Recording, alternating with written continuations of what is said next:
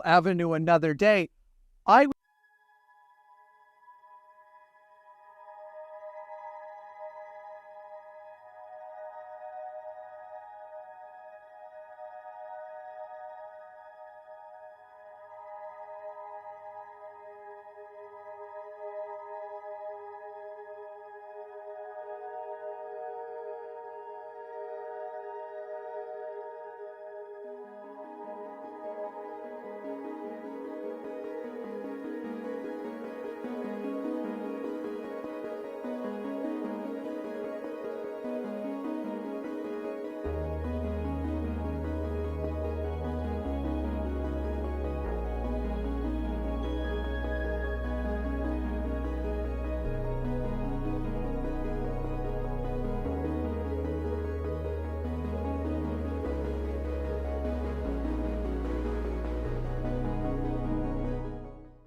Hey everyone, I'm Jimmy Snow, executive producer and founder of The Line. That's a fact I like to remind people of as often as I can because, as my therapist has mentioned, it is my only redeeming quality. Welcome everyone to this very important and special day and awesome event that's going to start in about an hour. The actual event is about an hour away. Between here and there, you're going to see some people, some recognizable faces, basically saying like, hey, welcome here, and have a few little notes for you, and then otherwise, there's just going to be kind of like stuff playing, some nice music and stuff to help gather people in to get everything going. But once the event begins, we have nothing but awesome people planned to come and talk to you and hang out with you and chill with you. And to help us hopefully raise, we would like to hit the full $25,000 today. We would like to get $25,000 of donations for RFR, Recovering from Religion. This is a no-brainer of an organization for The Line to partner with, but I do want to express to you how important I personally think an organization like this is. I left Mormonism when I would have been somewhere between like officially around 21 years old. In my heart and sort of secretly living it and all this other stuff, I can't actually pin down the exact date, but I would have been about 21, maybe 22, but I think 21 when everybody else found out. And that was an awful, awful time in my life. It was also a huge part of my life. I was living in Cheyenne, Wyoming at the time, which is a heavily Mormon town. A lot of people don't know that. I think it's something like 20% of the town is Mormon. And I was living in Cheyenne, and many of my friends, might even say most of my friends, obviously my family, and actually at the time where I was outed as no longer Mormon, because it wasn't my choice, it was my brother getting revenge for something that was not real. But anyway, we could go down that whole avenue another day. I was basically thrown into this world where I no longer had the friends, the support, and even my employer. I had to deal with the fact that my employer, who was a Mormon, found out I was no longer religious too. This is an individual who used to say, hey, I see your schedule a few too many Sundays. I might move that to make sure, you're making it to Elders Quorum and Sunday school, that sort of thing. That is the level of inappropriately involved Mormons believe they should be with each other's lives, keeping track. But when I left, it sucked. And that's only a piece of it. That doesn't include all of the fights I had with family, all the ways in which you feel defensive, and frankly, you start picking fights with other people, and also just the anger you have at, I devoted my everything to this. This was not just the church I went to. This was my identity. Being a Mormon was the most important thing in the world to me. And losing that in an effort to actually prove Mormonism true, in an effort to find the reasons why, when it's so obvious to me that it's true, that this should be so obvious to anybody else. I know for a lot of you, this story is starting to sound familiar. It was terrible to lose friends, family, a sense of belonging, the security of knowing you always have those people to talk to having all of those things turn on you, and to lose your identity, to experience a crisis. And boy, did I experience an identity crisis. I feel like if I had more time just putting photos up of the different things I was trying back then, there was a lot of eyeliner. But in fairness, I pulled it off. Now, back then, I was not aware of any type of resource like RFR. I don't want to say none of them existed because somebody will say, well, actually, this did. And in fact, having that, as well as a breakup of a relationship that was supposed to be ending in marriage, not ending in marriage, but was supposed to be resulting in marriage, I had a lot to figure out. And I did seek out therapy, which at that time it was still, wasn't like that was a popular thought. We certainly didn't have online resources, but I didn't have any money. And so I had to go with what I could. And I ended up going with a company who had a sliding scale system where depending on how much you make is how much you would pay. And they pretty much let you decide. So my sessions were $5. I ended up with a chaplain, a person who I let know I didn't believe in God. Not everybody in my family even knew this yet. And the chaplain decided to just blow right past that. And at one point, when I was hoping I could save this relationship, which, by the way, it's good that relationship ended, and there's no tea there. It's good that ended really she dodged a bullet. What a mess of a person I was. Jesus. But ironically, Jesus, like the one who's going to be showing up to this event later. That is one of our guests today. I was actually told in this moment of desperation when I was trying to figure out a way to save this relationship, get this relationship back, that I relayed that I had invited her to come along to therapy, and I wanted us together to speak to this therapist and see if we could salvage it. And the guy said, I know what will get her here. I know what will get her here. It was a type of confidence of, I'm about to give you the answer and it will work. You don't have to worry. She'll be here. And he told me I should pray.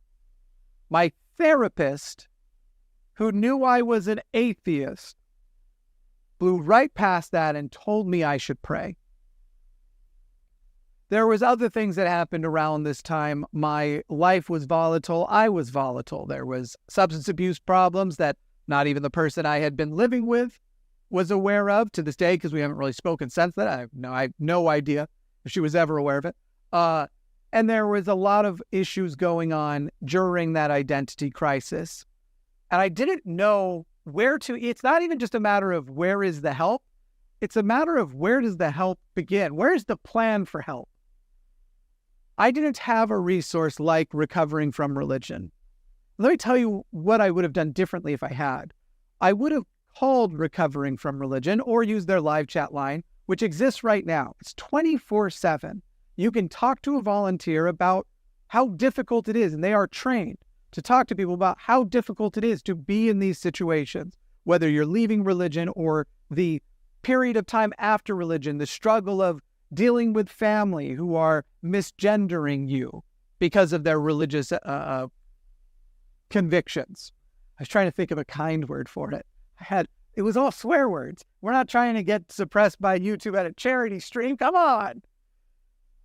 It was, whether it's for that but for me, I would have contacted that line. And one of the things that I think I would have appreciated so much is talking to somebody who, more than anything, would have given me an idea of where to start, how to make a plan, what things I need to be considering for the future, but also just to have someone to listen. Because truly, during that time, there were people I thought I could confide in that betrayed that trust, that betrayed that because they were more, shall we say, loyal to other members of my family. In fact, it was one of those people I confided in who outed me to my parents before I was ready to be outed, again, in a sort of act of revenge.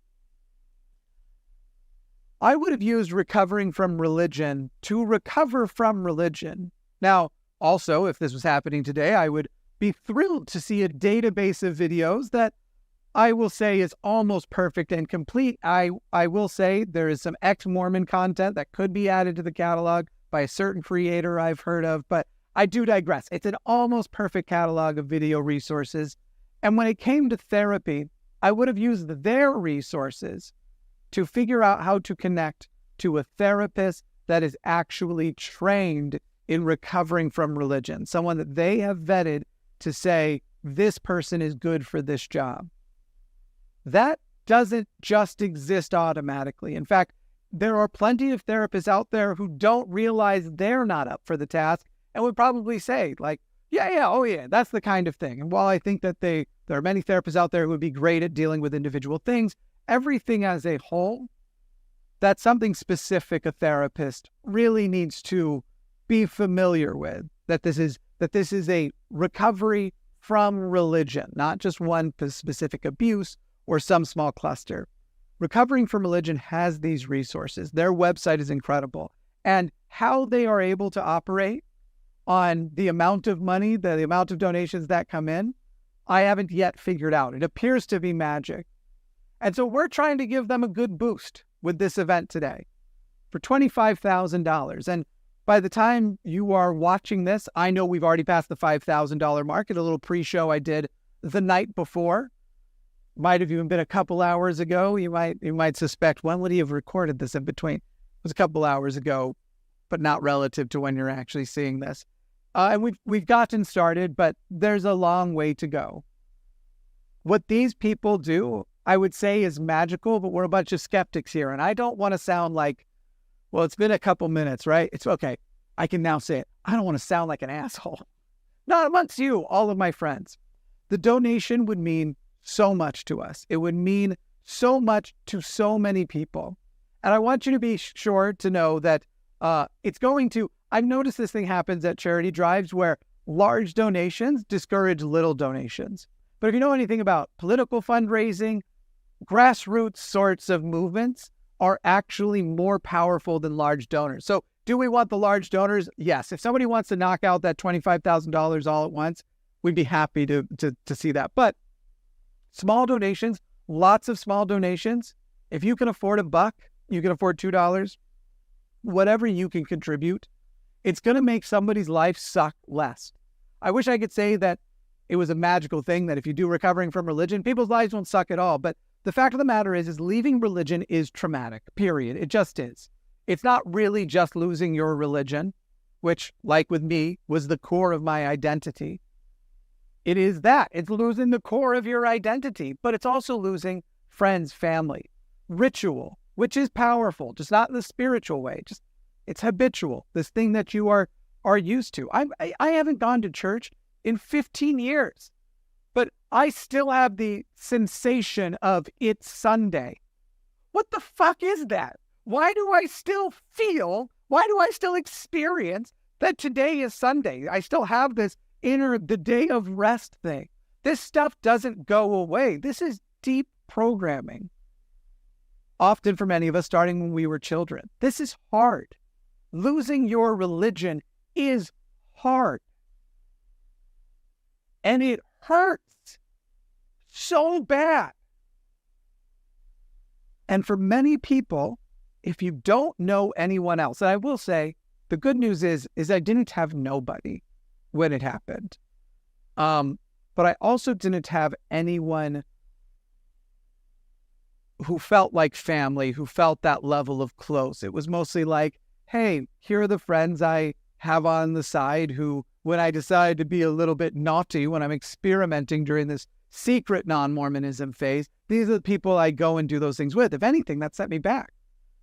If anything, the people I went to hang out with, the people I only had left because they were my rebellion friends, caused other issues. I didn't have those resources, and it didn't have to hurt so much. It didn't have to suck so much. I'm really glad that an organization like Recovering from Religion exists, because that phrase, recovering from religion, I don't know anyone who's left religion who doesn't feel like they did some level of recovery, or when you actually talk to them about it, they discover it. It sucks to lose all of that.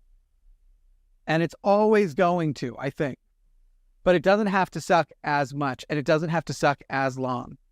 And Recovering from Religion has the resources to make sure that you have a path, that you have a direction, that you know on the basis of many other people's experiences, that you're not alone, that new community will come, that new family is possible.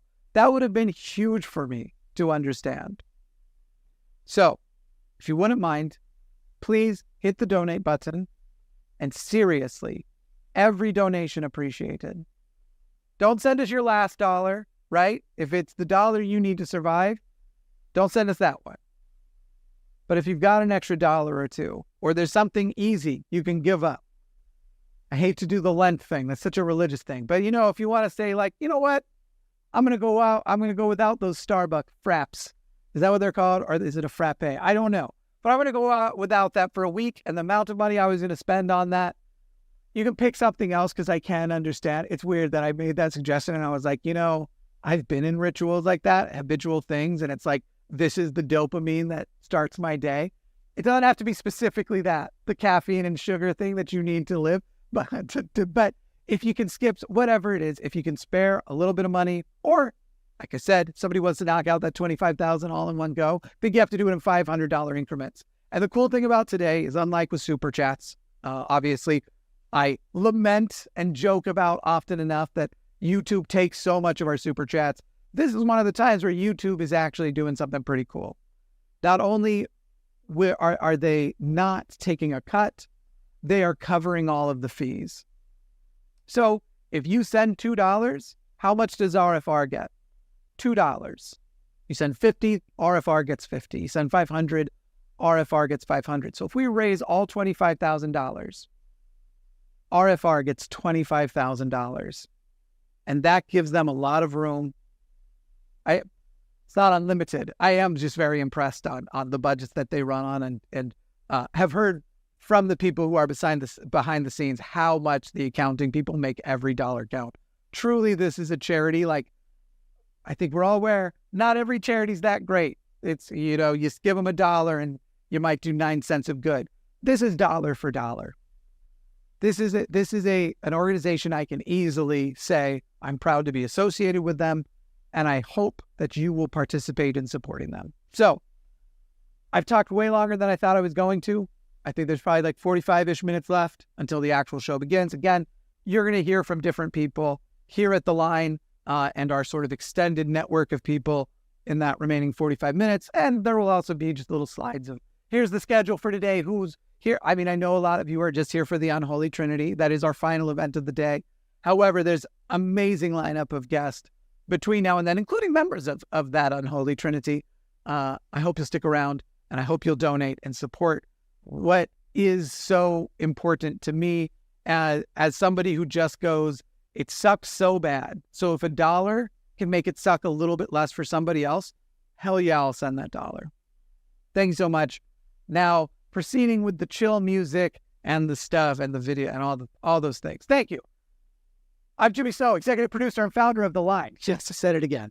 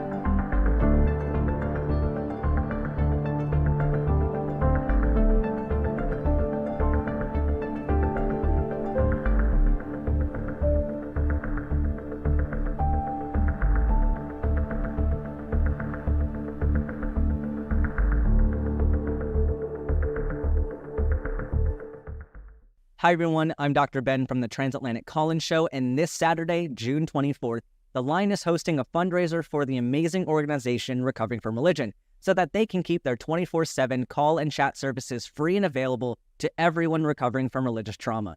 But in order to maintain these services, we need to raise $25,000 for the organization, and 100% of the proceeds from this event will go directly to RFR. This event is going to feature an amazing all-star cast from the secular community, and I'm most excited for the culminating Q&A event with Matt Dillahunty, Seth Andrews, and Aron Ra.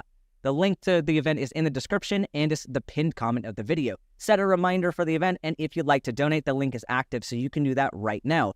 If you aren't able to contribute financially, you can help out by sharing out that link, and you can even apply to be a volunteer with RFR. I can't wait to see you all at the event this weekend.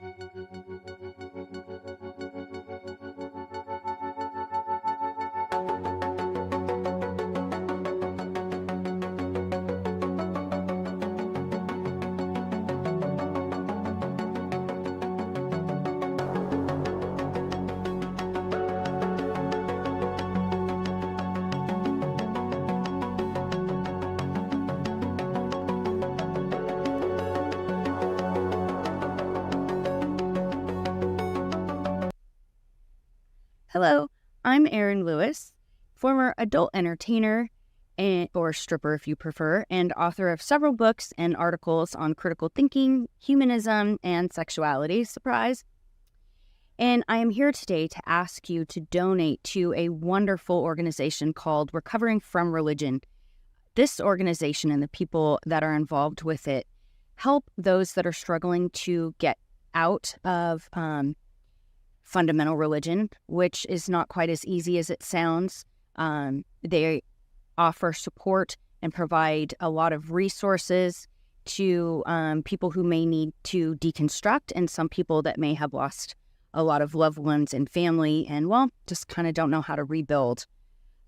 So if you can, please donate and or volunteer. Go ahead and click the link below.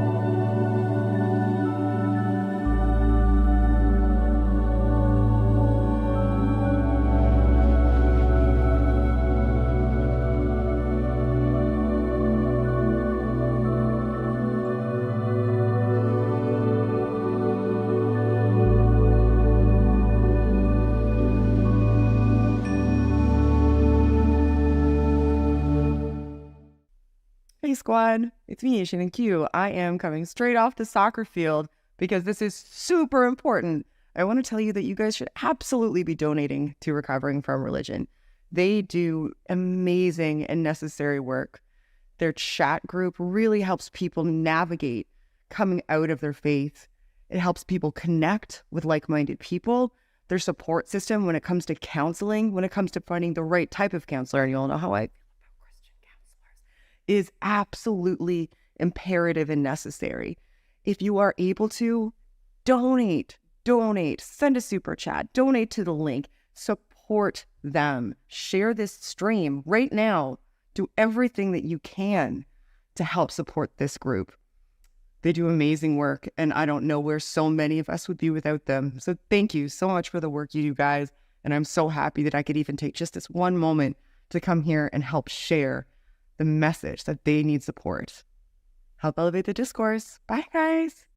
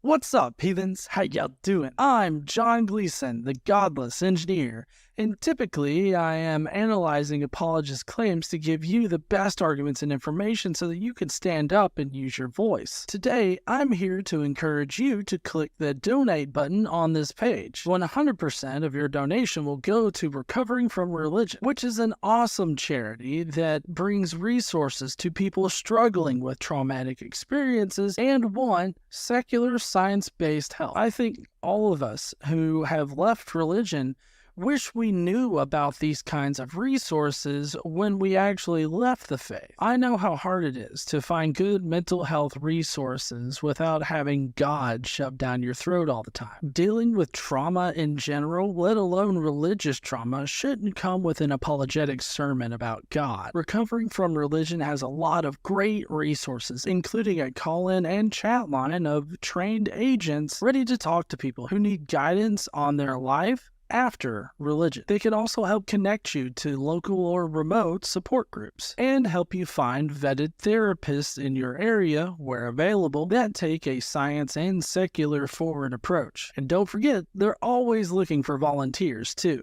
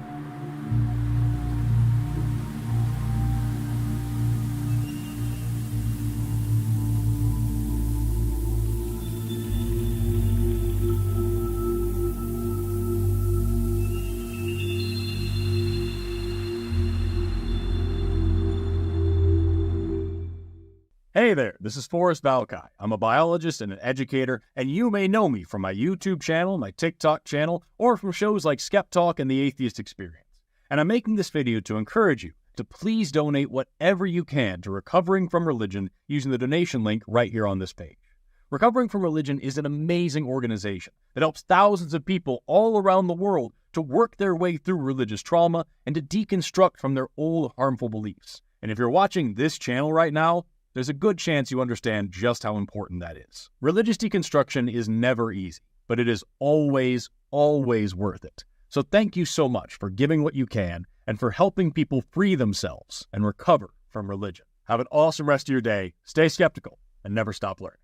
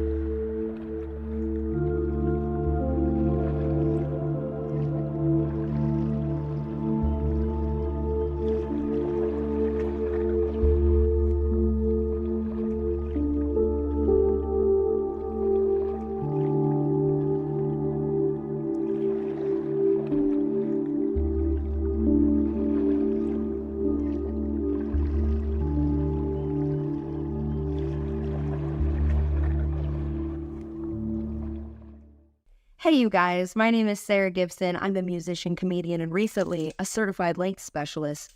But today, I'm encouraging you to hit the donate button on this page because 100% of the proceeds are going to an incredible charity called Recovering from Religion.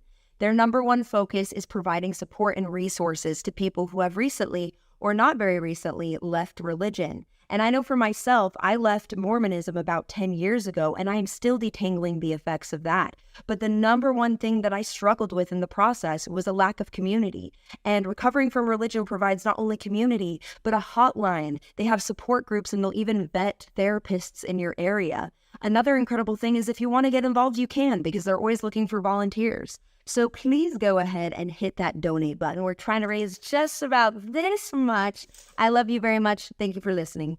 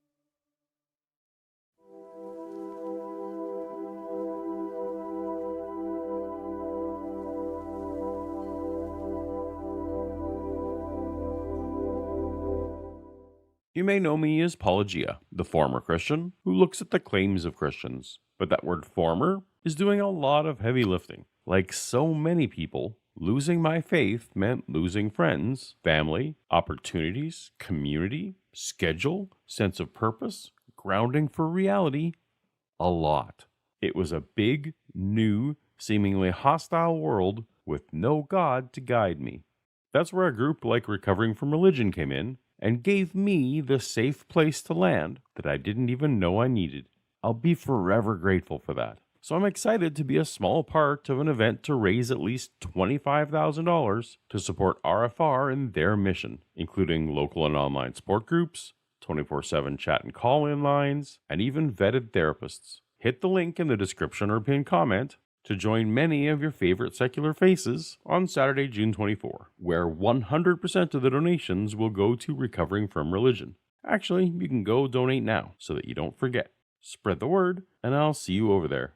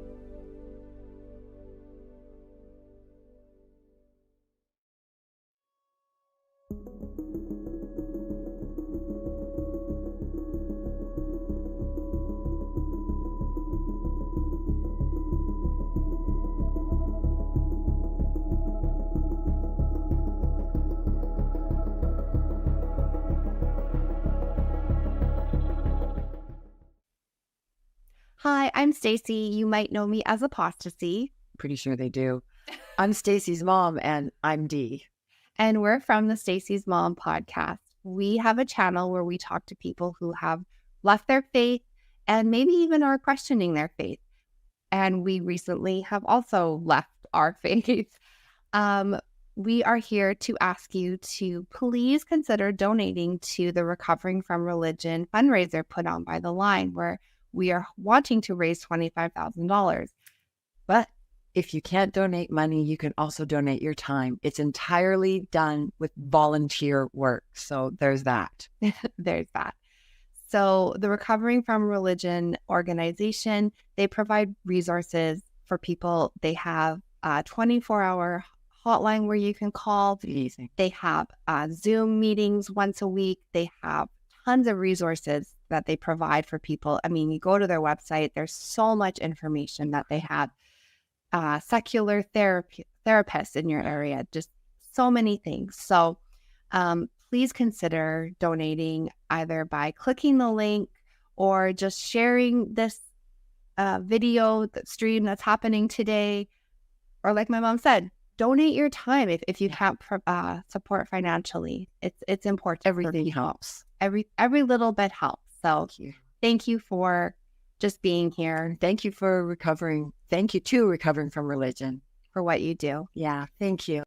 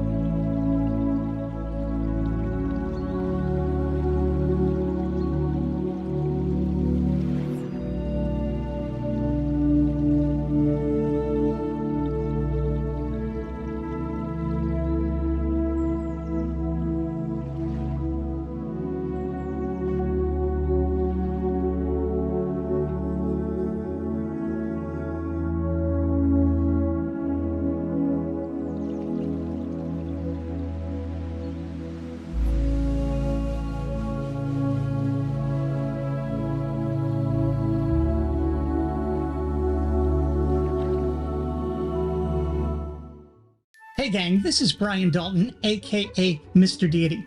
If you haven't seen my content, I use satire and humor to poke fun at religion, and occasionally politics. But today I need you to click the donate button on this page.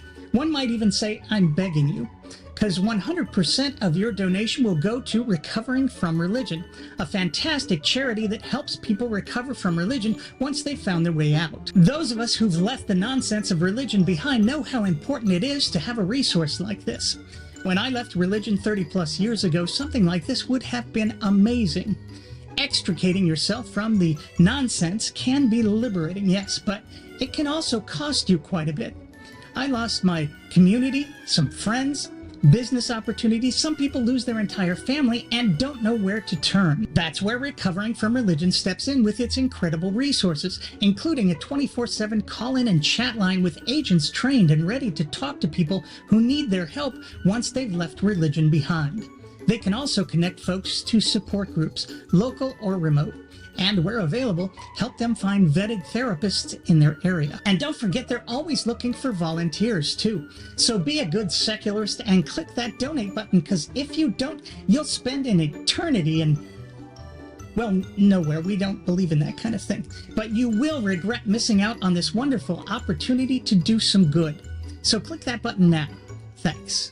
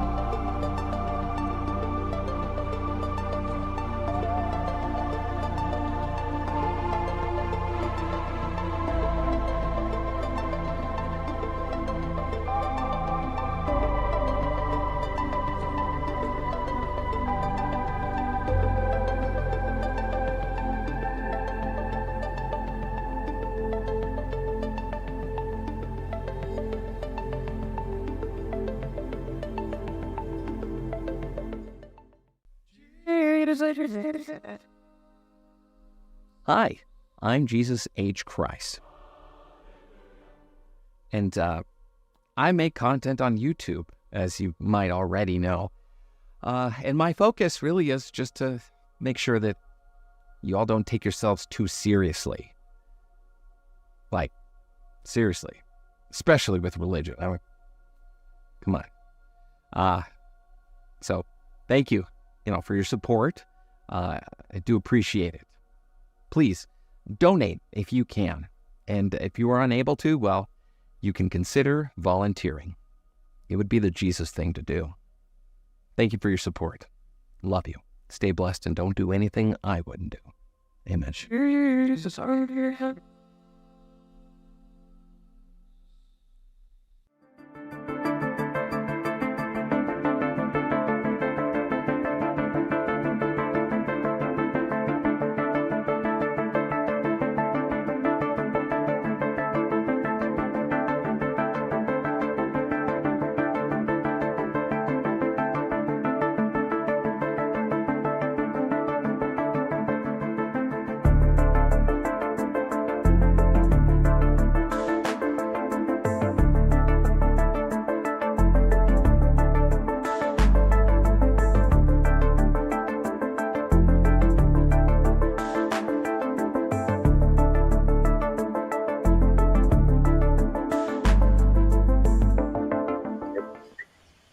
over. Hey, here we are.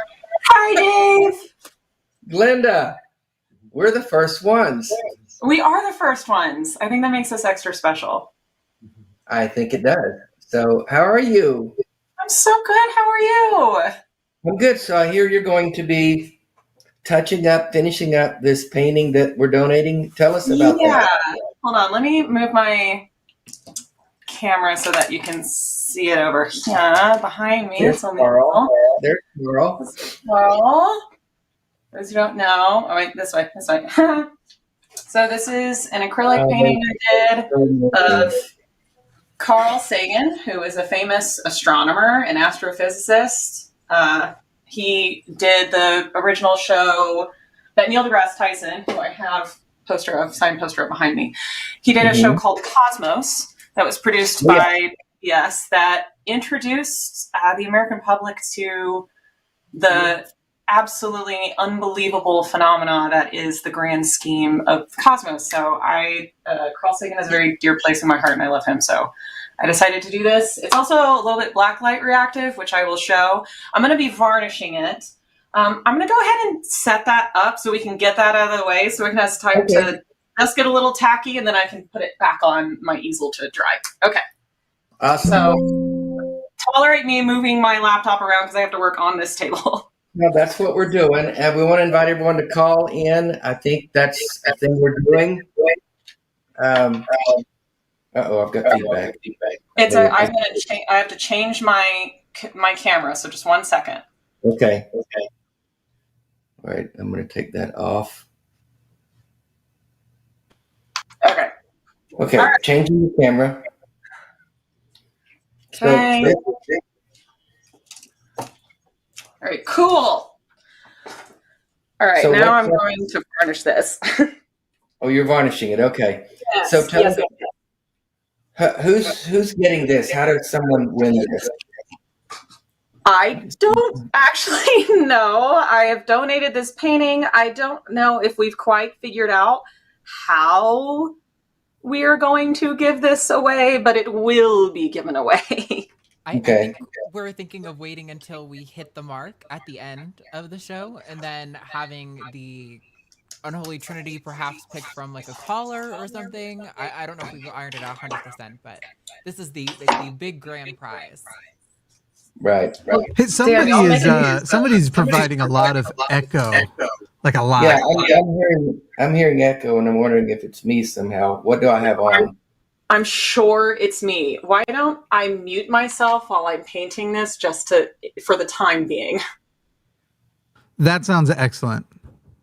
Also, yeah, so if we hit $25,000, we will be giving this away. The giveaway part will probably be happening at the very end of the show during the Trinity portion with Matt, Seth, and Aron. My brain is messed up right now. And so that'll be the giveaway portion. But Dave, I heard you all say that you all were first.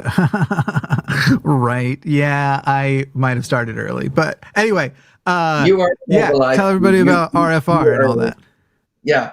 So we're encouraging folks to call in with their recovering from religion stories. And here we go. The number is 720-619-2288. And call in and talk to us about how RFR has helped you with your religious trauma, what RFR means to you, what your deconstruction story is like, all of those things. We want to hear from the people that RFR has helped. And so anyone who's watched me on any shows knows that I'm a big proponent. I'm always referring people to RFR. And in fact, I talked about it at length at my last Tuesday night show, the Dying Out Loud, when Gail Jordan was on with me. And I had an example of a lady who had written to me, and I've got an update on that, by the way, if you saw that show. She's in the UK, and she had written to me and really wanted my input on how to handle a very difficult situation. And the long and the short of it is this. She was in a boarding school, a Catholic boarding school, when she was young, and a priest. She had a baby with a priest in that school as a 15-year-old. It wasn't something that was a consensual relationship. That's not a thing there. The priests are like gods there, and they do what they want, and you don't really have any options other than giving in to them, if you know what I mean. So she had a baby. It was taken away from her. She never knew what happened to it. And all of these years, this was decades ago, all of these years, she has dealt with that trauma. And she said even smelling incense, as the Catholics use, would trigger her and cause a visceral reaction. And she's avoided churches for weddings and for funerals, for all these things. But one of her children recently lost a baby. It was stillborn.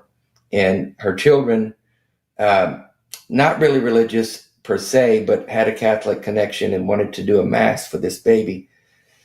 So this lady was very much in a pickle. What do I do? How do I support my daughter who's lost her child, but avoid the trauma of this this church situation? So she really didn't know what to do. And excuse me, always water. She was truly stuck in what, and we talked on the phone. I didn't try to advise her because I'm not a therapist, and but I did encourage her to just follow her heart, and she would make the right decision. And she did. She went to the mass. It was difficult. She was very emotional afterwards. And then she said this. She said, I'm going to follow your suggestion and contact Recovering from Religion, because that made me realize I truly haven't dealt with my religious trauma that I've carried around in me all these years. And so she's in the UK. You'll be hearing from her, RFR volunteers, and I know that you're going to be able to help walk her through the kind of stuff she needs to handle, to walk through and deal with these things.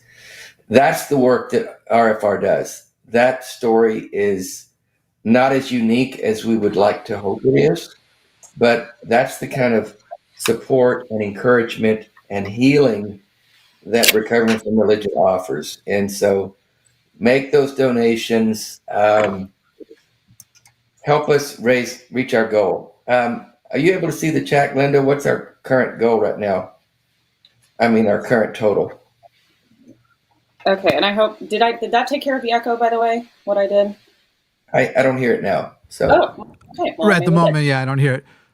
So right now, actually, I'm going to jump in on the total thing because I've got some information that's going to be really nice here. But we're closing in on $7,500. However, we have lined up a very special donor through RFR that we're basically going to have a few different challenges through the night, and we do now have our first one. If by 4:20 Central, so first of all, haha, blaze it, but 12 minutes from now, if we get that number 7414 to $9,000, we're going to get a donation of $1,000 to then close the gap from 9,000 to 10,000. So everybody, right now, donate. We need big donations. We need little donations. Lots and lots of little donations are very, very useful. So if you can only donate $1, $2, whatever, definitely send those in. But yes, we have roughly 12 minutes.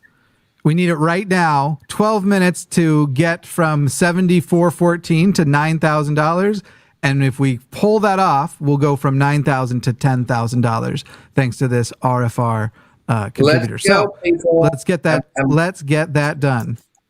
I'm looking at the chat now. I know. I'm trying to catch up with the chat. 7.4. Cool. So, shall we take a call? Sure. Yeah.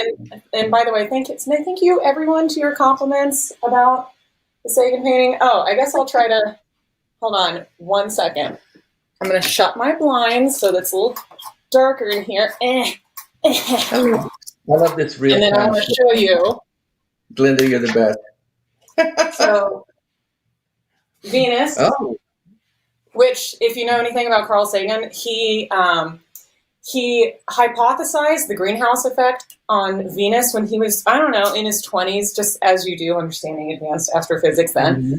And then Neptune, and then I have like the shooting star, and then on here, if you know this reference, you can't probably tell on the feed, but there is the tiny blue dot, and he had The a pale really blue good dot, quote yes. about the pale blue dot suspended in a mote of a sunbeam, and anyway, so that's that. So if you have a black light in your house like me, you're extra cool.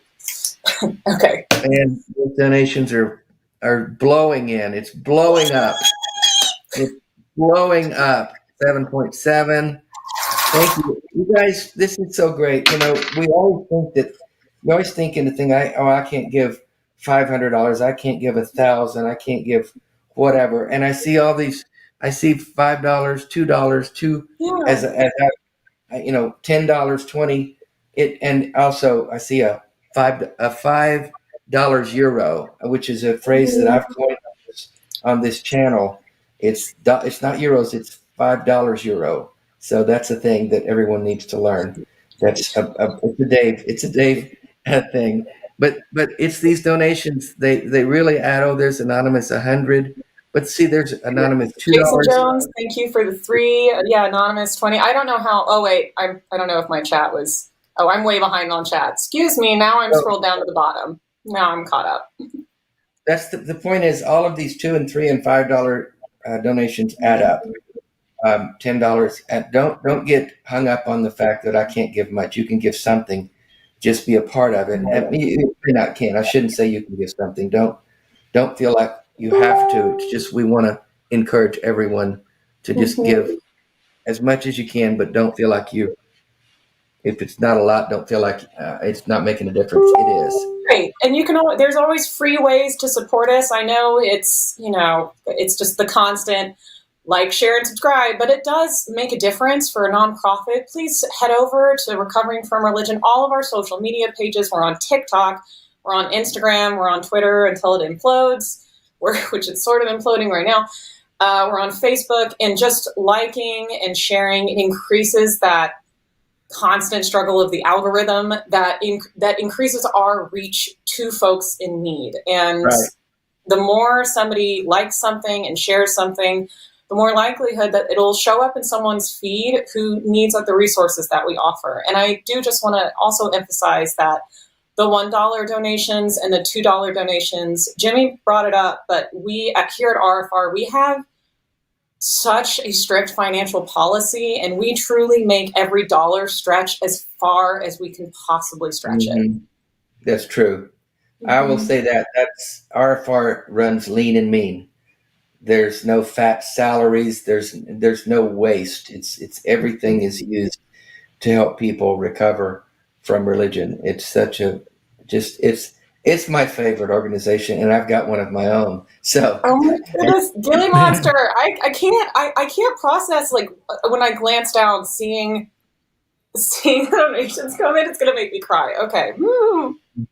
Yeah, there's gonna be lots of people crying tonight. We're at 8,346 so far, so we need another, what is that, $634 in the next 7 minutes, and we're gonna be able to get that $1,000 little injection to get us past the $10,000 mark. That's gonna be awesome. I can't process it. Yeah, Glenda, stay composed, darling. Okay. Come on, you can do it. I love your passion.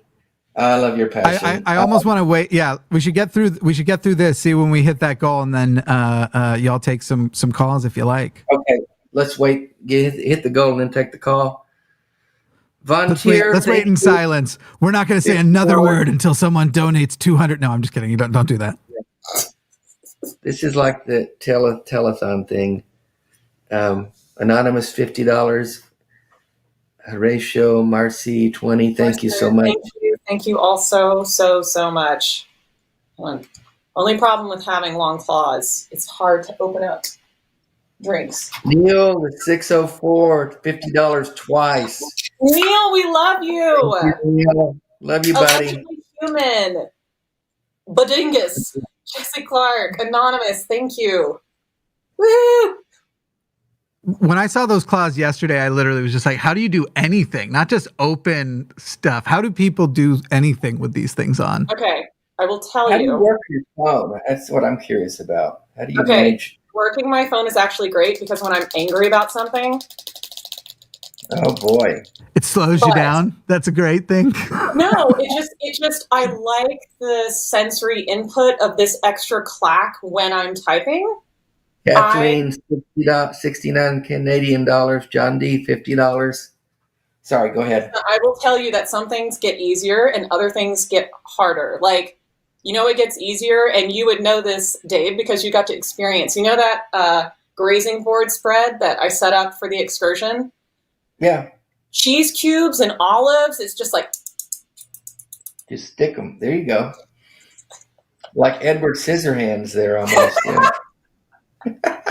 I feel like I scratch my face a lot while I sleep, and or touch my face a lot while I sleep, and this would just be a hazard for me. It would just poke an eye out. You kind of embrace the hazard, because I will tell you, I give the best back scratches. I am everybody's best friend with the back scratches.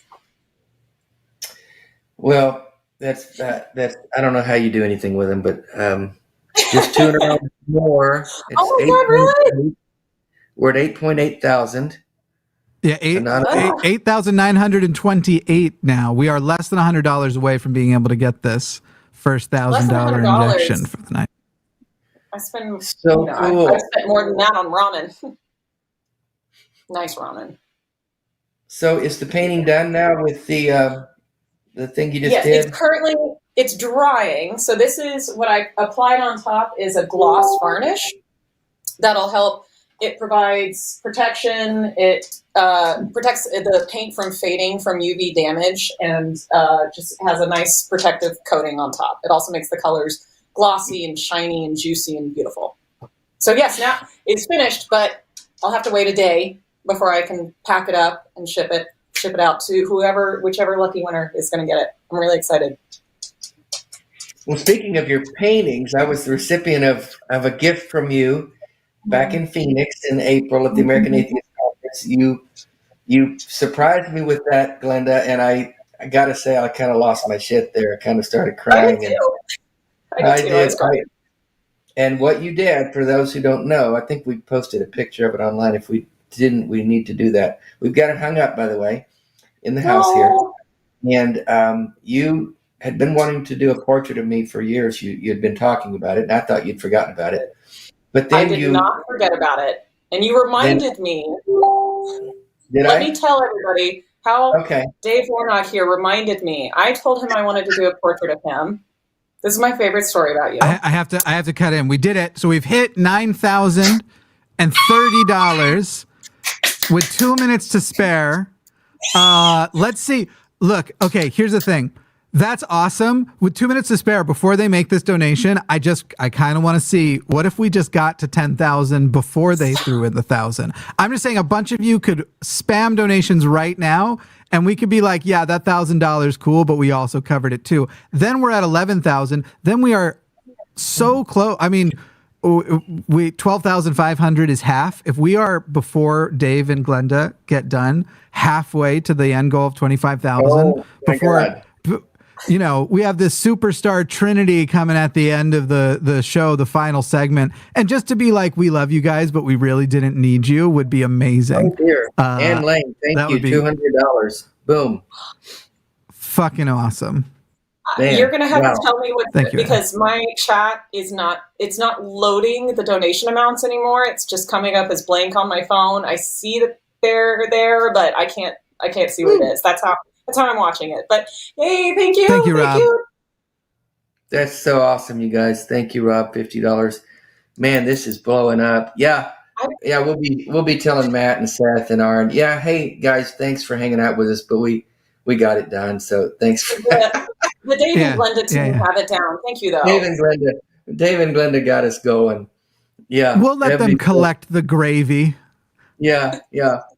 Thanks for showing up, guys, at the tail end. You know, appreciate you guys coming in and making an appearance, but we got this. Damn right. 9,335 we're at so far. Thank you, Zeppy89. God, if we could get I got cookies for $200. No way. I Wow. got cookies. Has been crushing it. You're incredible. I got cookies. Thank you so much.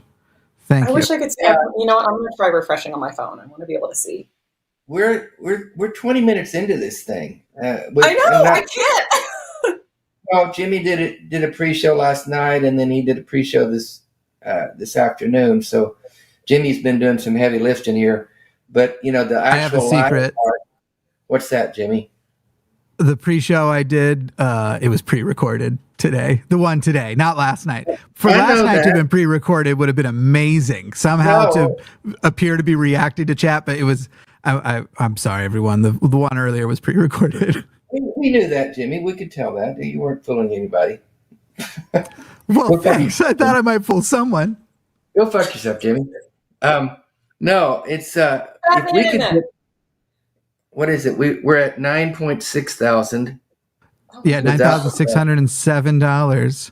I believe the matching donation through it's going to come from RFR, but it's from an RFR donor. I believe that is working its way in now. I kind of wanted it to happen at exactly 420 just to make, I don't know, for the meme, for the joke of it all. Yeah. I see the skeptic. I see you've asked, what is the fundraiser for? And I am so glad you asked. This fundraiser is for an organization called Recovering from Religion.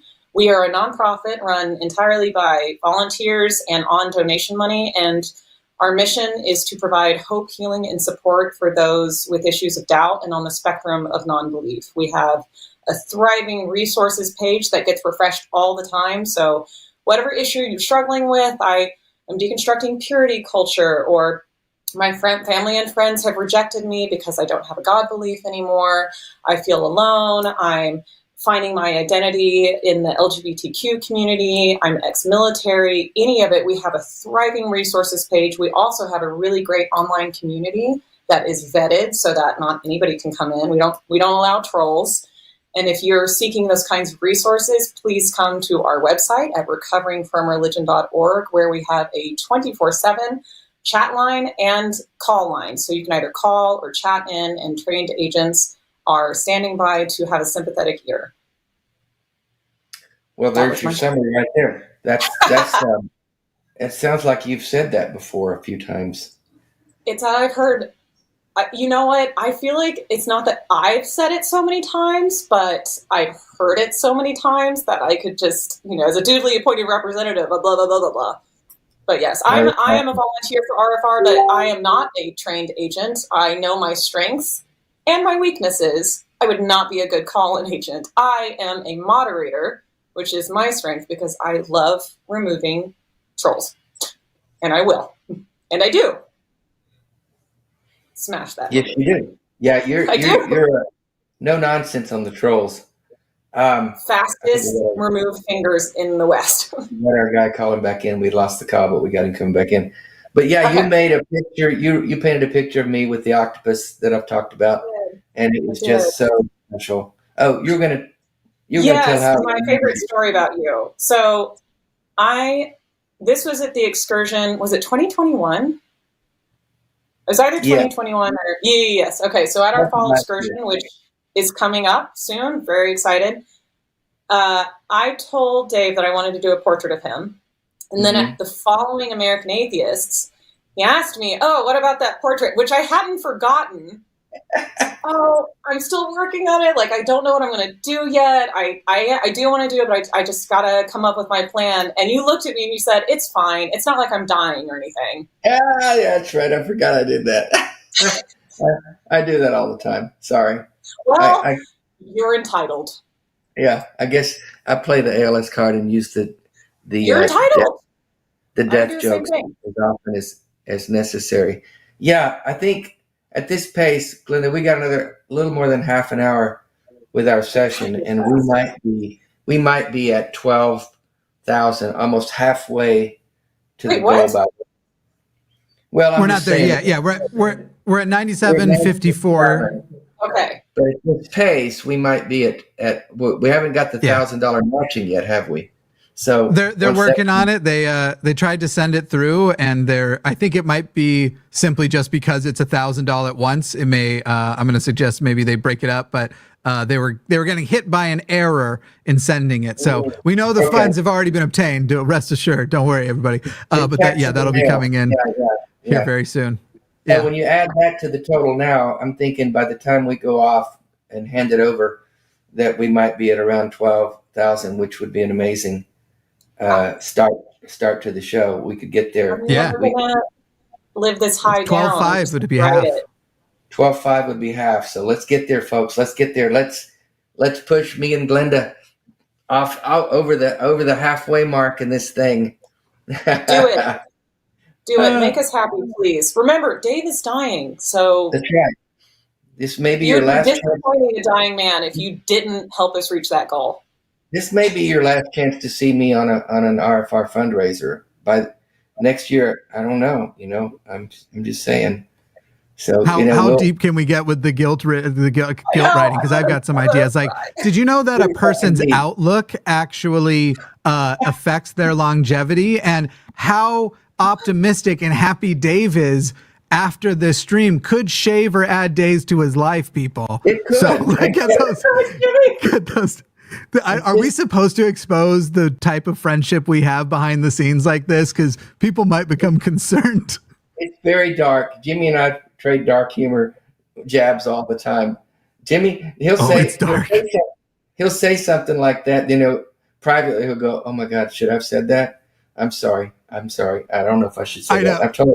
I've told him nothing's off limits with me. I worry more about what I should and shouldn't say publicly, but Dave will sometimes say like, "Hey, can we do such and such?" And I'd be like, any other host, I'd say no, but since you're dying, fine.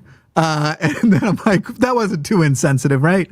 It's just it's a way to handle dark situations. What do you do? I also think it's embracing. It's the harrowing beauty of embracing reality. Yeah. I'm not going to pretend. I'm not going to sit here and pretend that what's happening to you isn't happening. I'm not going to say it's all going to be fine. Like it's sad. It's a bummer. I don't want to shy away from reality that it's sad. It's just, I'm not going to, reject that anymore. That's part of me. My deconstruction was embracing reality, and that includes all the beautiful, harrowing shit. Mm-hmm. Yeah, the shitty parts and the good parts. And honestly, you can either laugh about it or cry about it. You can get sad and angry, or you can make the best of what we've got here and just treat it, put it out in the open and not run from it. And that's, like you said, that's a part of deconstructing. Religion deals with fantasies. Religion deals with made up stories to make us feel better. And there's nowhere that's more evident than around the area of death and dying, and what happens after we die. So religion has made up afterlife stories. I'm working on a new book, and I just wrote about this. I was just writing this chapter yesterday about how we handle loss and how we try to minimize losses. And when it comes to death, we pretend like we're going to see them again. We write stories. We make up stories to make us feel better, or that God's going to heal you, or any of those things, rather than dealing with it head on and just facing the reality of what life is. And when life sends us shit, we just have to say, okay, how am I going to deal with this? And we have a choice to make. And for me, I encountered death at a very young age. I had a very close, dear friend as a child die when he was about 16, so we were the same age. And confronting loss that early, and since then I've just, there's also luck and unluckiness in a way, and some people just experience more tragedy and death. And I personally, I have been to more funerals than anybody my age that I know, and I've been to more funerals for young folks, and it's just like how the cards that life dealt me, and managing that grief and getting secular tools to process grief and loss, which is one of the things that clients seek the most from us at RFR, is how do I process grief and loss in a worldview where I don't believe that I'm going to be seeing these people later. That was so helpful to me in these tools that were provided of learning those mental skills on, grief is not something that's prayed away. The grief doesn't necessarily diminish, but you learn that you grow around grief. It doesn't necessarily get smaller, but you can get bigger around it. For me, that's a mental tool that worked for me in my processing. But yeah, confronting reality and dealing with it, and it's scary, but our whole point is that you don't have to make that journey alone, and you're not alone. We're here for you. We're here for you. That's the entire point of the community at RFR, is that you don't have to go through these intense emotional paradigm shifts by yourself. Mm-hmm. That's exactly right, Linda. Mm-hmm. Let's talk to Matt in UK. What do you think? Okay. Hello, Matt. Good evening. How are you? Oh, good. I am sweating cobblestones around here. It's that close and humid and muggy, and so in one hand I've got a blue raspberry flavour ice pop. Hi. Nice. We've hit 10,000, by the way, folks. Yes. Woohoo. 10,869 is what we're at now. And right now I'm finding out the thing. I'm trying to right now find out whether or not the $1,000 donation was. Yes, that is the perfect. Okay. Yeah, they just had to clear a security alert, it looks like. So that was that $1,000 that just came in for reaching 9,000 in that time limit. But now we are $21 away from 11,000, $31 rather. So yeah, everybody get going. But anyway, continue on with Matt. I'll step away and shut up for a few minutes. Hi, Matt. What do you want to talk about? When you're quite finished, Jimmy, Yeah. Hi. Yeah. So it's a strange paradox that in the United States, politicians won't get elected without them being clear on what religion they are, as opposed to United Kingdom, where the politicians, when they want to get elected, they keep quiet about their religion. But the United States being a secular state, as per your constitution, but United Kingdom having a state religion with a head of state who is the head of the state church. It's a strange paradox. It is. I wish we were more I love secular. that you brought this up. I think Matt, correct? Is that your name, Matt? Yes, That's Matt. myself, yes. Awesome. I can't tell you how much I love that you brought this up, because two things. One, I spent a lot of time in England. I lived in Europe for a while, so I'm very familiar with what you're talking about. And I happen to be the human spawn of Gail Jordan, who's the executive director of RFR. That's why I'm here. It's just nepotism, really. But if you should go over and check her story, because my mother ran for state senate in Tennessee as an open atheist. She wasn't running on, her platform was not, I am an atheist, therefore you should vote for me. It's, I'm running for state senate. I happen to be, I'm not hiding the fact that I'm an atheist. And it was an incredible journey and story. I almost don't want to spoil it for y'all the opposition ran entirely on the fact that she did not go to church, and that that was the only thing that they cared about. And they spent hundreds of thousands of dollars campaigning, sending mailers, doing commercials, all this stuff on Gail Jordan does not believe in God, therefore you can't vote for her.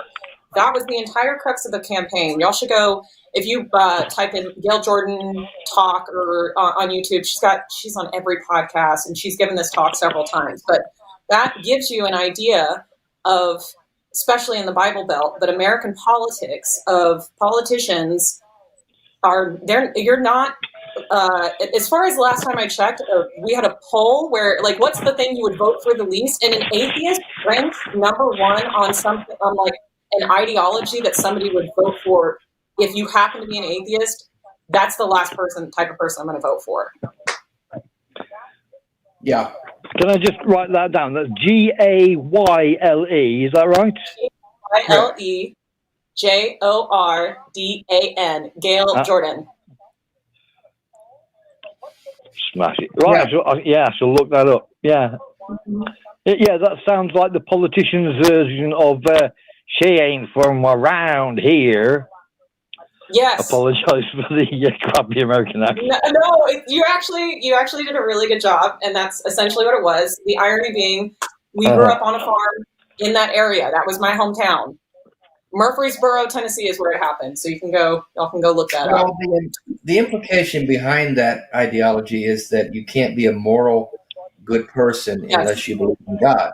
And if a person's an atheist, who knows what they're going to do once you put them in office? They will pass laws killing babies and so on. So there's this notion that you don't have morality or good value if you're not a Christian.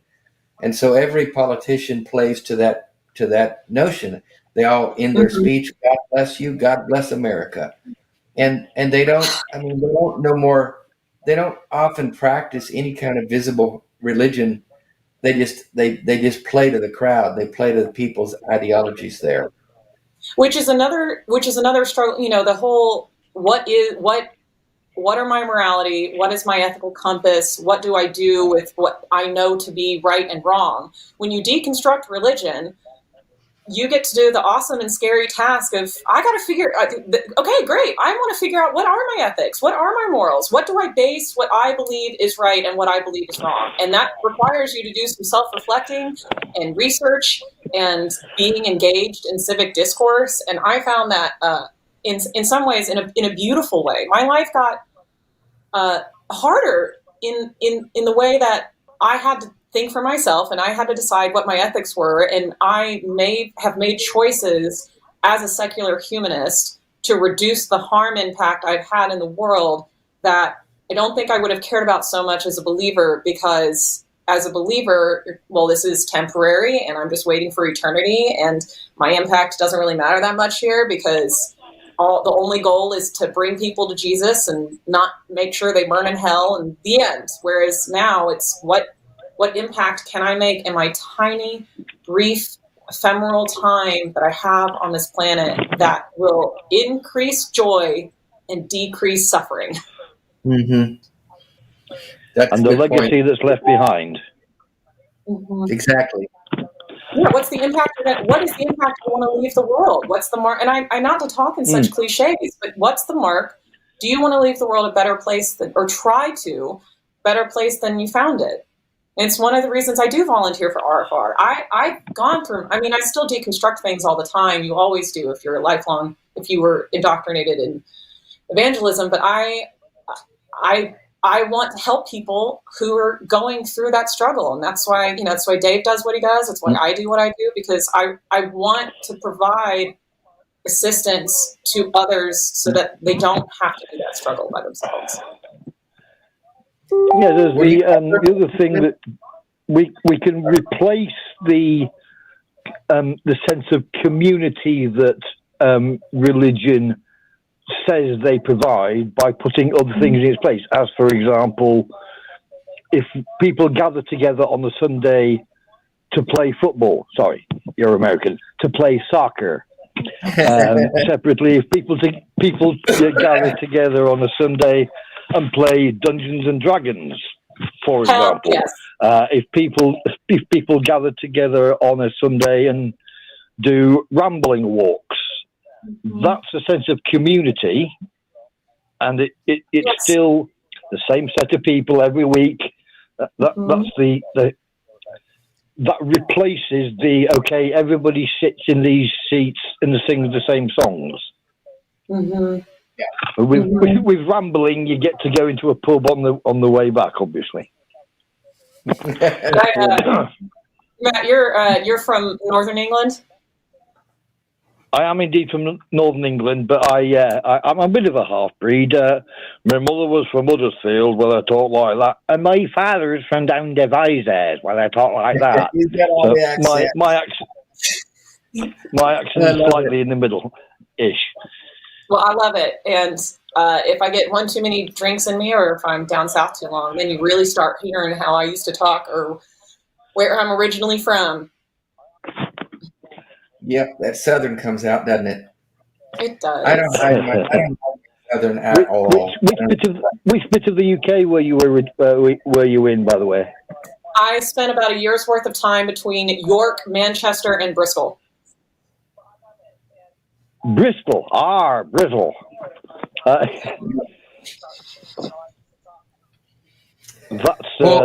a disparate set of actions. Yeah.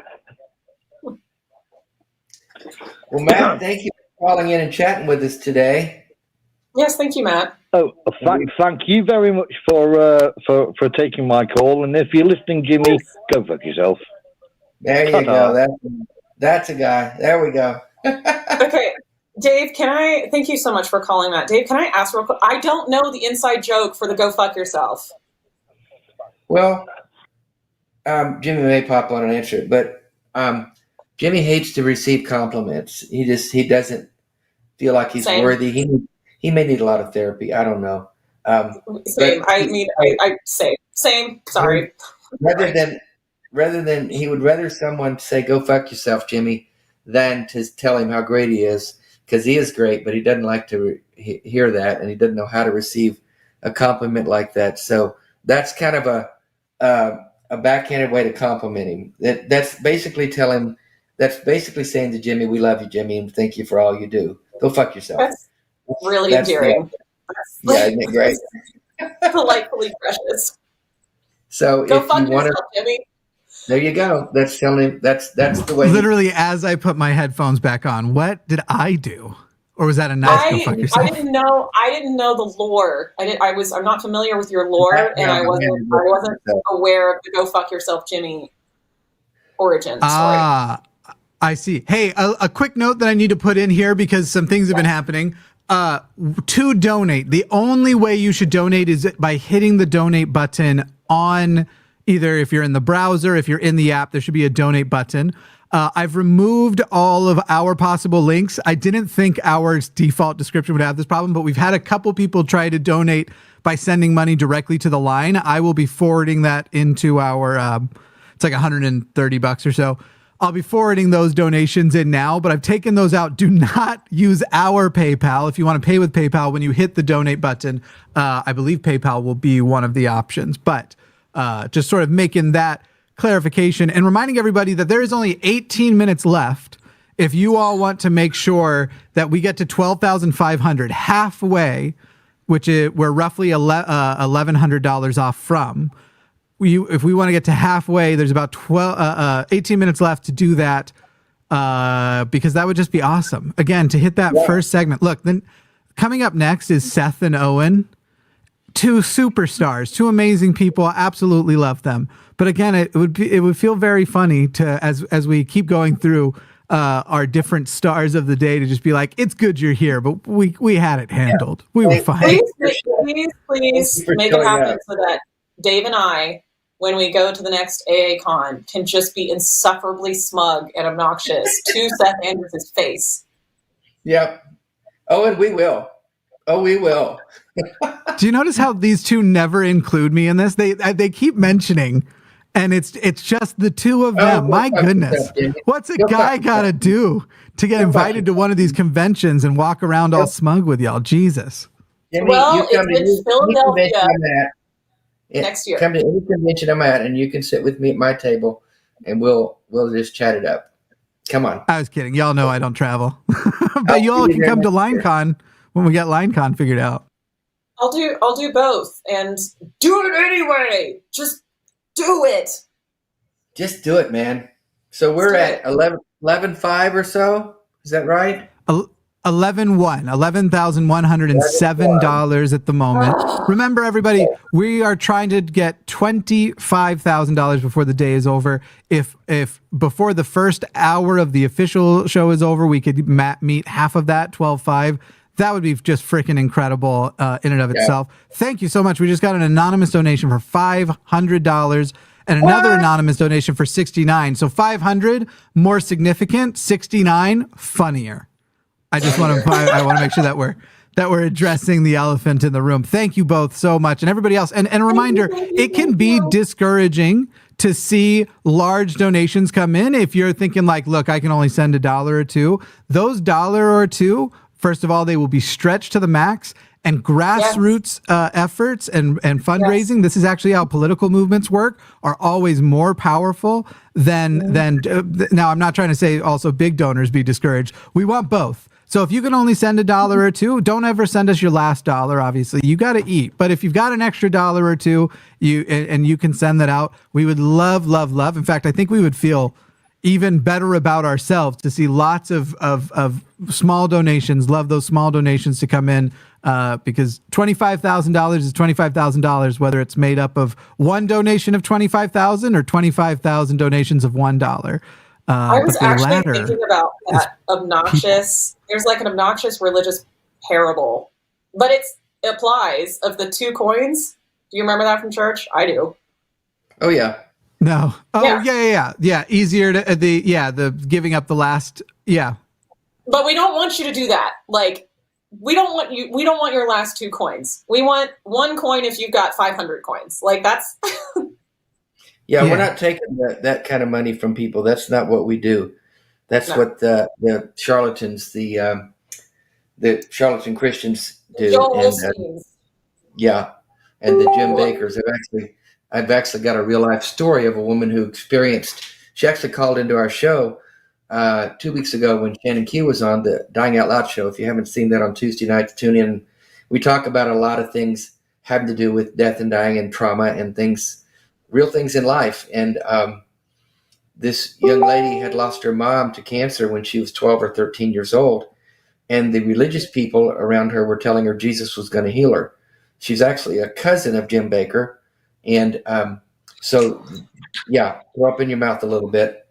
Because of the way that they handled her mom's death, her dad and other people around her, it caused her to live decades in all kinds of trauma, suffered homelessness and mental substance abuse. She's gotten her life together. She's actually quite great now. I'm going to get a chance to meet her at BajaCon in Sarnia in August, a conference that I'm speaking at along with Seth and Matt and Aron and so many great people.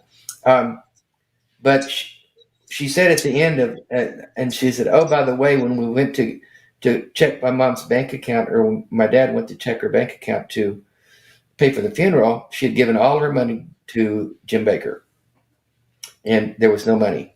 So there's not enough rage in my body. It's these grifters, charlatans, profiteering off of the most vulnerable, traumatized. That's the kind of folks that RFR is helping to deal with real life trauma, real life pain. If you want to give your money to something that's really, truly helping people in the real world live their lives in a healthy way, get healthy when maybe they haven't been emotionally, with RFR and the Secular Therapy Project, the cousin organization there that really vets therapists for secular therapy. There's no better use of your money if you're looking to really help people get well in their lives and live the best lives that they can, find the moments that they have in life, and live the quality of life that they want to live. This is it. We also we don't discriminate on where you are or where you came from with your faith. If you grew up in a Unitarian church and you've got issues with that, we accept you. We deal with people who grew up in cults that you can't fathom and comprehend, who have no life skills, weren't taught how to, have no idea how to open a bank account or how to get a driver's license or any of these things. We do manage and help people who are coming from situations that intense and that desperate. And that's part of why we're having the fundraisers to provide resources for those people. We are over 12,000 now. I'm going to have such a party after this. Oh my goodness. Let's take a call. We've got Jesse on the line from New Jersey. They, them. Hello, Jesse. You're on the line with Linda and Dave. Hello. Hi. How are you? I'm doing all right today. Today is a day that any Saturday where I don't have to go to a synagogue is generally a good day. It's reclaiming your time. It's reclaiming your time. I feel the same way about Sundays. Mm-hmm. Sundays are great. Mm-hmm. Sundays are great. What's on your mind? What? I'm sorry, I didn't hear you. What did you want to chat about, Jesse? So I've wanted to talk about a few things. Mostly the way something I've seen is ever since becoming an atheist when I was a teenager, former Christian atheists who came out of Christianity have only the most shallow understanding of Judaism, and especially the trauma and genuinely dangerous practices that Judaism produces. And sometimes, I've seen quite a few anti-Semitic atheists too. There is, often there is no middle ground. Either people will see, you used to be a Jew, therefore, Judaism is so much better than Christianity because it's not something that they themselves, understood or lived through. Or, conspiracy theories about Jews, on the other hand. It's look, I grew up Jewish. I had a chicken shit on my head one year on Yom Kippur. That's not fun. No. You know what kapurot is? That's what I'm describing. Yes, we do have some Jewish clients we have different channels for different faiths, ex-Mormon, ex-Jehovah's Witness, and we do have ex-Hasidic, we do have a range of people who have left the more intense side of the Jewish faith. Yeah. I didn't grow up, Hasidic or even Orthodox. I grew up what I would call conservadox. It's like a mix of the conservative tradition and the Orthodox tradition. Probably still came with a lot of the, if you don't mind me assuming, and correct me if I'm wrong, probably still came with a lot of the same patriarchal demands for society and gender roles and sexism and misogyny.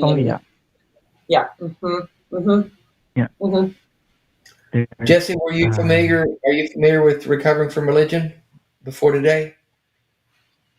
Yes. Good. Yes. Good. The word's getting out.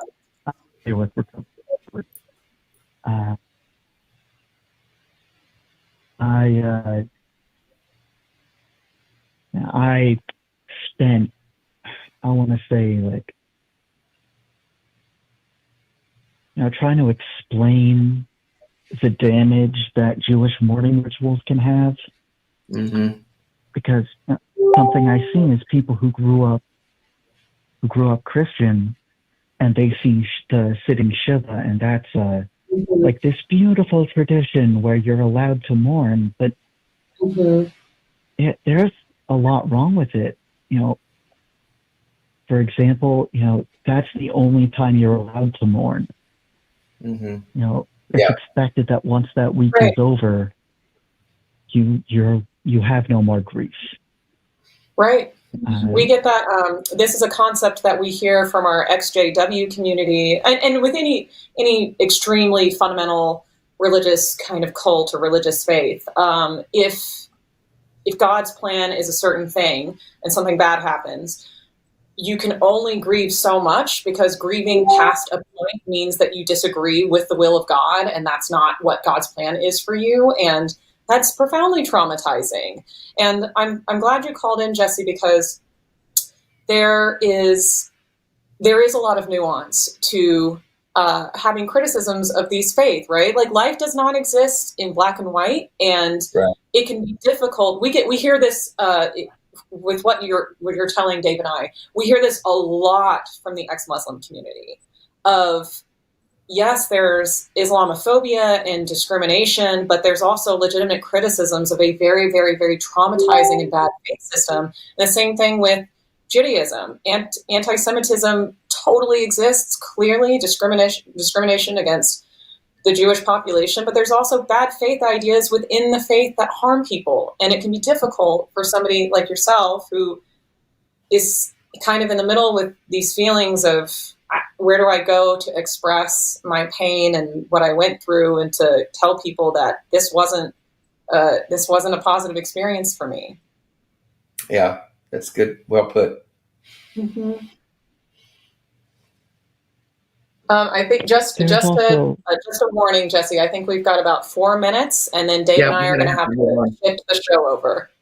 Yep. Yeah, we need a couple minutes too to handle the transition. So if Jesse wants to share their final thoughts and say goodbye, that'd be great. That's right. So my final thought: one, Dave, you are a daddy. Don't let anyone tell you otherwise. And y'all have a good day. Thank you, Jesse. Thank you so much, Jesse. They had a fabulous way to end it. That was really Daddy Warnock. Daddy Warnock. That's right. So what's our total at? I see 12,000. Yes, what's our total? Yeah, everybody, we gotta close this gap now. We're only $118 away from halfway, and we've only got these two for a couple more minutes. Yeah. So $118. Let's hit that 12.5 mark. But thank you everybody so far who has been donating. Again, we want donations large and small. But Absolutely. So far, this has just been tremendous. And every dollar you're contributing is going to help a person's life suck less. By the way, that's halfway to our goal of 25K. That doesn't mean we're stopping there. We might blow right through that to 30, 35,000, whatever. We're not going to put the brakes on when we get to 25, but that's a very healthy goal. When Jimmy, we were talking about this a couple of months ago, and you said 25,000, I thought, ooh, that's strong. But you were confident that we could do that. And man, I laud your optimism and your confidence, because I think we're going to blow it out. We're going to blow it out.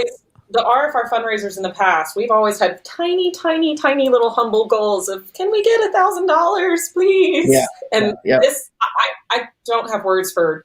I've been texting my mother. Once again, Gail Jordan is the executive director, and we just are blown away. Can't process. I'm so excited. And as a reminder, please, if you're interested, we always are ready for new volunteers. You can volunteer for Recovering from Religion. We are always accepting new applicants. We have a training program and a vetting program to make sure that you're a right fit for the team. If you can get on the inner circle side, it's really cool. It's science that you become 20% cooler. Mm-hmm. Just is. So please go to recoveringfromreligion.org. And I think it's recoveringreligion.org/volunteer. $3 off. We're so close. I feel like it's going to be the way we say goodbye. By the way, to what Dave was saying, if you are watching this after the show, the donate link will be available for 7 days after. So even if we do hit 25,000 tonight, but you're like, you know what, $1 to make a person's life suck less, I'm in. Definitely feel free to donate if you're watching this on replay. We just broke it. We are at $12,597. We are past the halfway mark. 12,720. Glenda, you and me and David Charles, and I crushed it. We did it, and we set the bar high, and we're going to hand it off to Seth and Owen. You guys don't fumble. We're giving you a hot ball here, so don't fumble it. Come on, let's keep it going. Glenda and Dave, thank you. Glenda, thank you for the painting. Thank you for the painting. As long as we hit that $25,000 mark tonight, we'll be giving that away. thank you both so much for coming in and doing the first hour here and helping support RFR. Thank you for supporting RFR. It's incredible. Thank you. Y'all are amazing. You may know me as Apologia, the former Christian who looks at the shut claims up. of Christians. But that word former is doing a lot of heavy lifting. Like so many people, losing my faith meant losing friends, family, opportunities, community, schedule, sense of purpose, grounding for reality, a lot. It was a big, new, seemingly hostile world with no God to guide me. That's where a group like Recovering from Religion came in and gave me the safe place to land that I didn't even know I needed. I'll be forever grateful for that. So I'm excited to be a small part of an event to raise at least $25,000 to support RFR in their mission, including local and online support groups, 24/7 chat and call-in lines, and even vetted therapists. Hit the link in the description or pinned comment to join many of your favorite secular faces on Saturday, June 24, where 100% of the donations will go to Recovering from Religion. Actually, you can go donate now so that you don't forget. Spread the word, and I'll see you over there.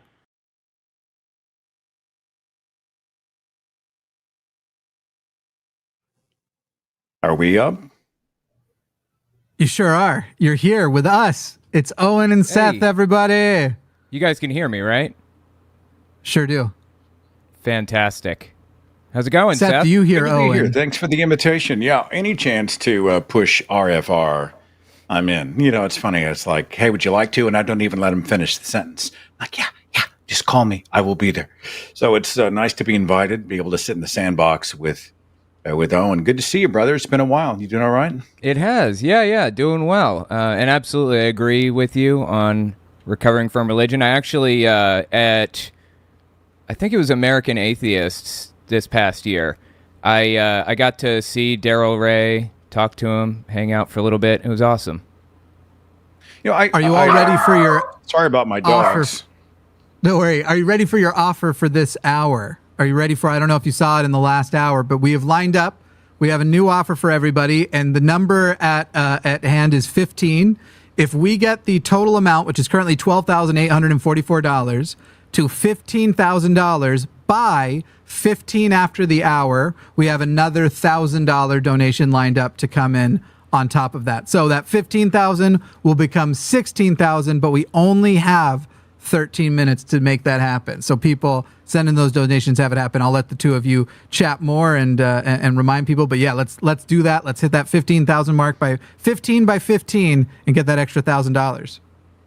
You know, speaking of the dog that was barking, I've got these two tiny little ankle biter that I love, you know, Linus and Gracie. And I don't know if you know this, Owen, but I was trying to think about something that was added value to help maybe prompt people to give. You know, Jimmy was like, well, would you like to sign a book for somebody? And I was like, well, of course. I mean, but is there really a lot of value in that? You know, hey, have a book. Yeah. So I've been actually taking art classes. I've been, Natalie will tell you, I've been painting, like been trying to paint a little bit. And I don't come by it naturally. I don't do it well. And so, but I was trying to follow the inspiration of Bob Ross. You know, Bob's like anybody can paint. Oh, that dude's awesome. So trying to do that. And so I figure, well, I did a painting or a drawing rather of Linus and Gracie, and I signed them. And so maybe if somebody wants one of those, and you know, don't judge me because I'm a beginner, but the first one, I think this captures the essence of, I mean, he's 7 pounds, and so he looks a little big on the paper, but I think a lot of skill went into that, and there's, of course, my signature at the bottom. That's awesome. I love Gracie, it. she's a Shih Tzu. I think, you know, I mean, once I color it in, I think it's going to capture her essence, I think. And that's autographed for you. Cat, which is really lifelike. A cat is a 13-pound Persian, white Persian, blue eyes, lovely cat. And I think when you see that, you really do feel, you know, you connect, I think, in that way with the feline world. And then, you know, if there's a bonus, I did one of Natalie and me. And this was a quickie, so it doesn't look exactly like us, but it is close. And so anyway, I do have those pieces of art. I don't know if anybody Bob would Ross actually would be proud. they're certainly on the table. If anybody would would like some art, you can donate to RFR, but also support the art world and a budding artist at the same time. And you are welcome. You're welcome, everybody. I'm a giver. That's awesome. In that, yeah, I love it. Yeah. So, in all seriousness, you haven't had much experience painting stuff like that? Are you kidding? I don't have any abilities. And I've always envied those people, who can see something and then translate it into, especially pencil art. I've always been fascinated by it. There are certain gifts that I wish I had that I certainly do not. Being able to draw or paint and play Spanish guitar. I've always wanted to be able to play Spanish guitar. And so these things remained a dream. And people are like, well, it's never too late. Pursue your dream, man. Go and life's too short. And no, I'm YOLO. not stupid. I'm not stupid. I know that my gifts lie elsewhere. So, this is all this is all you're going to get from this is the quality. This is my quality bar. I think this is about all. Okay, well, never mind. I know, like, a lot of people know me because I drew originally. Now I've kind of laid off the drawing on my YouTube channel. Now it's mostly just kind of face-to-face stuff, But, a lot of artistic people came to my channel because I was doing the drawing stuff. And I really, really love doing pencil drawing, line art, that kind of thing. But, oh my God, was it time-consuming to do for every single video. So something had to give eventually. I still do it in my spare time, just not for YouTube as much anymore. A little jump in over here. We did pass the $13,000 mark. Thank you, everybody. Lots of awesome donations come in. Just to name a few of them, thank you, Thorum. Thank you, Karail Cal, John Darwin, Robin, Sajib, Claire, Ashley. We are still, though, about $2,000, way a little less. $13,178 is what we're at. And we need to get to $15,000 in the next 8 minutes. So while we have donations coming in, we need them pouring in. Whether you can send $1, $2, $5, $10, we need to hit that $15,000 mark by 5:15 to be able to get that $1,000 extra donation. So 15,000 will become 16,000 almost instantaneously, which is going to be every single dollar is going to help somebody's life suck less when they leave religion and go through that traumatic experience. So a heavy focus on, in the next 8 minutes, we need these donations absolutely pouring in to be able to unlock that next $1,000 gift. I'm sorry, I'm going to get my babysitter to take care of the dog. Forgive me. It makes me jump out of my chair, and it actually distracts me from my point. I did see somebody in the chat who said they used to listen to me when I was on FM radio when I was a Christian. And for those who don't know me, I was a Christian broadcaster for a long time.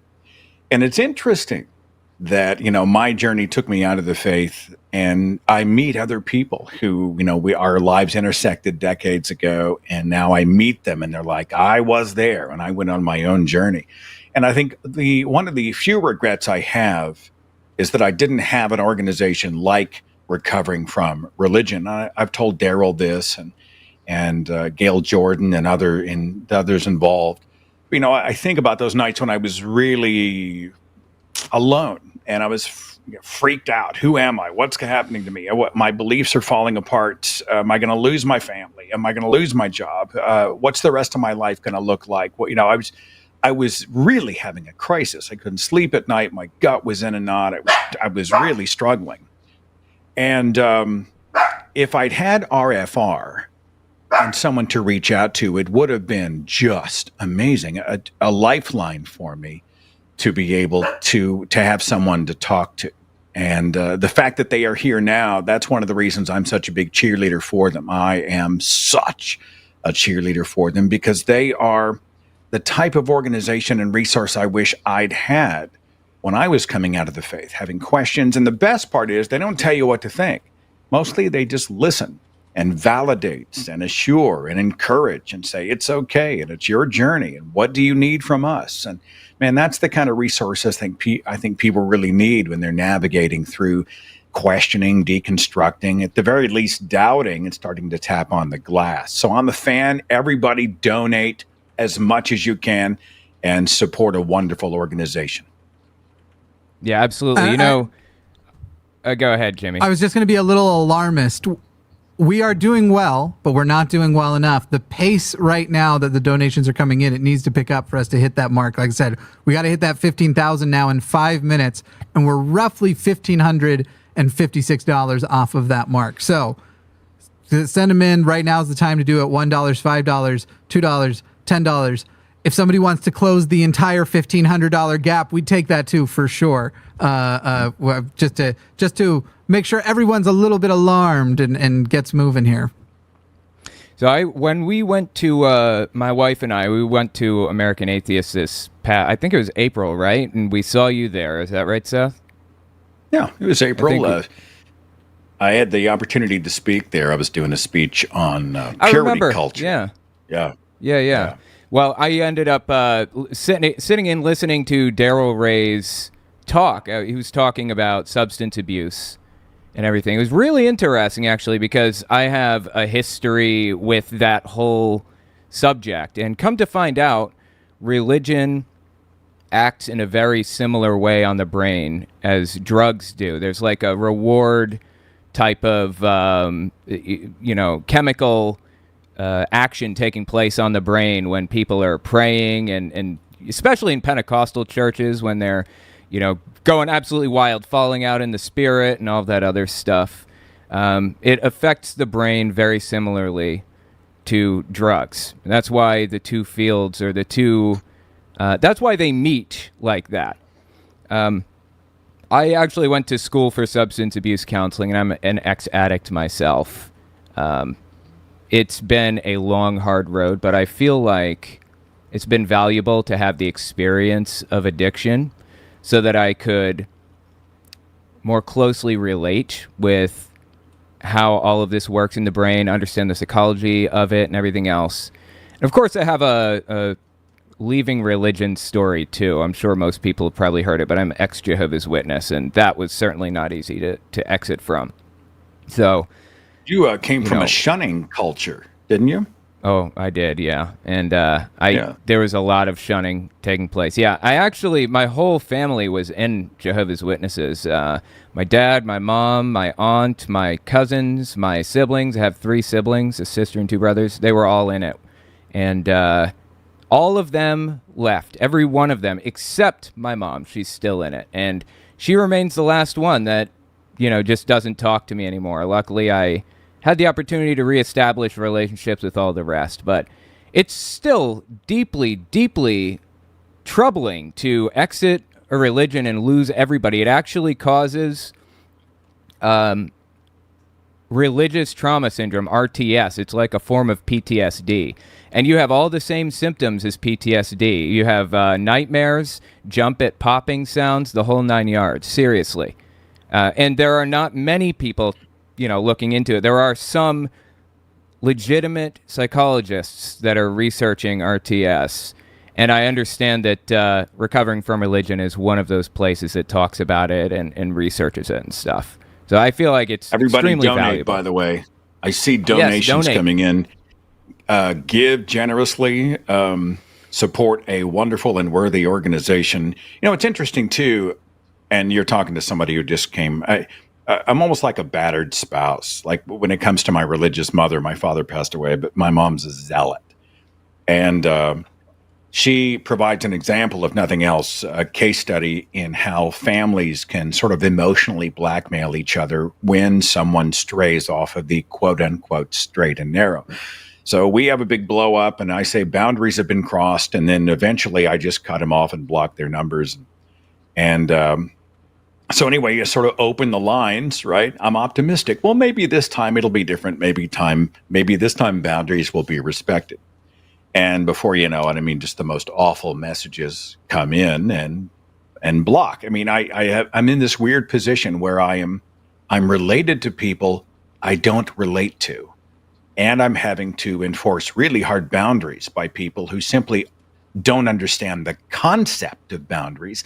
With my religious mother, it's rooted in the Bible. She believes that she has some sort of a relational equity. She carried me for 9 months, painful birth. She child reared me for 18 years, did all of these investments and sacrifices, which are so important and I'm so grateful for.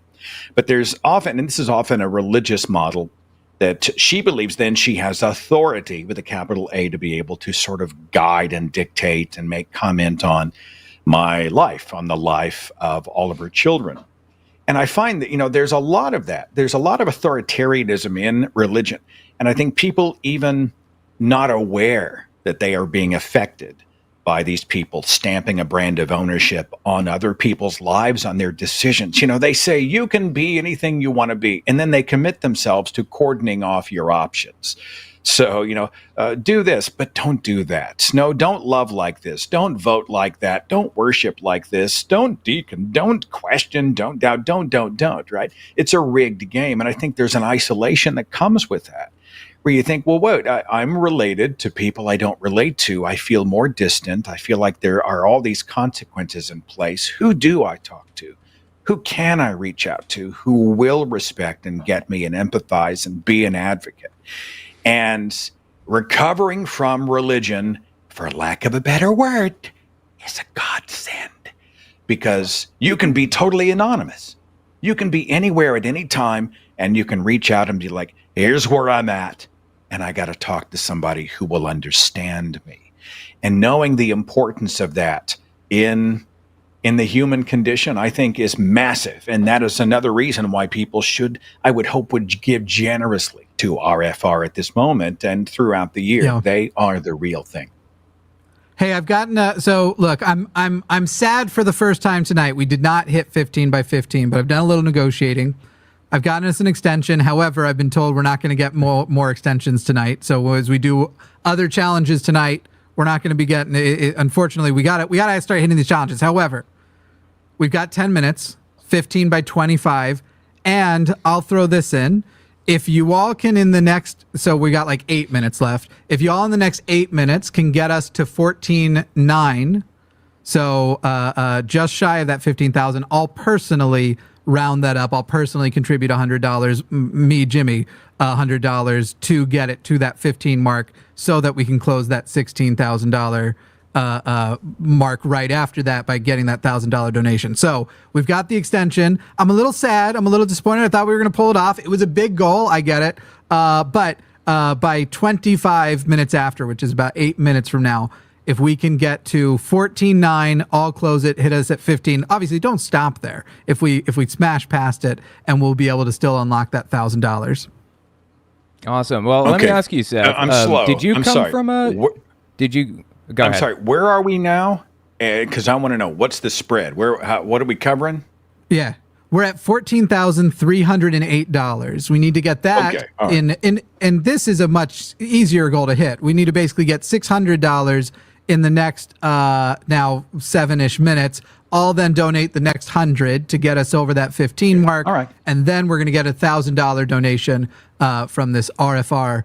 Is the word benefactor? I don't know the right way to use that word. Yeah, that works. Benefactor works. A generous contributor. Owen, forgive me for interrupting you, my brother. Oh, no. I'm sorry. I have the attention span of a goldfish. Please. Okay. What were you saying? Okay. Yeah, I was going to ask you, I know that you don't have to come from a shunning culture to end up being shunned, right? Like, it's just kind of part of the deal. When you are so dramatically different from somebody in your life that you just simply cannot relate to, that person, in my case, my mom, she couldn't figure out how to separate, Jehovah's Witnesses from the conversation. She is, it's against the rules for her to speak to me about Jehovah's Witnesses to any degree, being an ex-Jehovah's Witness. And she couldn't, come to grips with that, couldn't figure out how to leave Jehovah's Witnesses out of the conversation because it's such a fundamental piece of her personality. Did you have any experiences with that yourself? I mean, did you come from shunning culture or no? And were you shunned by your family or?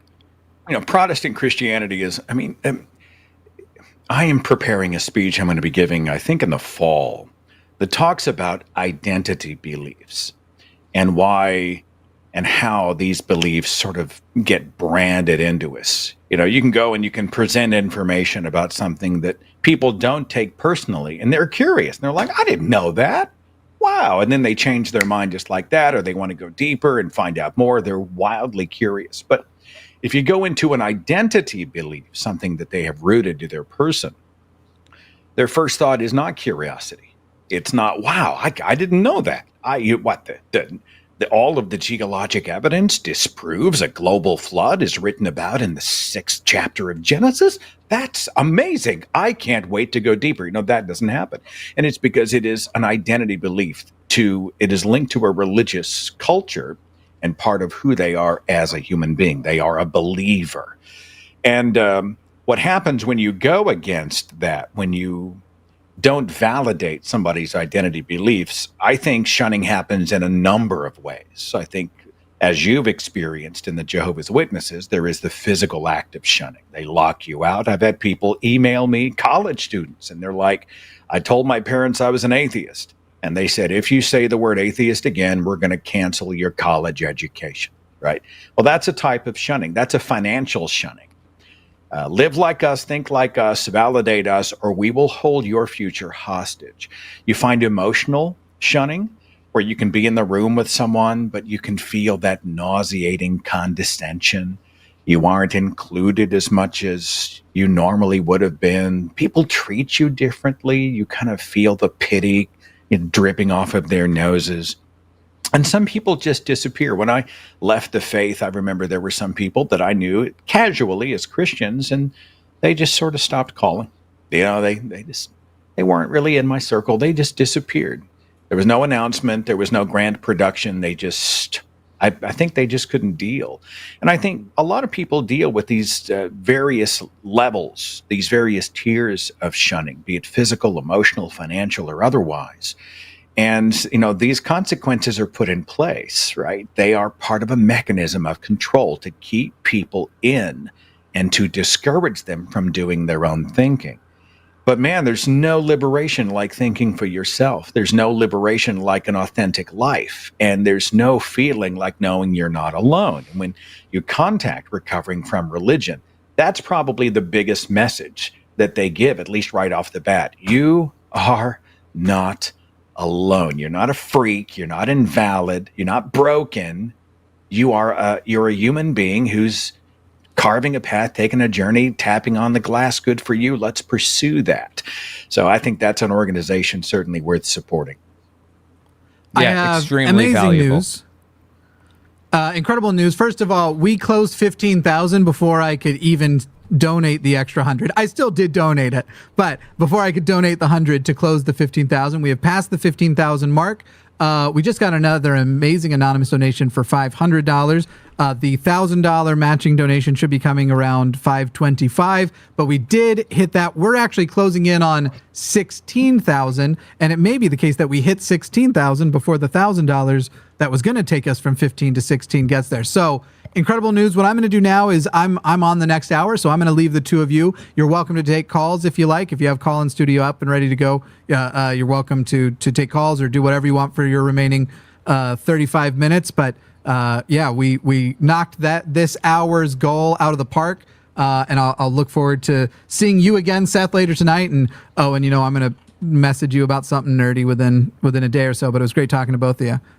Sounds good. Definitely. Hey, I'm actually getting into call-in studio now. It's I'm gonna I hit host show and then I connect people. Hit the talk button. Is that right?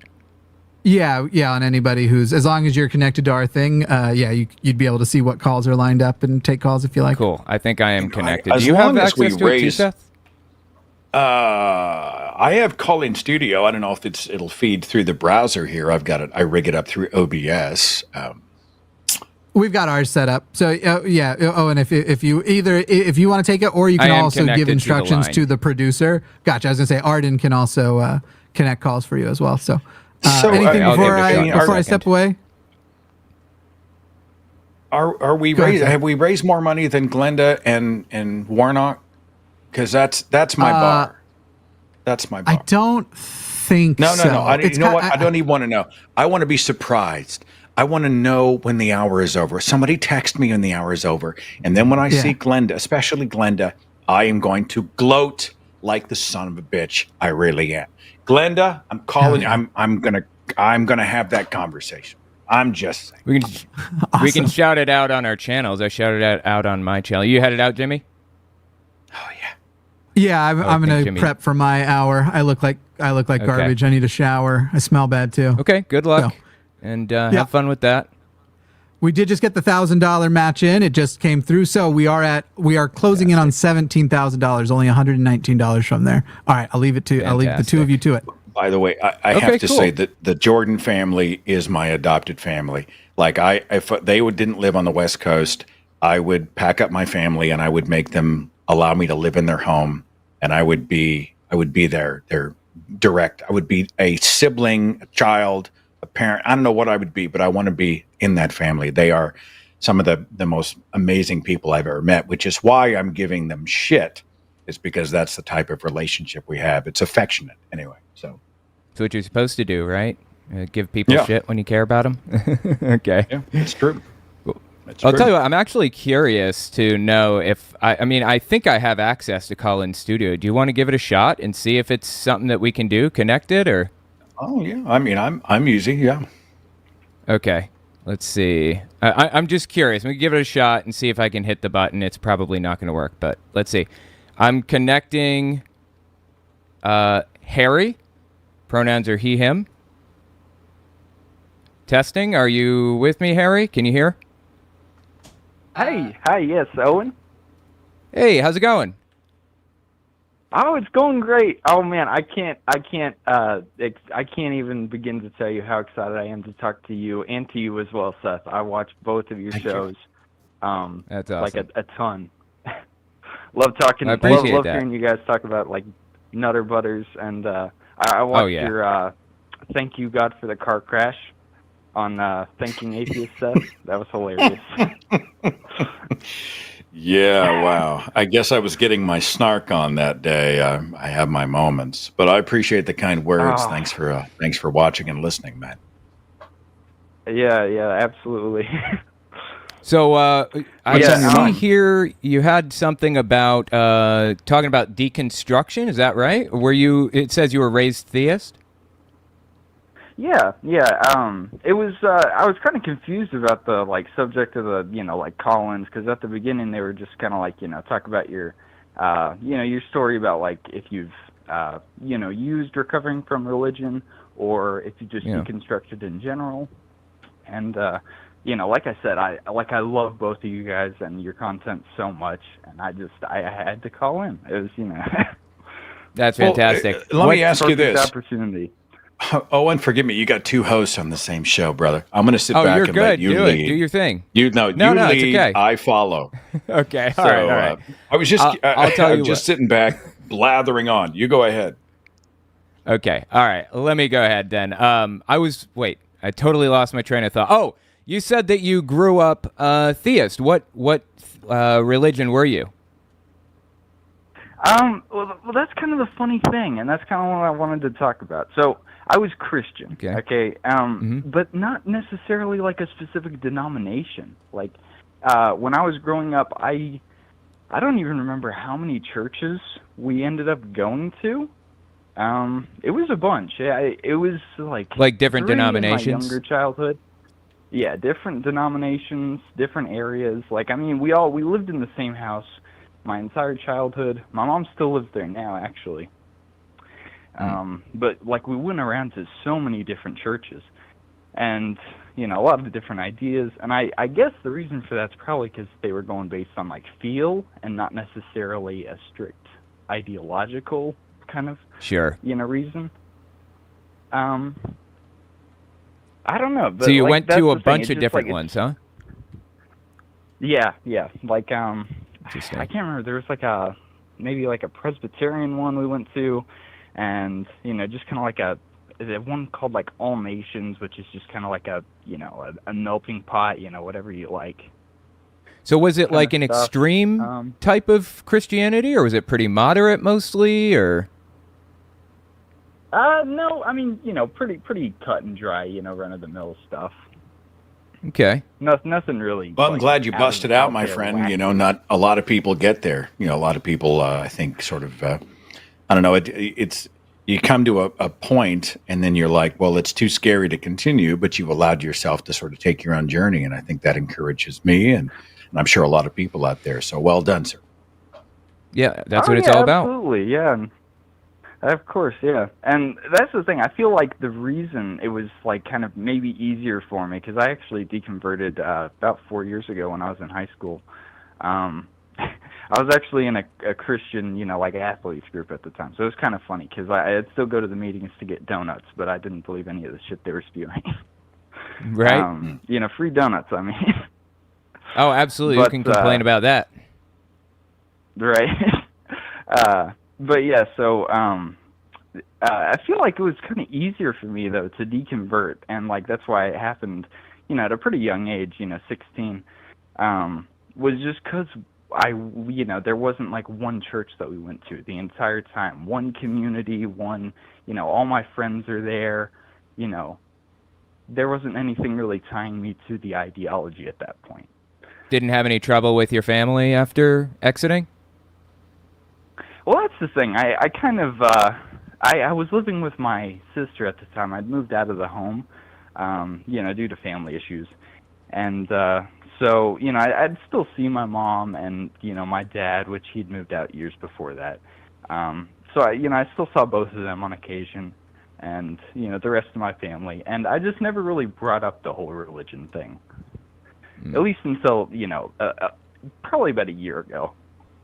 Yeah, well, that's something. I know that, as I was saying earlier, for some people, it's such an integral part of their personality that they cannot separate the two. They cannot manage to, not talk about the religion, even when they know it's going to cause a fight or something, Right. That's kind of the way my brother is, and it's kind of a miracle I haven't brought it up to him yet. Right. But, an authentic life is the goal, my friend. I'd like to move on and see if we can squeeze in a few more, but I appreciate you, brother, and the kind words, and I'm so glad for you and your journey, and you just keep kicking out there, okay?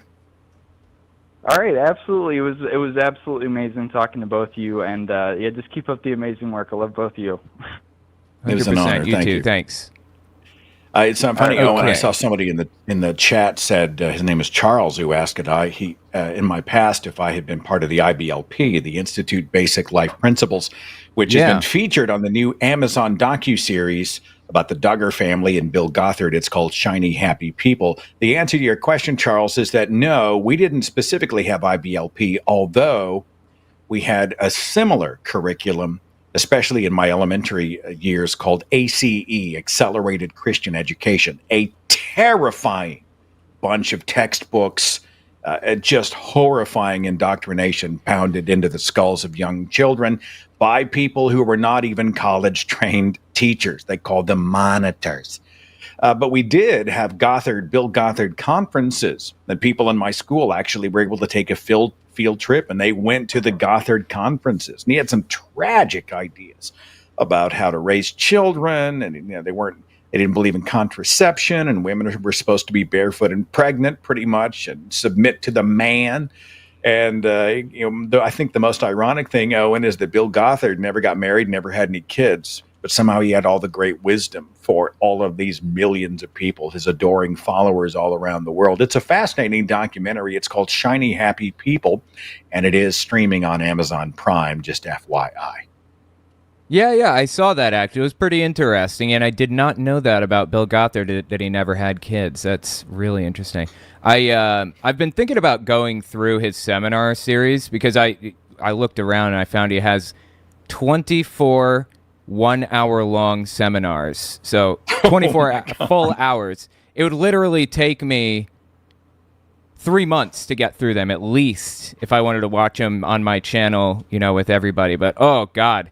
Crazy. How crazy is that? And some of them are really old, too. Some of them are from what appears to be the 90s. Have you ever seen him? Oh, earlier. Yeah, it was in the 80s. Yeah, yeah. Oh, if you do it, I'm in. I want to see what you did, but I feel really bad. It's very masochistic of you to have to endure that level. Can I go back for just a second before we take the next call? I know I've been joking about my drawings of my animal, but not because I have no drawing skill. But I also know that you are a next level, in my opinion, a next level artist. You really do it well. Were you just always able to draw? I mean, did you just do it? Did you sit down? It was like playing the piano by ear and you could just play? No, I sucked. I was terrible. I've come to find that a lot of times in life, most people aren't naturally talented at stuff like that. I've found that it's just like practice. It's crazy how much practice people put in. And yeah, I put in a lot of practice. But aside from that, when I did my drawings, what I was actually doing was I find like a drawing tutorial on, dragoart.com or some other website, and I would draw it, and then I would change the color to green, and then I would trace over it with white to do the line art. That's how I did a lot of the drawings. And, a cunning eye, a cunning artist's eye would probably pick it up, because you see I'm not structuring, not creating a wireframe. I'm just drawing full line art, But That's how I do the stuff on my channel.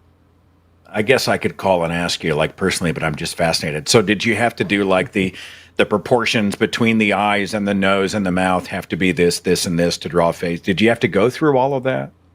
Oh yeah, and actually there was a Jehovah's Witness in my congregation. Dude's name was Barry. I can say his first name anyway. Barry. He's older, and he was an artist who sold his last painting for $100,000, and he gave up painting entirely because he felt like any art took precedence over Jehovah. So he walked away from art 100% and became an office cleaner for the rest of his life, and allowed himself to do little sketches from time to time. His art was idolatry, and so he quit? Yep. That's if you love crazy. something too much, any hobbies you enjoy, it's, takes over. And so anyway, he was really good. And he actually taught me how to do it. He went to like a prestigious art school and everything. And, critiqued my art and told me about different things and, implied lines, things like that. Well, it's not, I'm not to your level, but I will auction one of these off for. I mean, this looks a lot like Linus if you haven't seen it. And so if anybody wants one of those, I'm happy to. And it's autographed, so that does increase the value quite a bit. Never mind. Absolutely. Sorry. They can get it framed too. I mean, that's something special. And all in the name of Recovering from Religion Foundation. Don't forget to donate. Everybody, send in your donations. I don't know what we're up to. I don't even know how to check, but it's important. So I would appreciate it if you guys donated. And if you want, we can take the next call. Are you down? Yeah. All right, let's take a look. See here. Okay, we're bringing in Mike. See if I can get this working. Can you hear me, Mike? Yeah. Hello? Hey, how's it going? Oh, not bad. You're Owen, huh? Yeah, I'm Owen. How's it going? Pretty well? Hey, all right. Yeah, not too bad. Wow. That's kind of crazy. A parallel story from about the artist. So anyhow, yeah. Oh, yeah, dude, you know what? Let me just add this one little fact to the story, because I forgot to add the fact, and then I'll let you get into it. Barry and his wife, they didn't want to bring kids into this world because it's evil, but I heard through the grapevine that when they, did their thing, they did it to Kingdom Melodies, Jehovah's Witness music. They had that on in the background so they could involve creepy, Jehovah in the process. Sorry, okay. Okay. So tell me what's on your mind. All right. Well, Seth too. Hi. So, hey. Yeah. So I grew up, I'm neither disfellowship nor disassociated, but physical distance from my family and stuff kind of gives me the space I need. But anyhow, What was your religion? Oh, I'm sorry. I grew up Jehovah's Witness. So No way. Okay, that's cool. Yeah. That's why I said. Well, not really. No, not at all. I find it crazy. Just the similarities that I keep stumbling upon that I didn't really think were all that similar. We had a guy. There was a guy in the congregation I grew up next to, and a brilliant artist, and same thing. That's crazy, right? How, they just give up the things that they love for Jehovah. It's so sad sometimes, Yeah, exactly. And I guess I never pursued the things I was looking to begin with just for that reason. I never got a chance. Unlike some people, they converted later on, I suppose. So, anyhow, yeah. I guess I've been, I've been watching these shows and stuff quite a bit, and taking and kind of looking into humanism as sort of not really a replacement for religion or anything, but a different way to look at life. New worldview. As you know, right. As you know, witnesses, the end is always coming, and pretty much everybody is going to get annihilated more or less, and you're going to have this clean reset, where everything is going to be perfect. And I guess, I don't know, between that and the doctrine that they're probably one of the few fundamental Christian religions that believe that humans can actually damage the earth, and they're, actively doing so. I think that's kind of why they're so insidious is they take a little bit of, reality and they mix it with their, I don't know, their own made reality, I guess. Their ideology. So Yeah. So I one of my great passions is being in nature, and I hate to see it affected the way it is, climate change and whatnot. And I also, becoming, as a little background, this is, sorry if my thoughts are kind of scattered, but you're good. Everybody, like you, my whole family, since my great grandparents have been in, so I don't really didn't really know anybody that wasn't witnesses to bounce any ideas off of and whatnot. Do they talk to you, or? Well, like you were talking, I have talked to my, I still have, talked to my parents and stuff, but we have I have set boundaries that I don't talk anything religion with them, so yeah, there's nothing really to talk that much about now. So so it's part of their personality, right? Pretty much. We just don't, there's just, what do you talk, that's their life. So anyways, it's just kind of a sad situation there, but yeah, well, I appreciate the phone call. It was interesting, and it was fantastic talking about it. Is there anything else you wanted to mention? Do you have anything to mention, Seth? No, I think I'm good, brother. Thanks so much for the call. Be safe and well. Oh, I guess, I was going to kind of get your opinion on. Okay, lay it on me. Let's see. Okay, so I've rationalized, their belief system so well that I can't see where human annihilation is a bad thing. So that's kind of my sticking point. I don't believe in personally doing harm to other people, but I also don't think that the world's population is sustainable as it is, and I just don't see any other way other than some sort of major catastrophe or implosion or anything, and I just can't see where that would be a net negative. So it's interesting. Yeah. Well, I'll tell you what. I'll give you my take on that, and then Seth, if you have an opinion on that, you can weigh in.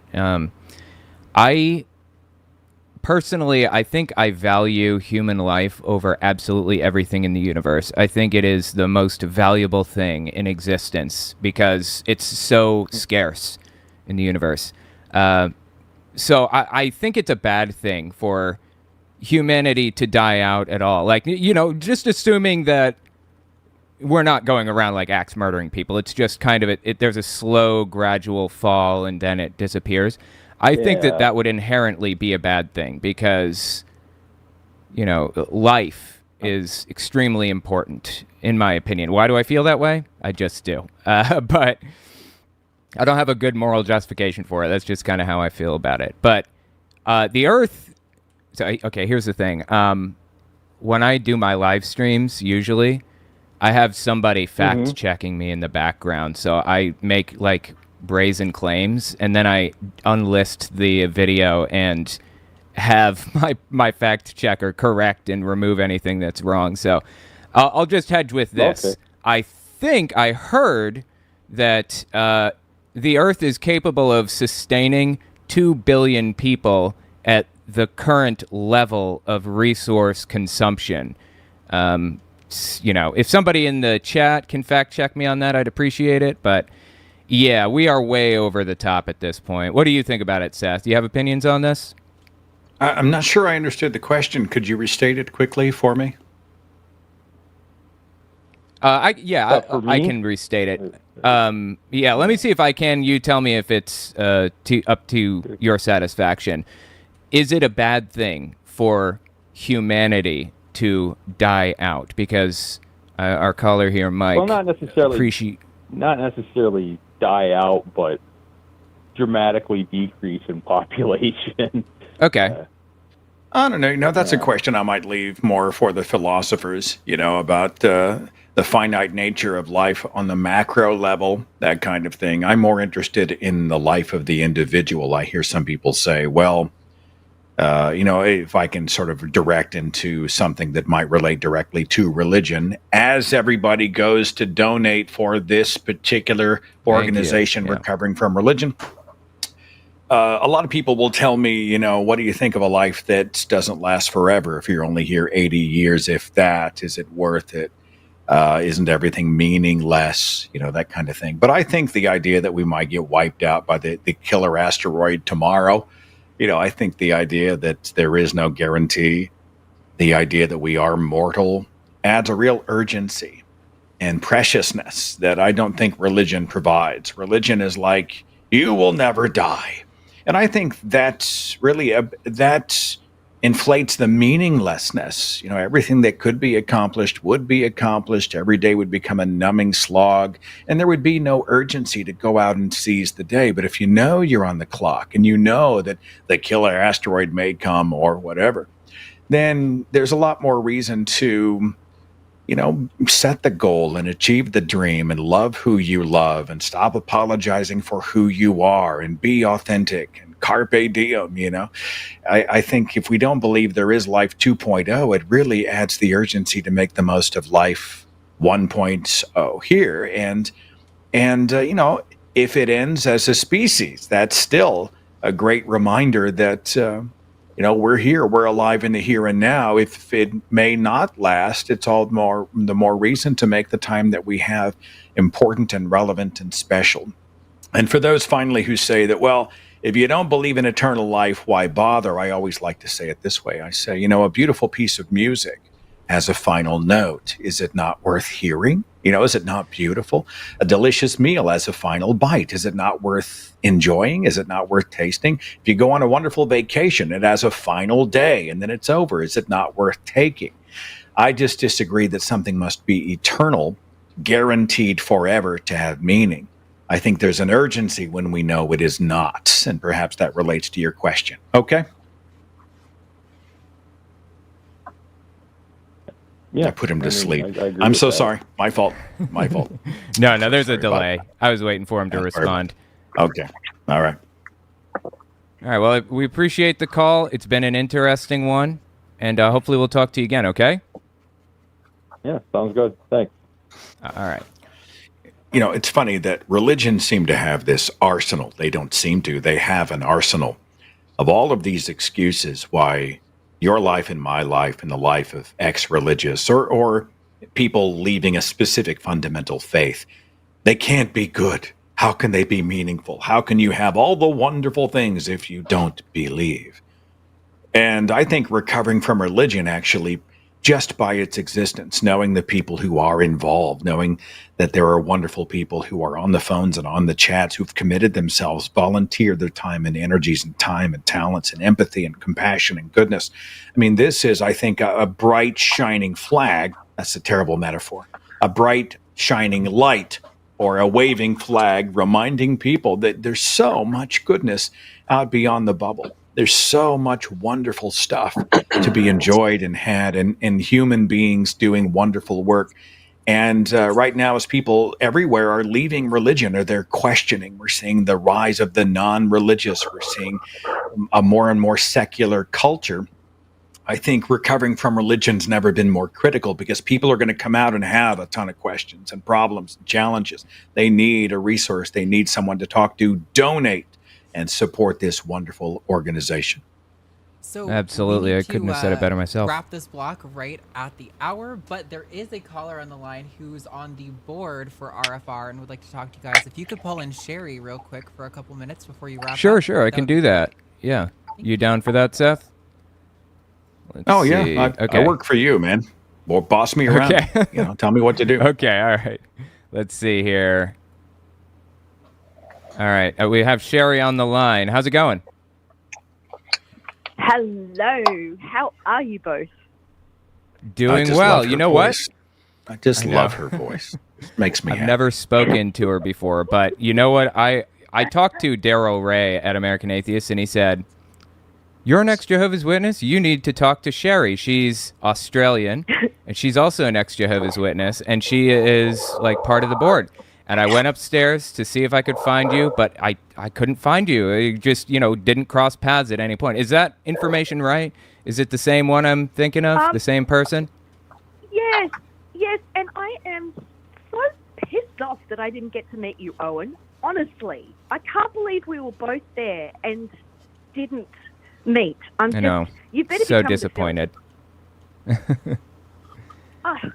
Really disappointed. I did get. Do you live in the United States now? No, I'm in Sydney with my husband Sasha.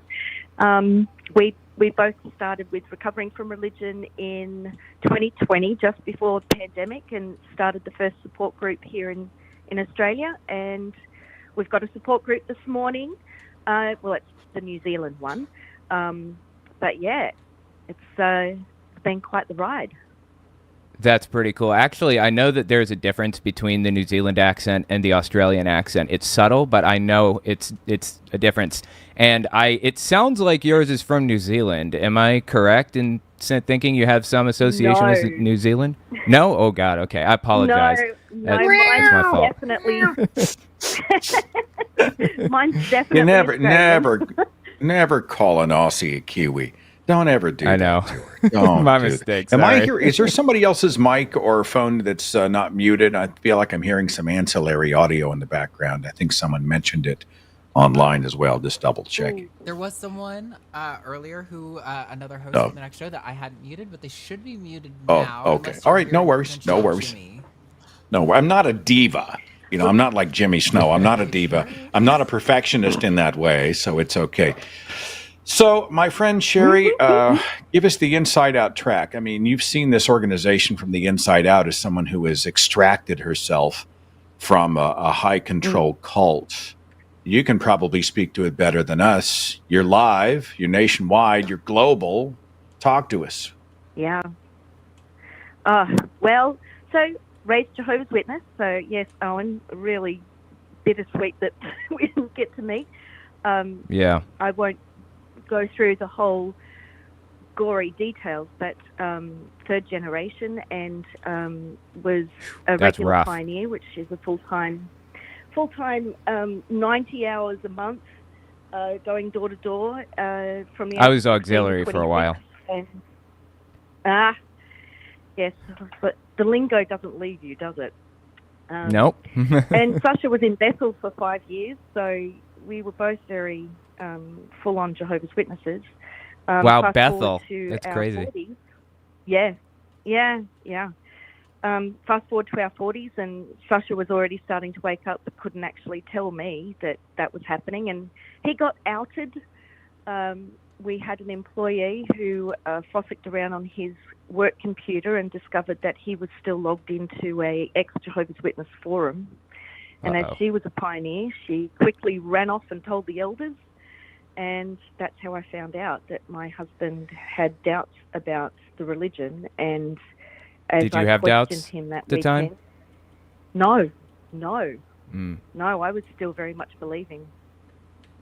So it was a difficult time. I was getting pressure from the religion I knew that if I chose to leave him, I would have the full support of the congregation, but I loved my husband. I didn't want to leave him. He's a fantastic, beautiful, wonderful person. There was no way I wanted to do that. The next 18 months were really difficult. We were shunned immediately. The elders were trying to find grounds to disfellowship him.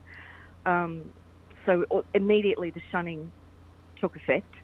But it wasn't until quite a while later, 18 months, as I say, before I had the courage to really examine my own beliefs. I'd read the findings report from the Australian Royal Commission into Institutional Response to Child Sexual Abuse, and when I found out how the Jehovah's Witnesses were covering up incredible amounts of abuse, that is what then ripped the Band-Aid off, and then I quickly deconverted from there. So how long was it between when your husband kind of exited to when you found your way out? It was 18 months. Oh, wow, It was 18 quite months. a while. Yeah. I can't imagine the relationship with your husband was too good during that period of time, right? I mean, I have to imagine that you were struggling with the fact that he didn't believe. So, yeah, I did struggle with that, yes, but something quite major had happened in that we stopped attending meetings. Sasha was very supportive. You don't have to, he had said to me that if I wanted to continue going, he would fully support that. But I felt like such a foreigner. We did go to a meeting after he'd been exposed to no longer believing, and I had never felt so uncomfortable in a kingdom hall in my entire life. Everybody I know the feeling. The glances, the whispers, I did not feel welcome. I didn't. And nobody, even though it had happened to Sasha, nobody reached out to me to ask how I was at any point. And so we just didn't go to meetings. And Sasha was like, well, on Sundays, let's go out for breakfast. Let's go for a drive. Let's go see a show. And so we just lived life. It was so refreshing to just plain back Sunday mornings and Saturday mornings and not have to go to meetings and not go preaching. You know what it's like. Oh, Sherry, I do, 100%. My dear sister and friend, we are coming up against a hard stop, but to punctuate that, give me just a final exclamation point. Would you go back? Is your life better now? Never. Where are you? Just give me the good stuff, Sherry. Well, I think Gail Jordan says it best. I love how she says it, where she says that there is so much more light, air, and space on this side, and that is so true. Being able to, I work out. I can't wait for your talk on identity, because that really resonates for me. Being able to have the freedom and space to work out who you are on your own terms and explore that, there is just nothing like it. And to have an organisation like Recovering from Religion there to give you a safe space to explore those things without any judgment, and to build those connections with other people that are going through the same journey, knowing you're not alone, is just, I have such a sense of true inner peace and happiness now.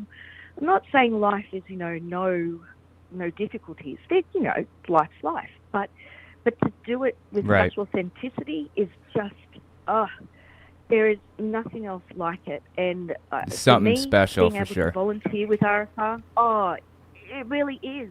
Just being able to volunteer and listen to other stories and be there for other people. I I'm so much happier and satisfied and more fulfilled than I ever was as a witness. Thank you, Sherry. Yes, I absolutely understand. We got to go. But for you and Sasha, I am hugging you from all the way over here in Tulsa, Oklahoma, all the way over to Sydney, Australia.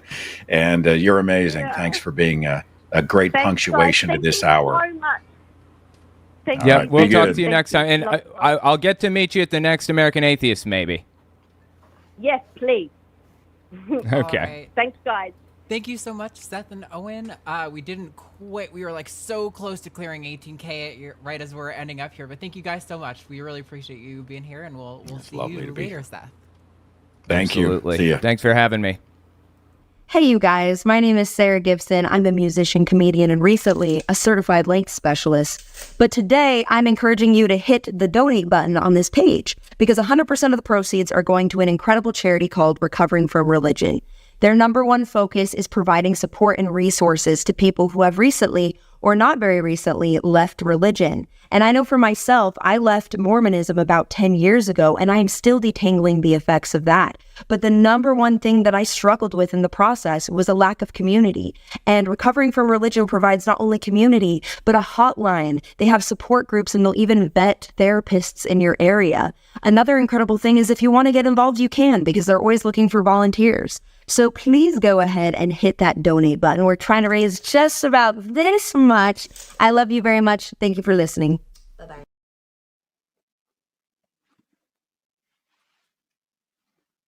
Shabbat Shalom. Oh.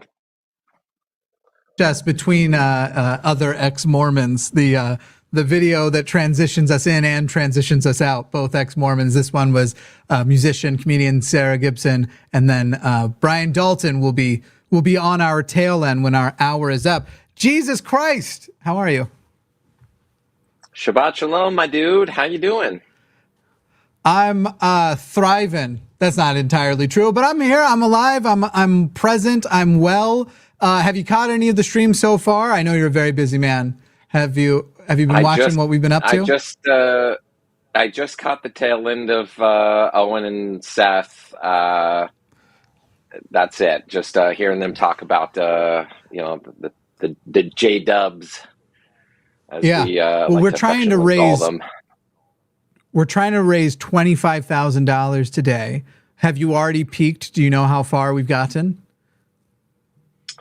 I don't know. How far? How close are we? I want to know. Yeah, I'm trying to figure out if it's going to impress you or not. I want to impress you. I feel a constant need to impress all my friends. We have hit $17,774. There are 3 sevens in that. Now, if you've been watching today, you probably have noticed that each hour, so far, it won't go for the entire night. I don't think we'll have a challenge for the final block, but we've had a sort of a challenge where it's been, if we do this, of course, this is when my background, this is my fault. I should have been on top of this.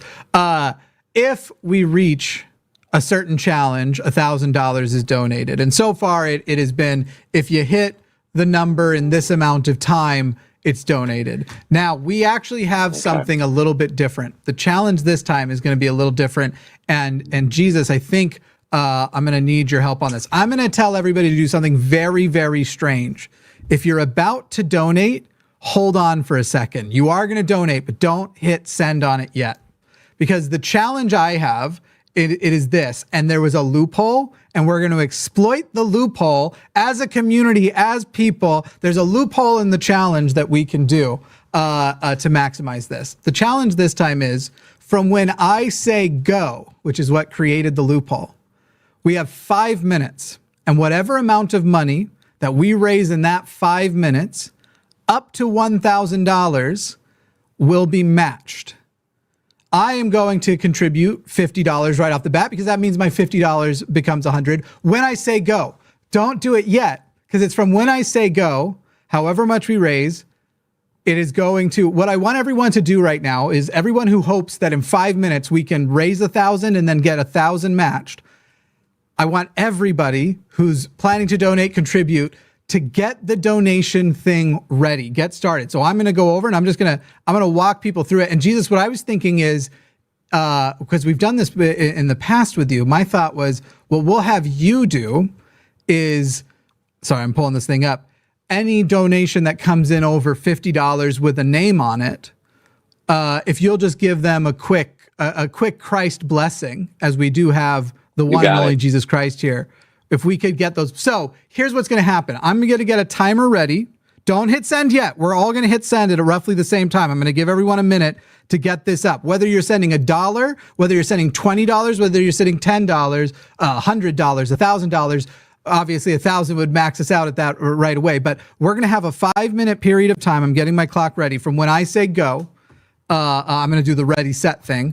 A 5-minute period of time to send money, and every dollar will be matched up to $1,000, but we'll only have 5 minutes. So right now I'm getting my donation ready. I'm going over, I'm clicking the donate button. I'm putting in that I'm going to do $50.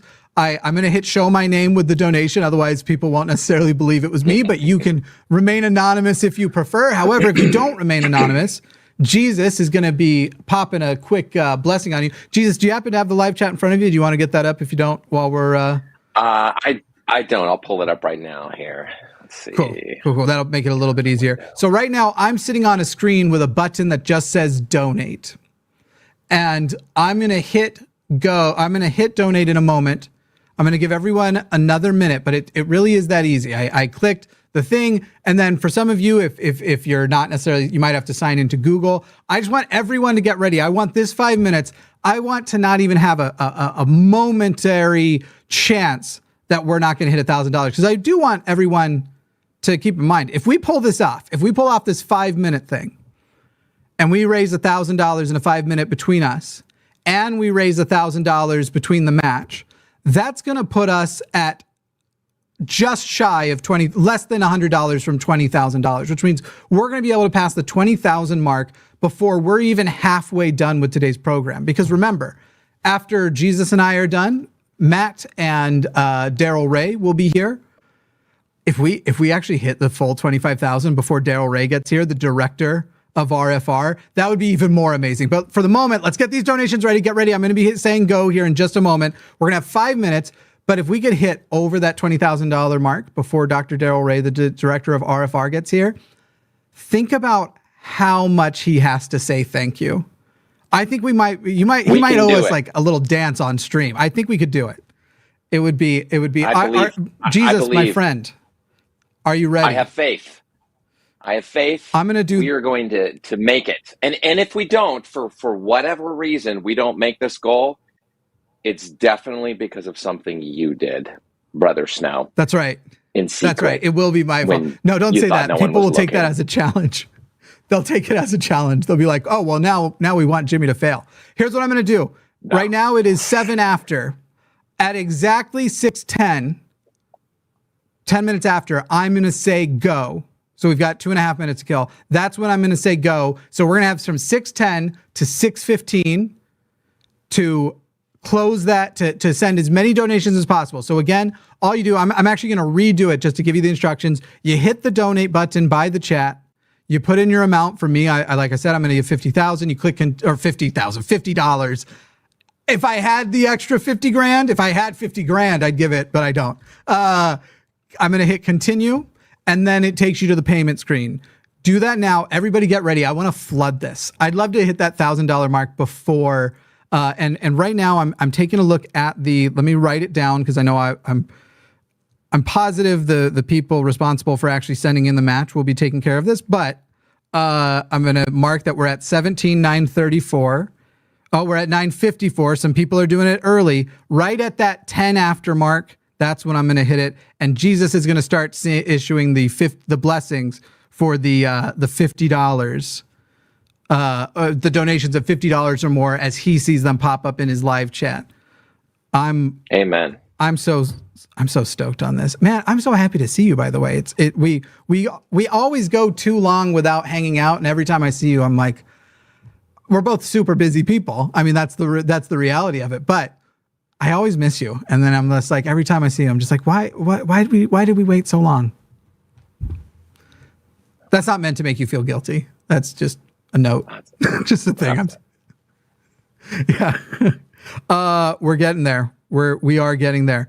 we're getting close. Okay. We are 2 minutes. Everybody have it ready to hit that donate button. I think we're about a minute away from hitting that. So the thing is when these rules were set up, it was not established that it had to be 5 minutes from when it bring it up.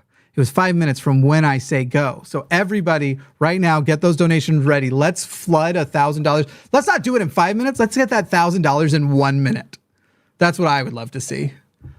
1 minute. That looked like a very refreshing beverage. Looked Brought delicious. to you by 7-Eleven. There you go. Yeah, it's there's something about yellow and orange, it's a little warm at this point. Beverages that blend orange to yellow, like a drinks that usually have the word sunrise in them. They're delicious. All right, we're getting close, and we're gonna have 5 minutes. Let me see if the dollar amount has changed. Yep, we're still at $17,954. Everybody, get ready to hit your donate button. We need it ready as soon as this thing hits 6:10. I don't actually have a clock in front of me down to the second, so I don't know if we're 2 seconds away from it or 30 seconds away. It is now. I feel like I'm 6:10. Go. Ready, set, go. 6:10. Send it now. Send them in now. Jesus, you are willing to take the wheel on the blessings. Send them. Go, go, go. Let's get that $1,000. All right. Jimmy's got his $50 donation in already. All right, here we are. Ooh, first one. John Lemaster donated $50. John, thank you, John, for your donation. Hey, I just want you to know that I love you very, very, very much. And I know I totally say that to everybody and everything, but with you, John, I actually really do mean it, since you're such a, high baller and everything. You're blessed, okay? Consider yourself super blessed today, John. I love it. By the way, if you want to put a message in your donation of $50 or more, go for it. I'll read a It script. can't, unfortunately. There's no. Oh, won't. Okay. Donations. Yeah, we had to change our entire plan when I found that out last night. Nathan Winter looks like deserves the next blessing. All right, Nathan Winter. Hey, buddy. Thank you, Nathan. I told the last guy, John, that I loved him a lot. Well, I just want you to know, John, that I also loved. I'm sorry, Jonathan? No, I already forgot your name. Nathan. Yeah. Of course, Nathan, old buddy, old pal, Nathan. Nathan, how could I forget? Just so you know, Nathan, I love you the most. And no one will ever love you as much as I do. I'm kind of trying not to cry right now because we actually already passed $20,000. The gap of we didn't just do $1,000. We didn't just do $1,000 in that period of time. We did over $2,000 in 2 minutes, and we're gonna get that $1,000 bonus here in a minute. My face, that that feeling you get when you're just, phew. Okay, I'm gonna start feeding these names to you because we have so many to do now. So if you could just do a speed blessing. Yeah. All right, okay. A new creed. A new creed. Thank you for your donation. I bless you that you will keep it all within the toilet area when going to the bathroom for at least the next 2 weeks or something. No hell yeah, rogue streams or anything like that. Okay. All right. Next. Let's give Kate Morrison a blessing to find keys more for a week. Kate Morrison. Yes. Okay. Totally. Gonna guide you with the Holy Spirit to your keys anytime they get lost. Always check your pockets though. Seriously, it's probably the first place to go. I love you very, very much, just so you know, and I'm always thinking about you. Not in a creepy way, just, in a Jesus way. So thank you for your donation. Keep it blessed. Who's next? Larry Fishman needs a blessing to find a sale on Crocs. Larry needs some Crocs. Oh, my. Yeah. Okay, Larry, let me just tell you. I'm all sandal all the time. No no footwear. Okay, just beware of big footwear. They're gonna get your money. Okay, don't succumb to the foot prison, even if it has little holes for breathing or whatever. Okay. I think we have to shorten these even a little. I think we have to shorten these even a little bit more. Okay. Single sentence blessings, because we do have quite a few. Peyton Dooley is going to need a blessing that the next time their car won't turn over. On the 5th time, it will turn over. You got it, Peyton. Totally. Just when you're doing it, give it an extra little shimmy with your body. The car will kind of feel it. It gives a little bit of help. Okay, and have faith. Love you.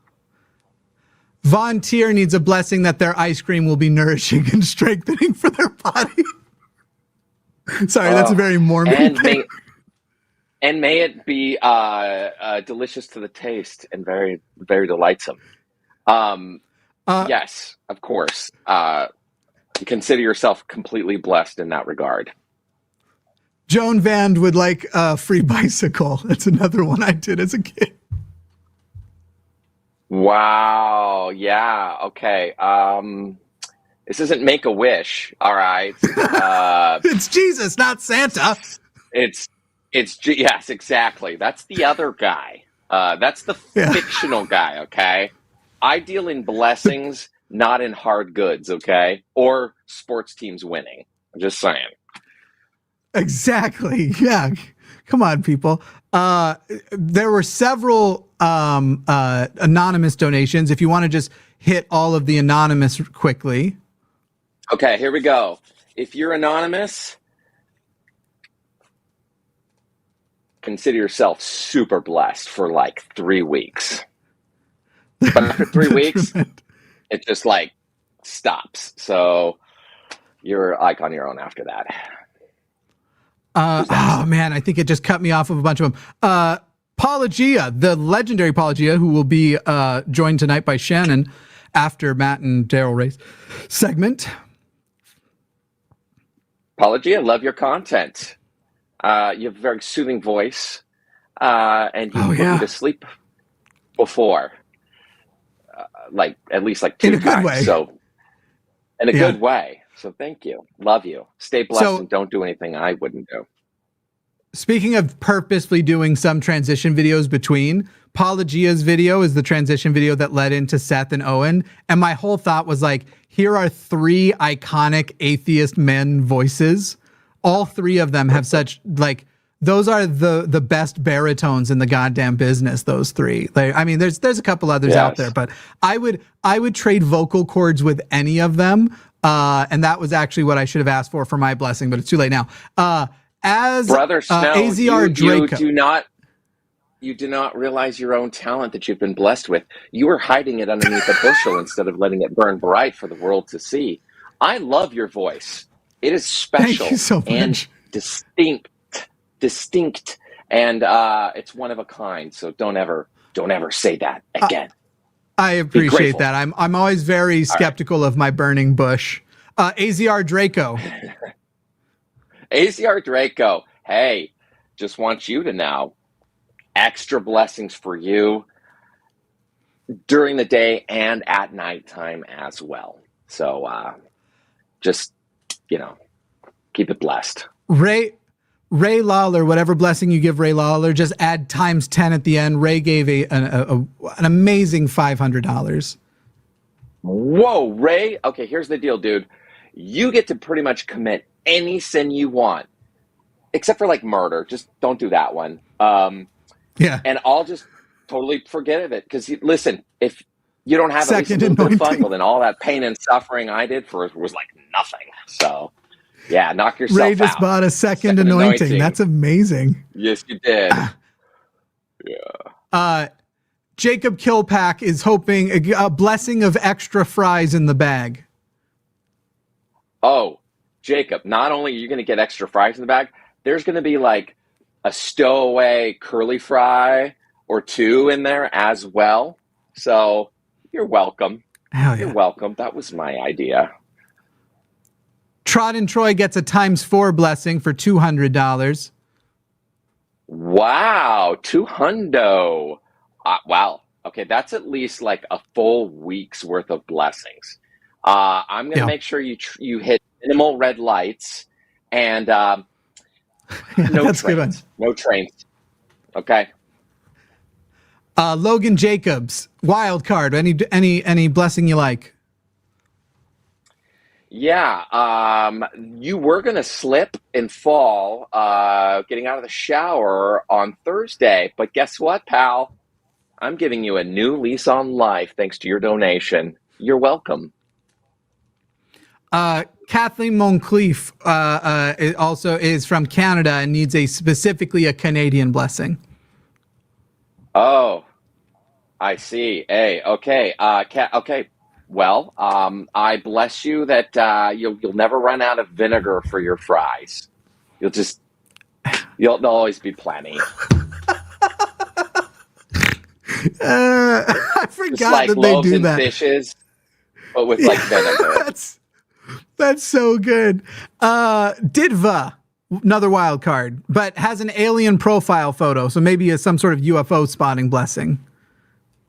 Okay. Yeah. Okay. You'll be blessed. Definitely. Not probed. Not probed at all. Blessed. Okay. It's sacred. Okay. So keep it. Yeah. Whatever To yourself. happens, it's non-disclosure. Yes. Gail Dobson would like a blessing for a name with more syllables. Gail Dobson. Gail. Okay. What's wrong with me? I am delirious. I don't see anything wrong with your name. I think it's great. I agree. I love you. You should love you too. Just saying. Jeff Edwards would like fewer syllables. Jeff, I never liked your name. I think it's kind of lame. Sorry. No blessings for you. But thanks for your money. Thank you. Yes, thank you, Jeff. You're probably not going to go to heaven either. Sorry. We don't have a lot of Jeffs up in heaven. I think Jeff is a good person who's aware that the name Jeff has been ruined by other Jeffs. You're Jeff. You're the good Jeff. You're the good one. You're our token good Jeff. There's a few. And then I said there's not many Jeffs in heaven. Yeah. Yeah. Maybe you'll be the one. We did get the Maybe. $1,000 donation matched in already. So we are at $21,703 so far. That is bananas, BANANAS. I could not be more appreciative to look, this has been a while in the making, and I'm going to be a little bit vulnerable with people. I had so many plans for things leading up to this thing, and I have, as people who watch the channel are probably aware, this last month I had some health issues come up. I don't go into detail much about my health stuff, but it interrupted a lot of plans, and I have been so anxious about, are we going to be able to pull this off in the first place?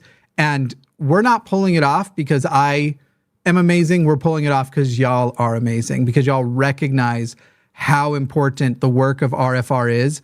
And I appreciate so much that today could be so good, despite the fact that I dropped some balls. Someone's going to clip that and use that wrong. We also have confused, but spelled CUNFEWZD. I think confused would probably appreciate a blessing of clarity. Okay. Confused. I bless you that the next spam call you get, it won't be that bad. They'll take no for an answer. Just a minor inconvenience. Oh my God. If the number of people who are stopping at my house every week to sell me pest control and solar panels could kindly fuck all the way off, it is. I'm in a new a town which is emerging near Austin, and so it's a lot of people moving to the area that didn't live here before, and it is an absurd number of people just constantly do this. So we are currently at $21,703. That means for today's goal, we have not yet got we're not even halfway through today's show. today's event. And we have, what does that come out to? $3,297 to go. Now listen, is my fantasy that we will close the full $25,000 gap before this hour is over? Of course it is. That would be amazing. That would be awesome. What we'll do in the meantime, I do want to make sure people know who are calling in, who are wanting to talk, share stories and stuff. We do need every one of them to be prompt. If we're wanting a longer discussion, we need these to be sort of quicker phone calls. If we're wanting a longer discussion, do reserve that more for like Matt and I will be back tomorrow for the Sunday show. And we're doing 5 shows a week. The sort of longer calls we're going to want to do. But if you have something quick and short and you want to just share how it was tough coming out of religion, and either what a big deal RFR was in your life coming out of religion, or how big of a deal that for a person like Jesus and I here, we both left Mormonism, I think in a time where RFR, I don't think existed yet.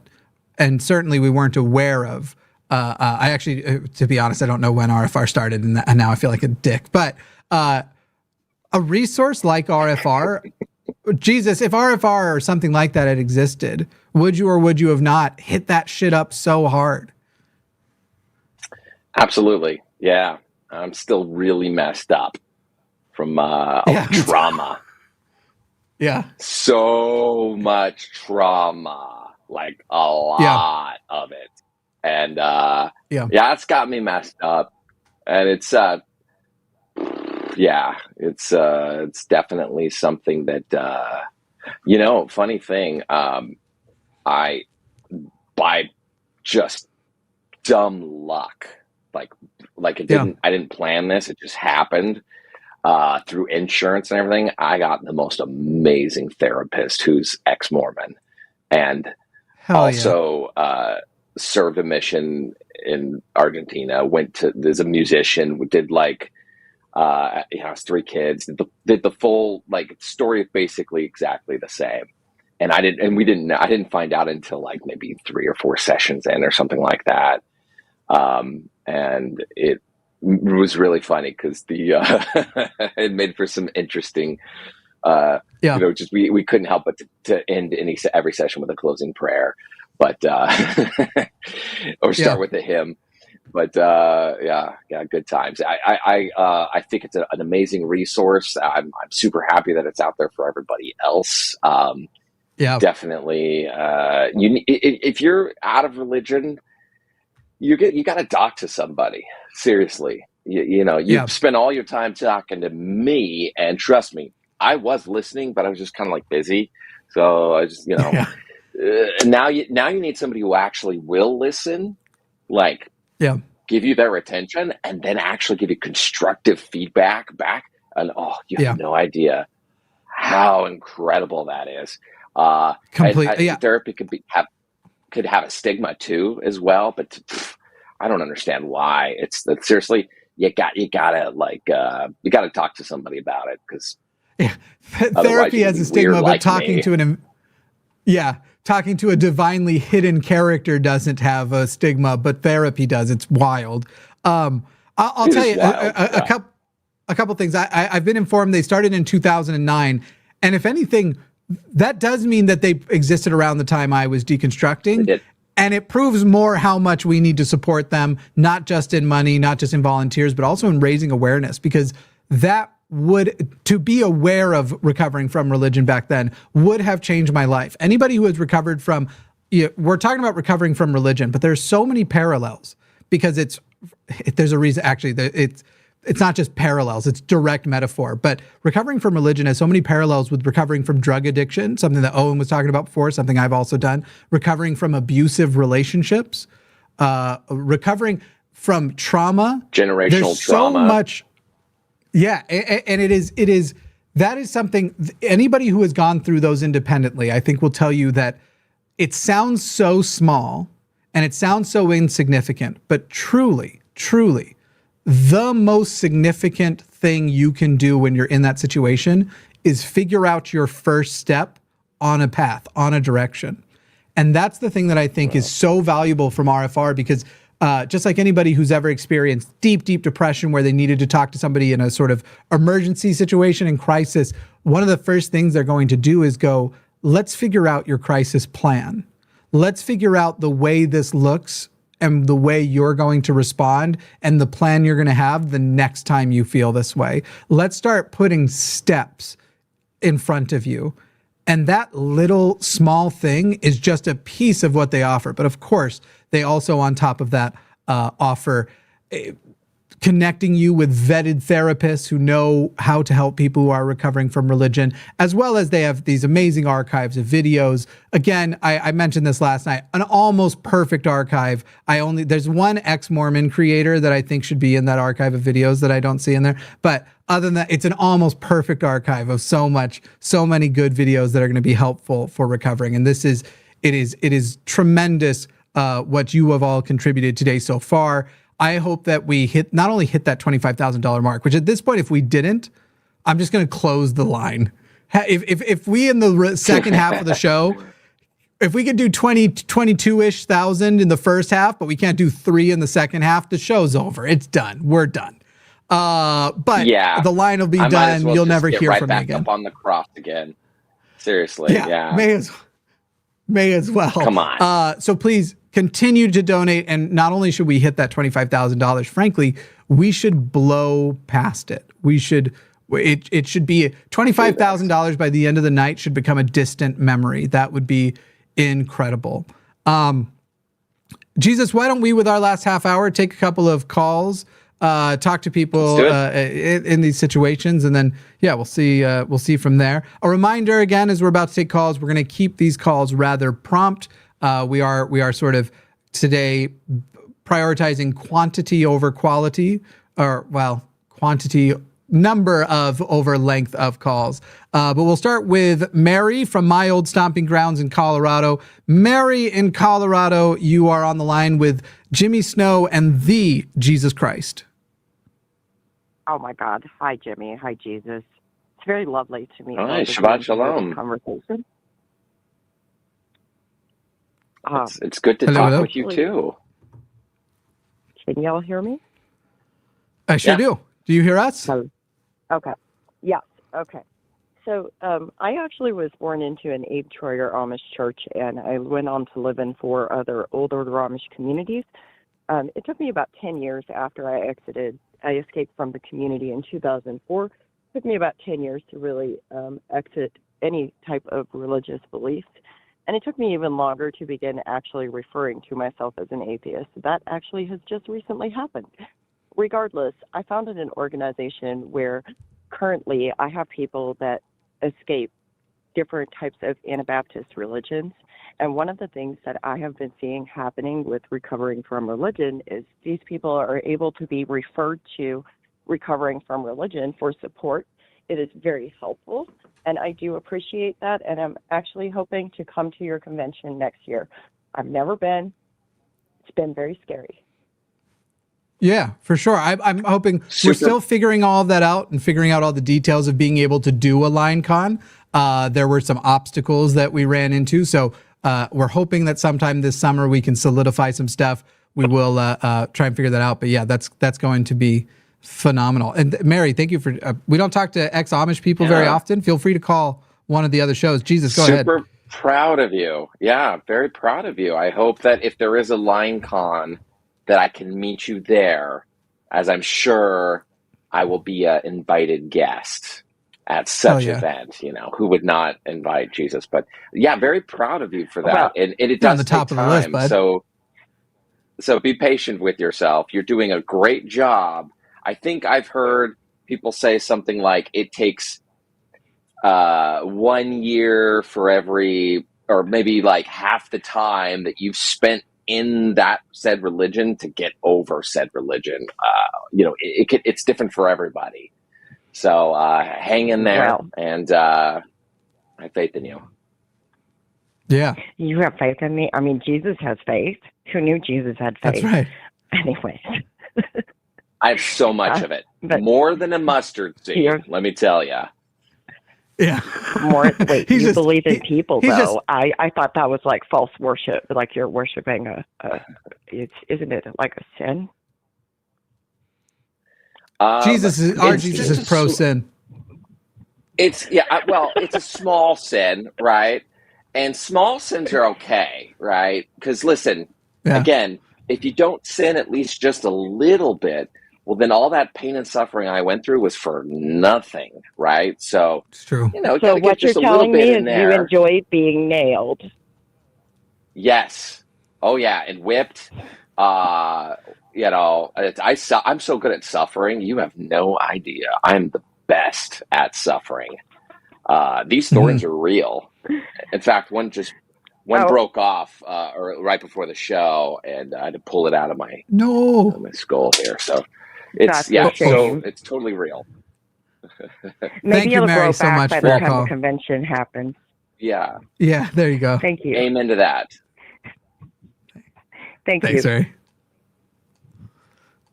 These silly people. And we have another person from RFR on the line. We're going to talk to. I just accidentally dropped. Shit, I hit the wrong button. Call us back. Wait, I can call Helen back. Let's see if this works. Unforgivable. I know. Brother Let me try Snow. and. Okay, sorry about that. I hit drop instead of. I am running on so little sleep, people, that it is amazing that anything of value has come out of my mouth today, and that we were able to raise so much money. And look, am I competitive? Am I going to point out what the total amount of money was on the parts, the pre-show plus our part Please to everybody after? Yes, of course, but they're Please also do. going to do it too. Yeah, I know Matt's going to get on and be like, all right, let's, round up what Jimmy's total thing was and be Matt's more competitive than I am. In fact, we have a competition of who's more competitive. Matt and I do. Anyway, hi, Helen. How are you? Good. I am wonderful. How are you doing, my friend? What a day this is. I mean, has just blown the lid off of what I felt confident we were going to hit $25,000, but anybody who's been involved in the production in the background knows I've been crafting plans of all right, let's say we get to the Holy Trinity segment at the end and we're still off by $7,000. Here's what I would do at that point. And here's what I would I've been creating plans as though we're going to barely be able to hit it. And I'm so touched by the community who's this is a no-brainer. This is either something I've benefited from or I know I would have if I had known about it when it exists. Of course I'm going to send money. So this has been an amazing, just a phenomenal day and experience. Amen. It is. Well, thank you, Jesus Christ, for being here. You are my Lord and Savior. So thank you so very much for being a part of this experience that I am over the fucking moon about. The fact that there's been so many wonderful people being RFR helped me, or you know what, I wish I had RFR. I wish I had someone to be hey, I need a soft place to land, and someone to go, hey, it's okay, and to trust themselves, and to be there is an inner voice in you that's saying something feels wrong, listen to it. So I know I got involved with recovering from religion during quarantine because the world was ending, and I was I want to do good things while I'm here. And I got involved with recovering from religion, and it has been one of the most positive experiences of my life.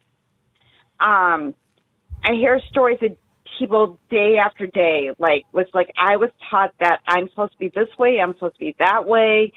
I didn't know my identity was and then they start to strip away all that bullshit, and they get to a place of, I'm okay. And it's okay for me to want certain things and to desire certain things and to live an authentic life. So, to everyone that's donated to Jimmy and putting this whole thing together, as someone that's been a part of this organization, and thanks to Daryl and Gail and Sherry and our wonderful board members and everyone that like I have come to know. I am in this really wonderful place, and thank you for being a part of it because it means so much. Like, you do not understand how much it means. Hey, man. I have a hard time listening to other people when I can hear the emotion hit people's voice, and instantly I just want to sympathetically cry. So I'm like trying to hold everything. I've already been barely not crying this whole show. Last night when we did something, I think I gave one sad hiccup. I got real close. I've maintained that from religion. I have yet to recover completely from religion because I still have a toxic masculine resistance to crying publicly. Yes. But Helen, thank you so much for that, and thank you for we are but cogs in this greater community effort, and really the things that go on. I have one more question, and this is for our Lord Jesus Christ. You got it. Yeah. Why are you not as cool as Gandalf? Not as cool as Gandalf? Not as Are cool. we talking about? Nope. Are we talking about Gandalf the Grey? No, I'm talking about like he levels up. He's Gandalf the White. He's at like ultimate Gandalf. Oh, well, Gandalf the White is understandable. I'm way cooler than Gandalf the Grey, but here's the deal. I'm kind of the unresurrected Jesus at the moment, so you've gotta realize I too can become Jesus the White, thus elevating my glory. Okay, but I just don't want. And all you have to do is join Mormonism. That's right. Exactly. And then you'll become white. A little too, Jimmy, too overwhelming for your. Oh, the Jesus jammies or polygamous panties, as we call them. Yeah, you could totally get them. Hell yeah. Hell yeah. Thank you. What's important here is so all of us are better than Dumbledore. That's all that's important here. That's right. Thank you, Helen. Thank you. That's Good night, guys. Thank you so much. Thank you so much. I love you. Mwah. Thanks, Helen. All right, Jesus, at least another blessing to go. And I say that actually, if you're up for it, if people want to keep sending in more donations of $50 or more, we'll send more blessings. We can slow them down a little bit now that we're not reading a huge list. Earlier, we had to speed them up, not because I wouldn't have been willing to bless all of them longer. It was because the live chat, when it hits a certain point, it starts throwing out the old messages, and we had so many coming in. So, yeah, I had to be careful. But Skeptics and Scoundrels, his name is Eric. He often guest hosts on the show. Recently, it was one of these funny things where he first did one of our shows, and then pretty much everybody not aware that everyone else had who hosts the show booked him, and no one was aware of each other. So there was like a week where Eric was on like 4 times. Anyway, Eric from Skeptics and Scoundrels sent the $52, which locked us in at $22,000, which is where we are right now. If you want to send Eric a quick blessing. Wow. Yeah. Eric. Yeah. You did it. Consider yourself an entrant into heaven. It may not be the best part of heaven, but it will definitely be in heaven, like the gated community part of heaven. So congratulations. Love you. Yeah. Hell yeah. Yeah. Which kingdom are we in? Telestial, terrestrial, celestial? Terrestrial is the current state of things, although I'd say it's a little more like the telestial, you know. Things are going pretty hand baskety lately. But apparently even the bad part of heaven is so good that if mortal men were to see it, they would definitely just kill each other just to get there. Because let me tell you, that's what Joseph Smith said. It is. Yeah. It is so good. Like once you got there and saw it, you'd be so glad that you did that. The heaven that Mormons believe Hitler is in right now is still a pretty great heaven. It's just in case way better was than wondering. Earth. Yeah. Yeah. Hey, a quick a quick note that we haven't really gone over except in the live chat, but just to let people know, if you are unable to donate through the Google, YouTube link, whatever, if basically, first of all, if you're wanting to donate, but you're from somewhere out of country, we've seen some people from Australia say they want to. We did put at the top of the description, and we've been putting it periodically in the live chat as well, a link to RFR's PayPal.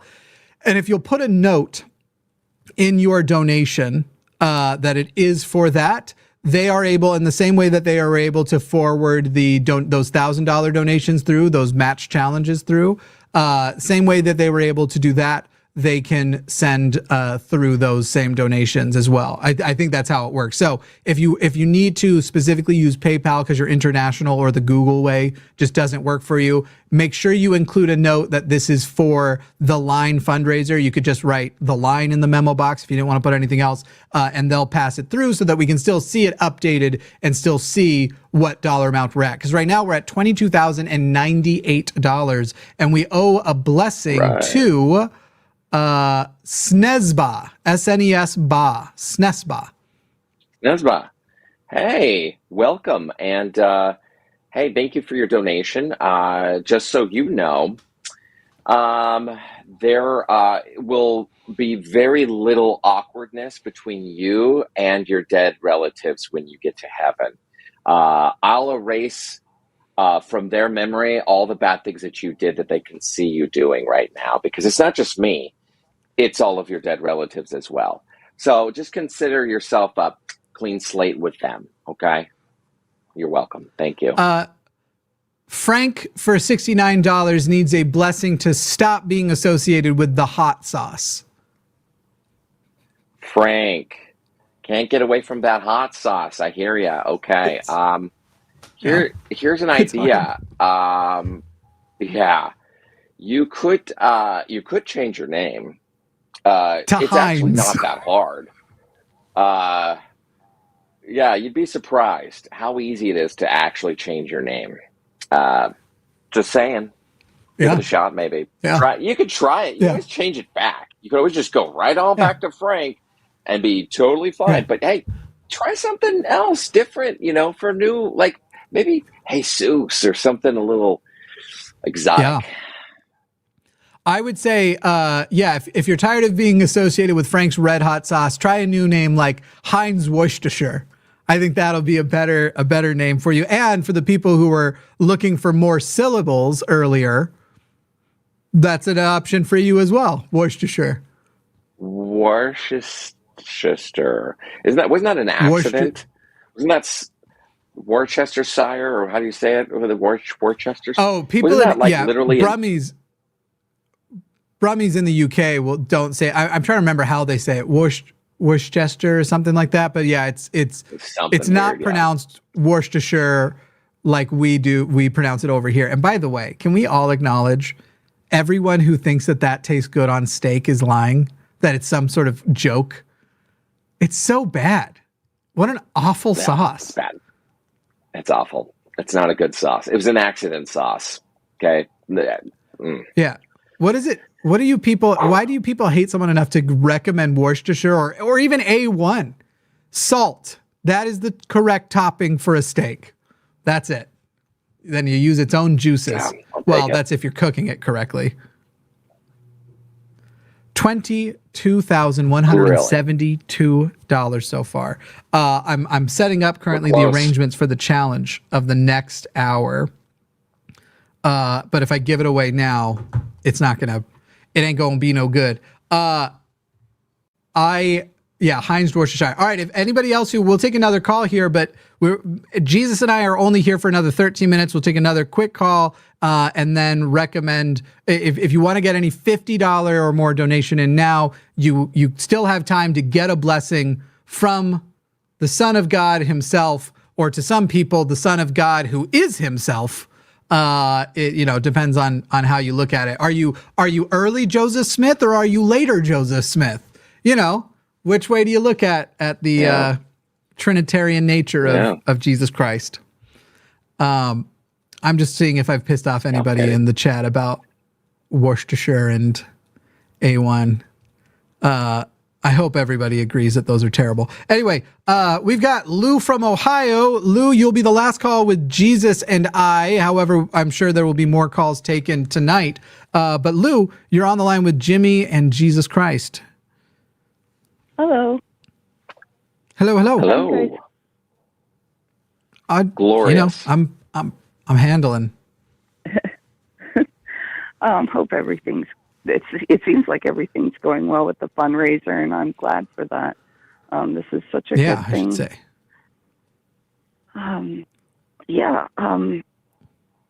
No, I had a situation where I know at one point on this show that I had talked about the fact that my dad was a predator. Well, still is a predator. But he, when we were older, my older sibling and I, we cut him out of our lives because he had abused my sibling's daughter, and we didn't know about it until 10 years later. And after we found out, we were like, okay, yeah, we're, screw this dude.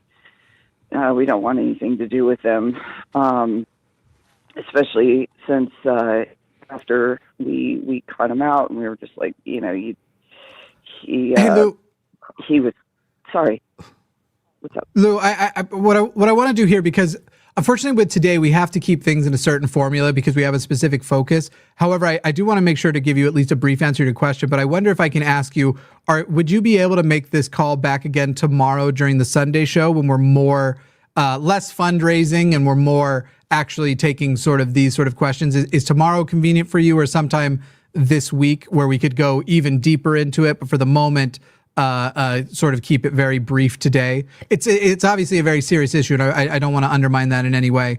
And one of the things I'm going to recommend is specific to what you're talking about, in being asked to start being around a source of trauma from your childhood. If that has overlap with religion, this would be an excellent time to say the resource that we're talking about, the live chat, the call-in thing that Recovering from Religion has, may be able to help you form a path. And then as far as having a longer form conversation with hosts, myself, Matt, or any of the people that we have lined up for this week, if you could call during one of those shows more, that would be excellent. My briefest advice to you here, though, would be you get to set your boundaries, and anybody who tries to guilt you for that that's an abusive thing to do. And so it is if you're not ready for it, you don't have to move your boundaries because somebody else would just like it.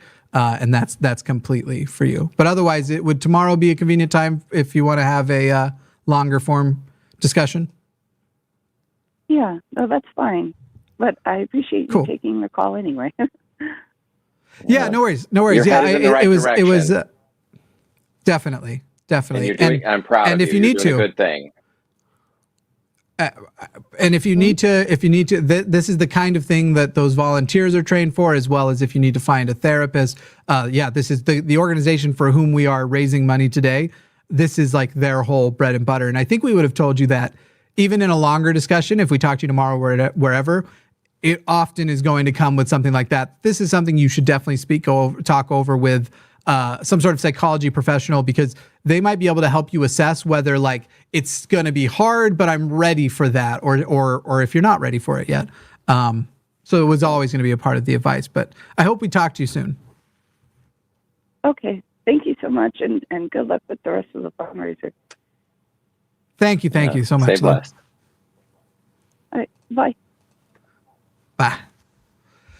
Yeah, it's hard because there's times like this when stuff happens. There are times also when people will call in during some of the other call-in shows, and they have a very, very interesting like story they want to share, but they need a long time to share it. And unfortunately, we do have to stick to formats and stuff because we do have a mission and a goal for today. I don't think Lou did anything wrong by calling in. It obviously was calling in, saw that we were live, and probably was waiting for us to be live.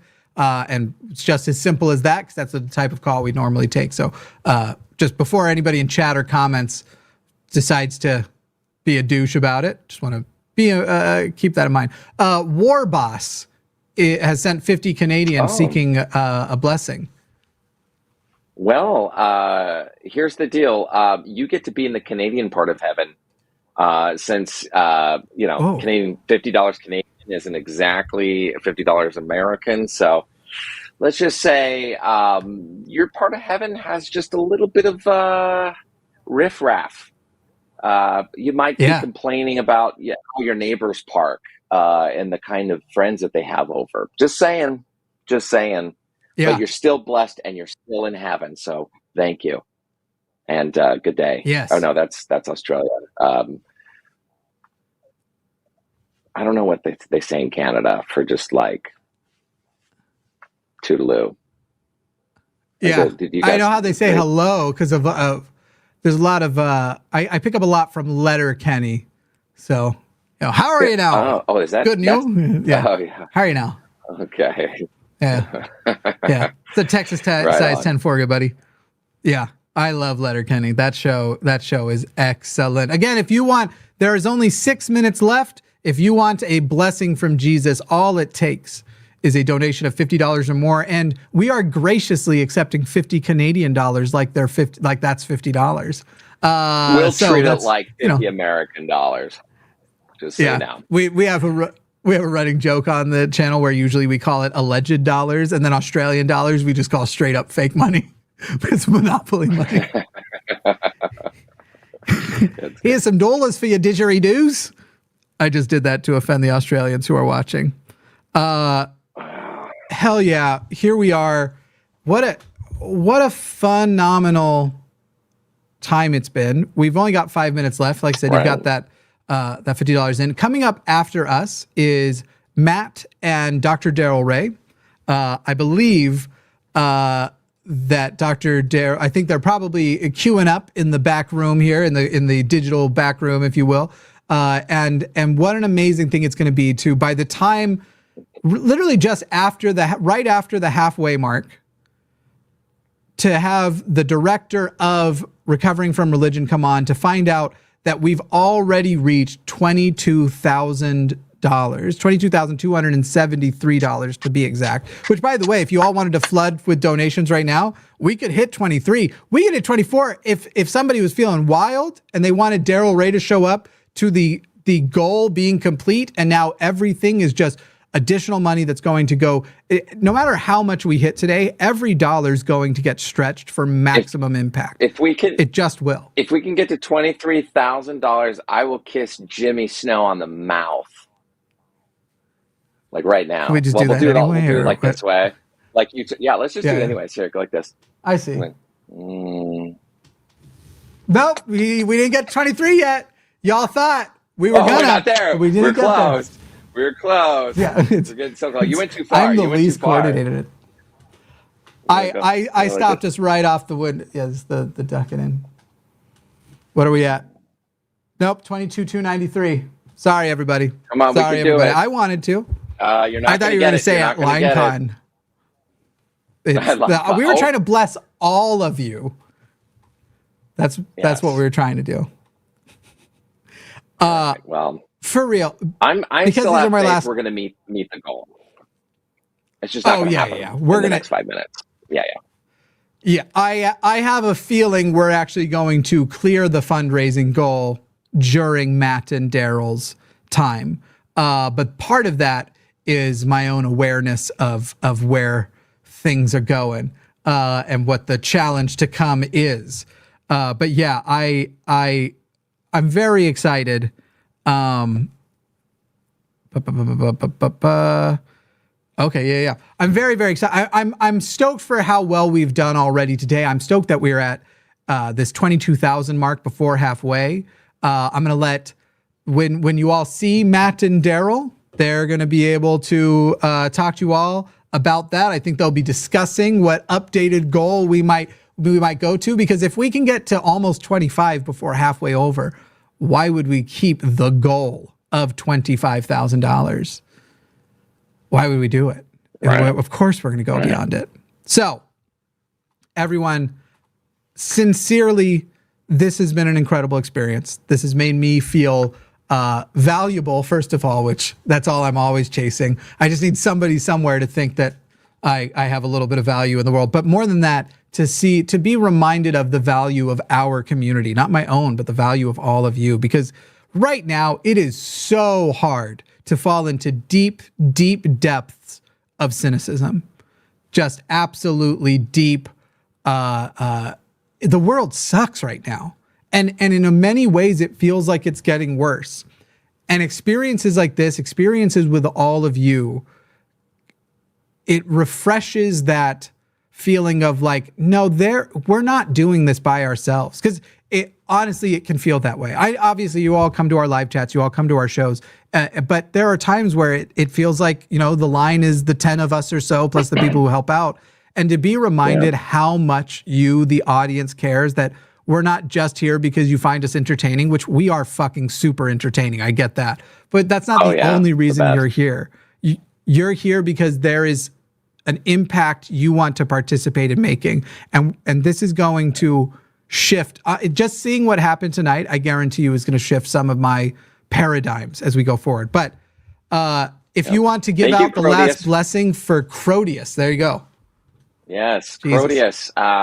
I just want you to know that I actually love you more than everybody else. Just a little bit, though. That's right. Just a little bit. So consider yourself extra blessed tonight. Love you so much. Thank you. Amazing. Oh, and thank you, everybody, for your 50 pounds. Thank you. We already covered Anonymous. They get you get one anonymous blessing. You all have to share the blessing. Yeah. That's right. Thank you all. That's it for Jesus and I. Stick around. Matt Dillahunty and Dr. Daryl Ray will be here right after this message. Hey gang, this is Brian Dalton, aka Mr. Deity. If you haven't seen my content, I use satire and humor to poke fun at religion and occasionally politics. But today I need you to click the donate button on this page. One might even say I'm begging you, because 100% of your donation will go to Recovering from Religion, a fantastic charity that helps people recover from religion once they've found their way out. Those of us who've left the nonsense of religion behind know how important it is to have a resource like this. When I left religion 30 plus years ago, something like this would have been amazing. Extricating yourself from the nonsense can be liberating, yes, but it can also cost you quite a bit. I lost my community, some friends, business opportunities. Some people lose their entire family and don't know where to turn. That's where Recovering from Religion steps in with its incredible resources, including a 24/7 call-in and chat line with agents trained and ready to talk to people who need their help once they've left religion behind. They can also connect folks to support groups, local or remote, and where available, help them find vetted therapists in their area. And don't forget, they're always looking for volunteers too. So be a good secularist and click that donate button, because if you don't, you'll spend an eternity in, well, nowhere. We don't believe in that kind of thing. But you will regret missing out on this wonderful opportunity to do some good. So click that button now. Thanks.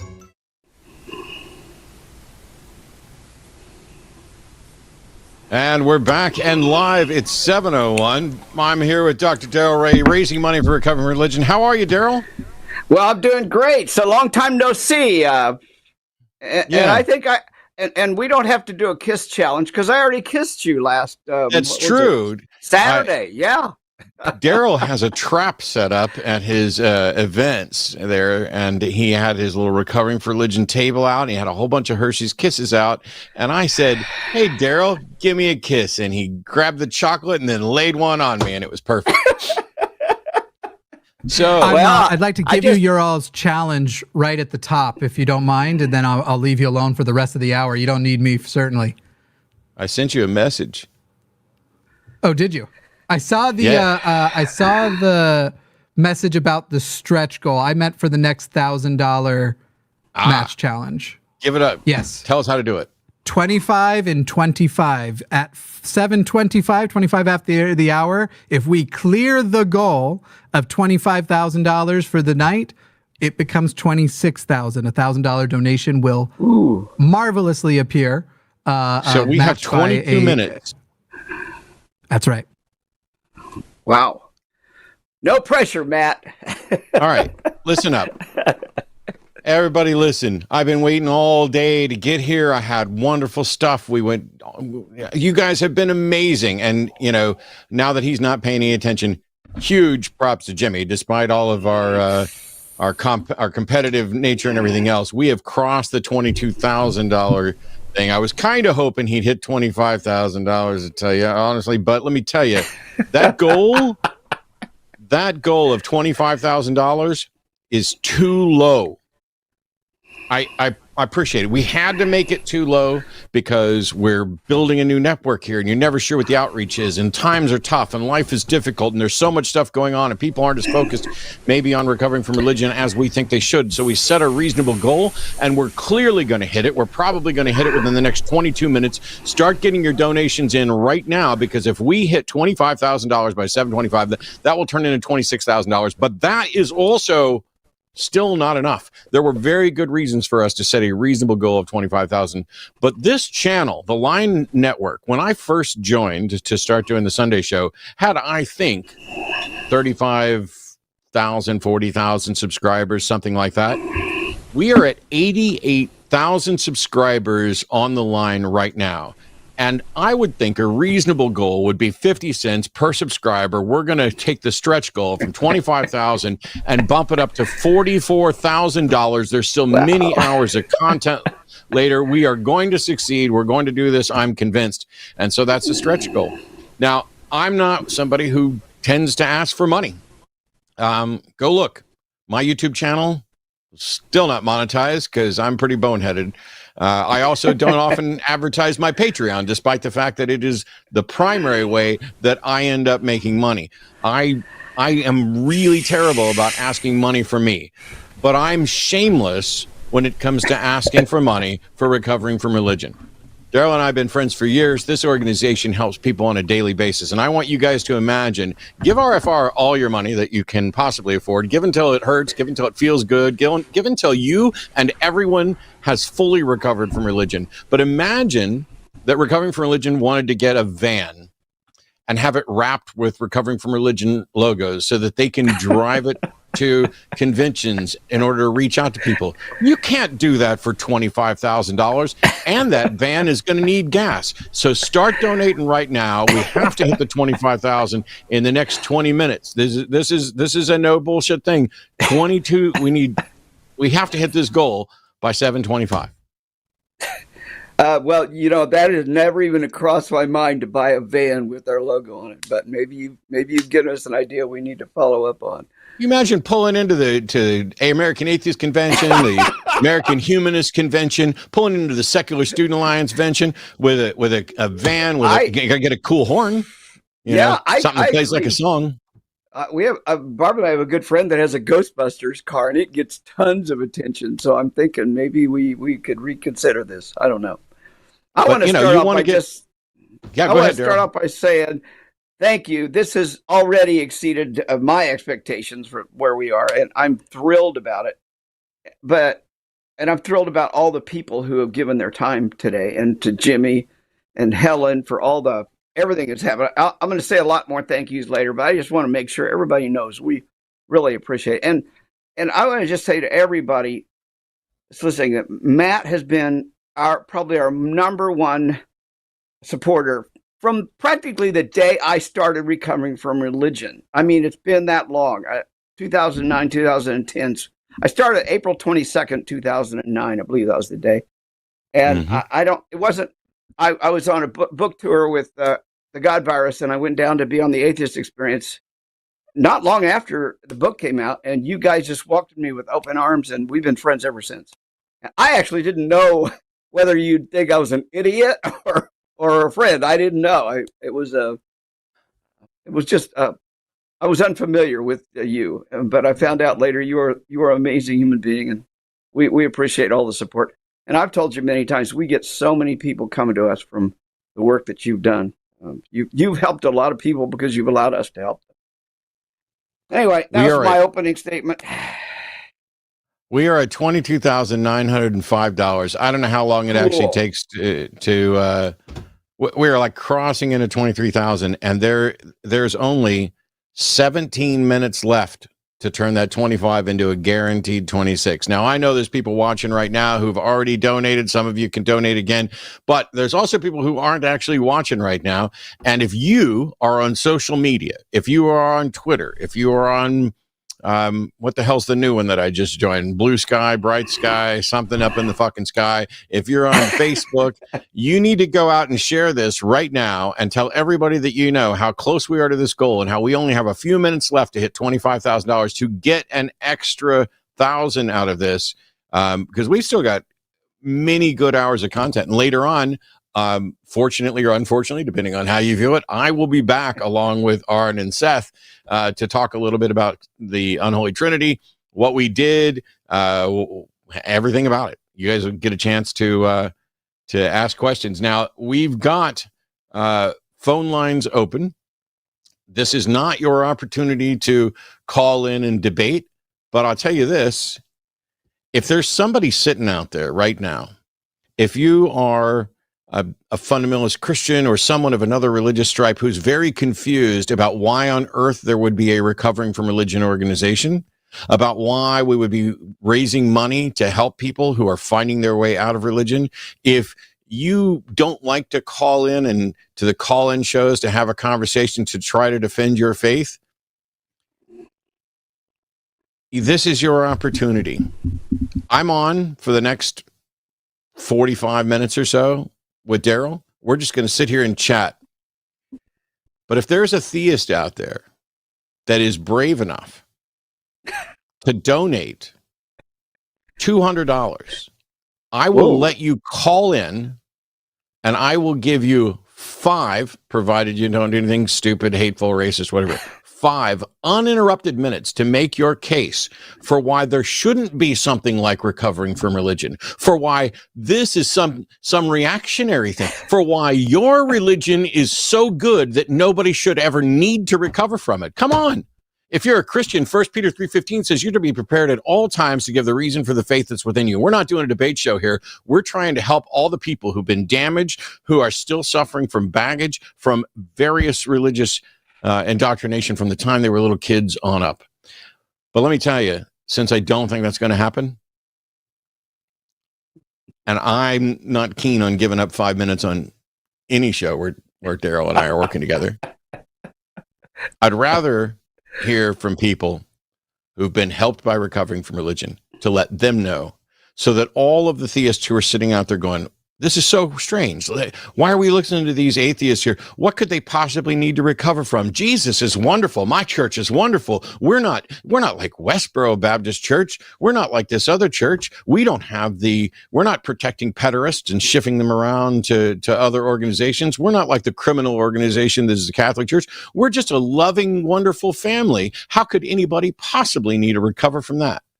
If you're somebody who recovered from that nice, sweet version of Christianity or another religion, call in and tell them. Tell them how important recovering from religion is, because we're sitting at $23,396. That means we need $1,704, if my math is right, in the next 14 minutes. Daryl, Wow. You showed me a great map that we talked about the other day. All right, yeah. I don't know if you can find a way to... I've got that. Hang on. Why don't you tell everybody what's going on with recovering from religion, and I will get that map. Well, yeah. So I want to frame some of this, why this is important, and how supportive and how cool an organization board we've got. Anybody who's thinking about donating, every single board member of Recover from Religion is a significant donor as well. They do it voluntarily. They may donate a small amount, a big amount, but they are donors, and they spend hundreds of hours a year working on recovering from religion stuff. So I just want you to know, you're not just donating to people who are going to take your money and you don't know what happens to it. It's their money too, and they're very careful about how it gets spent. And when you do donate, what are you donating to? You're donating to an organization that takes calls from people who have suicidal ideation because of religion. And the interesting thing is, we have people on a fairly regular basis come to us and say, I don't want to call a suicide hotline. because they're religious, or they want to send me back to Jesus, or they want to pray with me on a fucking suicide hotline. But they'll call us because it's related to religion, and Jesus is what's making them have these thoughts of self-harm. Anyway, we are not a suicide hotline. I don't want to push that. That's not really what I'm here for. What I'm here to do is say that's how much we care. And that's how much we understand what religion does to people. It gives people horrible feelings about their body, about their sexuality.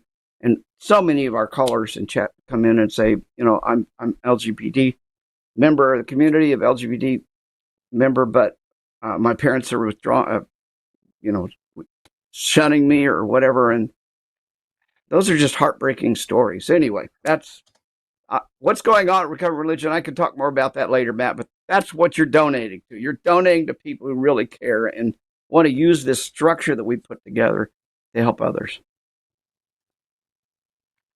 Where are we at? Where are we? Oh, go ahead. Oh, no, you're fine. Okay. Well, people ask, I've noticed on the chat, people said, what are we donating to? What does our money go to? And I want to tell you, we spend a lot of money on things like Zoom. We've got virtual meetings literally all over the world, and we have to pay for Zoom for that. We have meetup.com expenses, and that ain't cheap, but we've literally got, I think, 65 meetings now and growing. We've got lots of other expenses when we go to a place like Secular Student Alliance and table to raise awareness for what we're doing. Anyway, that's what you're doing. I could go on and on and on. There's always lots of expenses when you're a nonprofit. There's never enough money. Anyway, yeah. So that's what you're donating to. So I decided I wanted 5 minutes, so I just went ahead and donated $200 to Recovering from Religion.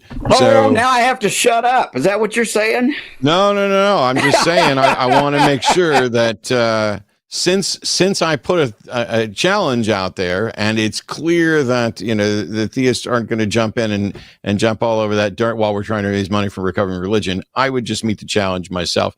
And if we're able to bump me full screen, I can put up that map to replace me. Yeah. I have no idea. I don't have that. Hold on. I can do it. Let me do this and that. There we go. There we go. So this is the image that Daryl gave me. Now, everywhere where there's a green dot, if I'm correct, that's where we have volunteers. Is that right, Daryl? Oh, I'm sorry, Daryl. It automatically muted you when we moved you off the screen. There we go. Now you can be heard again. There we go. It's the green dots are therapists and the red are clients. So it's 747 therapists and 32,500 and counting clients. And this is a heat map that I find just incredible, because this heat map is clearly centered and really hot around Dallas, Texas. And there are a few other areas where there are hot button areas. But if you look, there's nobody in North Dakota. Right. There's one in South Dakota. There's a couple in Nebraska. And a lot of this strikes me very much as if you build it, they will come. Because we know that not everybody who's been damaged and hurt and wounded from religion is in these red areas. This is just where the word has gotten out. This is just where the overlap between available volunteers and people in need are. This is the sort of data that after these 14 years, Recovering from Religion is starting to get a good idea of what happens. And what happens is, if you build it, they will come. There are people out there in every one of these areas that are desperately trying to find their way out and find the resources and help that they need to get out from underneath what religions have done to them. This map is, when Daryl showed it to me, he was like, hey, I got this map. I think you might kind of like it. And I'm a data geek. And I was like, oh my God, this is awesome. We need Florida. So what we need is, for a short period of time, we need this map to be more red with more green dots. Yeah. And then someday we want no red. We would like to get to a world where nobody needs to be recovering from religion. It is, atheists, generally speaking, have been in this position of trying to put ourselves out of business. I look forward to the day when all I have to do is get up in the morning and go take care of all the animals, have a nice, Arden will have a cup of coffee and I will have something else, have a nice morning beverage and start taking care of the animals and not wonder, are we going to continue to have to deal with religious privilege, religious favoritism, with sensible people being maligned in order to prop up if I can superstition? Cut in. I don't want to interrupt this wonderful monologue. But we have 6 minutes left and we are just under $1,000. So we really need those. You guys are doing awesome. I'm loving seeing all the donations coming in. We're getting great support. To make that guaranteed 26,000 in the next 6 minutes, we need just under 1,000. We're at $24,019 right now. So $981. get those donating thumbs out and get them flexing because we are Let me tell you. Push that button. Push that button. Let me tell you what I did yesterday. We were getting ready to drive to San Antonio because we needed to be at a convention this morning so that I could turn around and drive back here to Austin to be here in time to do this. Yes, donate another $1. $1 helps. I stopped at a Freddy's frozen custard place to get a strawberry shake. Because I'm a terrible diabetic and I eat stuff I'm not supposed to, and I was just itching for it. And that's all I ordered, and it was almost $7. Almost $7 for a strawberry shake. And I realized that's not even the worst thing I've wasted money on this week. How many times have you gone out and bought something silly that you didn't need just because it makes you feel good? And there's nothing wrong with that. Take care of yourself. By all means, take care of yourself. But I not only spent $7 on a strawberry shake, which was really pretty good, but there have been days where, like, we're going to have to order food here in a little while because Arden's in the back over there dying of starvation because you guys have not hit $25,000 yet. She's not allowed to get up out of that chair. So the best thing she can do is sometime after we hit the $25,000, that's when she's allowed to order dinner. And then we're going to have to pay the extra fee to get it delivered here so that we can be here to do more of this. Don't you want us to eat?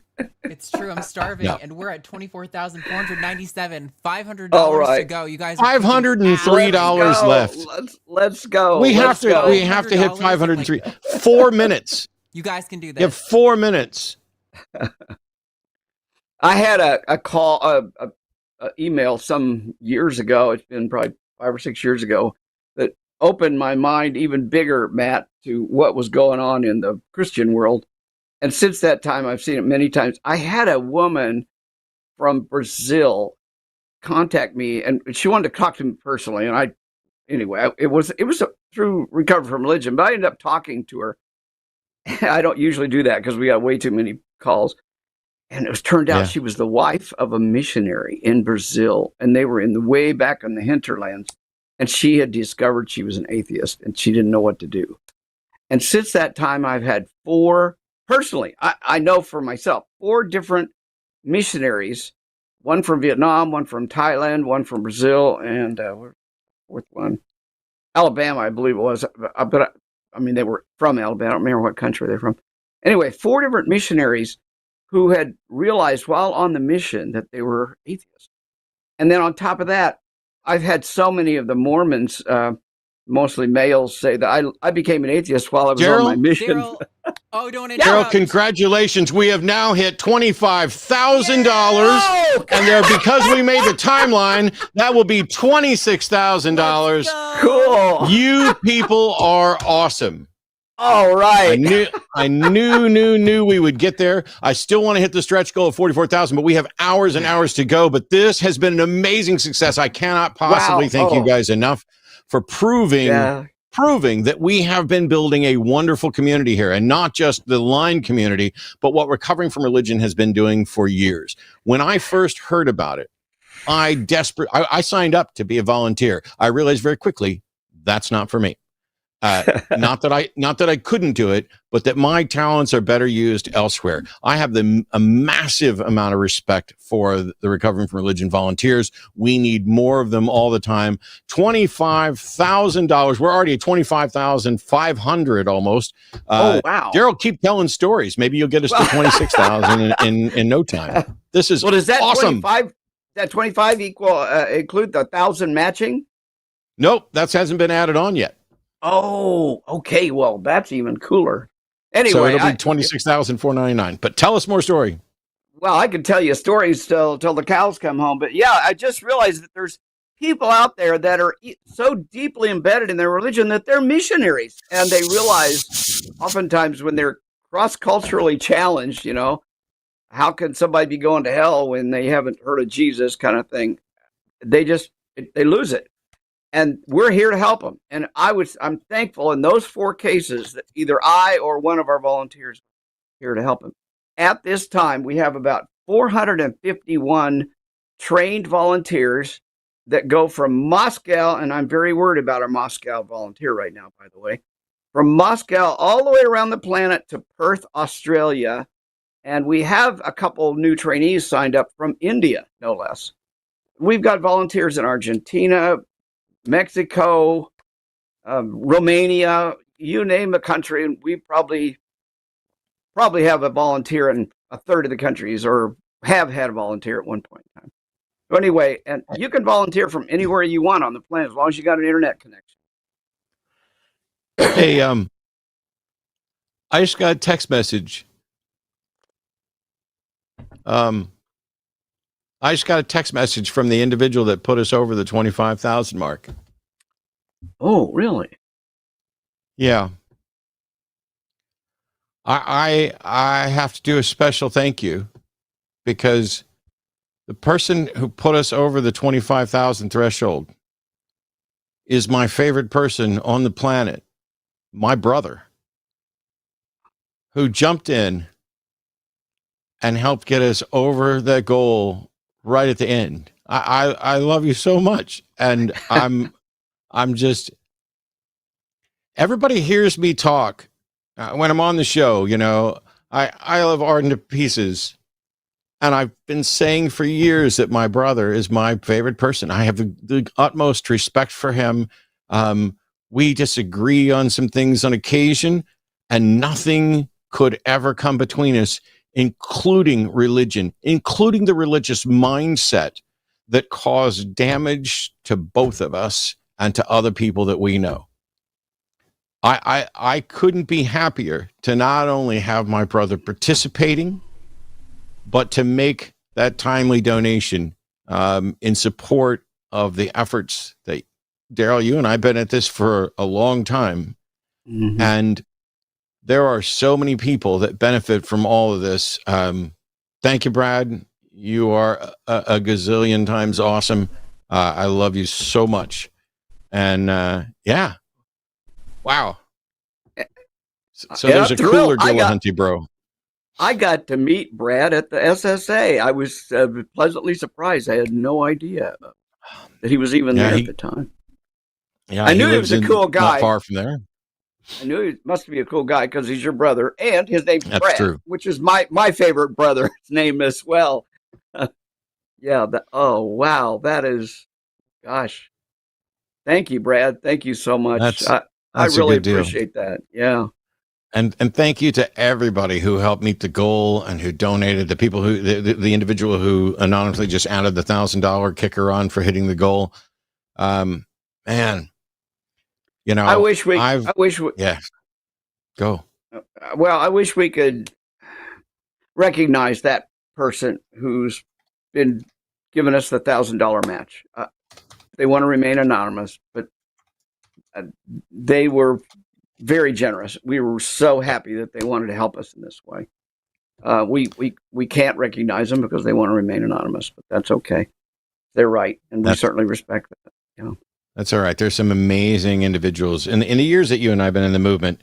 There's a lot of people who've come and gone, and there's a lot of people who, like you and myself and others, we can't. I don't know about anybody else. I can't not do this. And although it looks like, is the stream frozen on YouTube? Or was that just me for a moment? That was just me for a moment. Yeah, I think so. It's watching, I remember when Gail and I first met, it took about 2 minutes for Gail to become one of my favorite people in the movement. I mean, how do you not? And when you and I first met, and I don't know what he's going to think of me and all this stuff. You have this infectious smile and laugh and enthusiasm, but more importantly, I've been very fortunate in the years that I've been working here, or working in the atheist community, to associate with myself with so many wonderful people who aren't just good, well-intentioned, but have the capacity to get shit done. That is something, I mean, I do a lot, but I constantly feel like I haven't done enough, or I didn't succeed here, or I didn't get this done, or I didn't get this done, or all I really did was, talk or whatever else. I can't, I'm just overwhelmed at the number of people who've managed to say, no, this is not a job. It's not a hobby. It is a mission, because we've seen what religion can do to people. And don't get me wrong, I know and love some amazingly wonderful people who belong to one religion or another, where their religious beliefs somehow don't impact them in a strongly negative way. And those individuals, almost to a person, would still be fully supportive of everything the Recovering from Religion's done, because one of the reasons that they have managed to not have to worry about coming out the other side needing help is they've already seen the damage done by religion. It's the reason that so many people would identify as spiritual but not religious, no matter how much I have a problem with that kind of the label. Oh, I'm not part of an organized religion. I believe in a God or whatever, but I'm not part of an organized religion, because they see the damage it's done.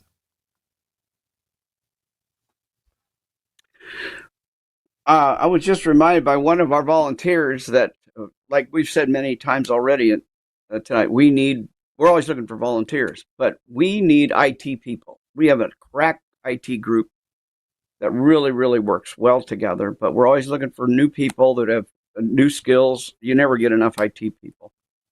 And back to what you said there, Matt, getting shit done is our motto at Recovering from Religion. We really don't need volunteers that aren't willing to get their hands dirty. And in fact, our board, before we ever let somebody on our board, we tell them right up front, we're a working board. We're not a build your resume board. And there's not a build your resume kind of person on our board. They're all super dedicated to what we do. And we are also we don't guiltify people. Life happens. If you're a volunteer for a year or two and you have to leave, you have a baby, you got other obligations in life.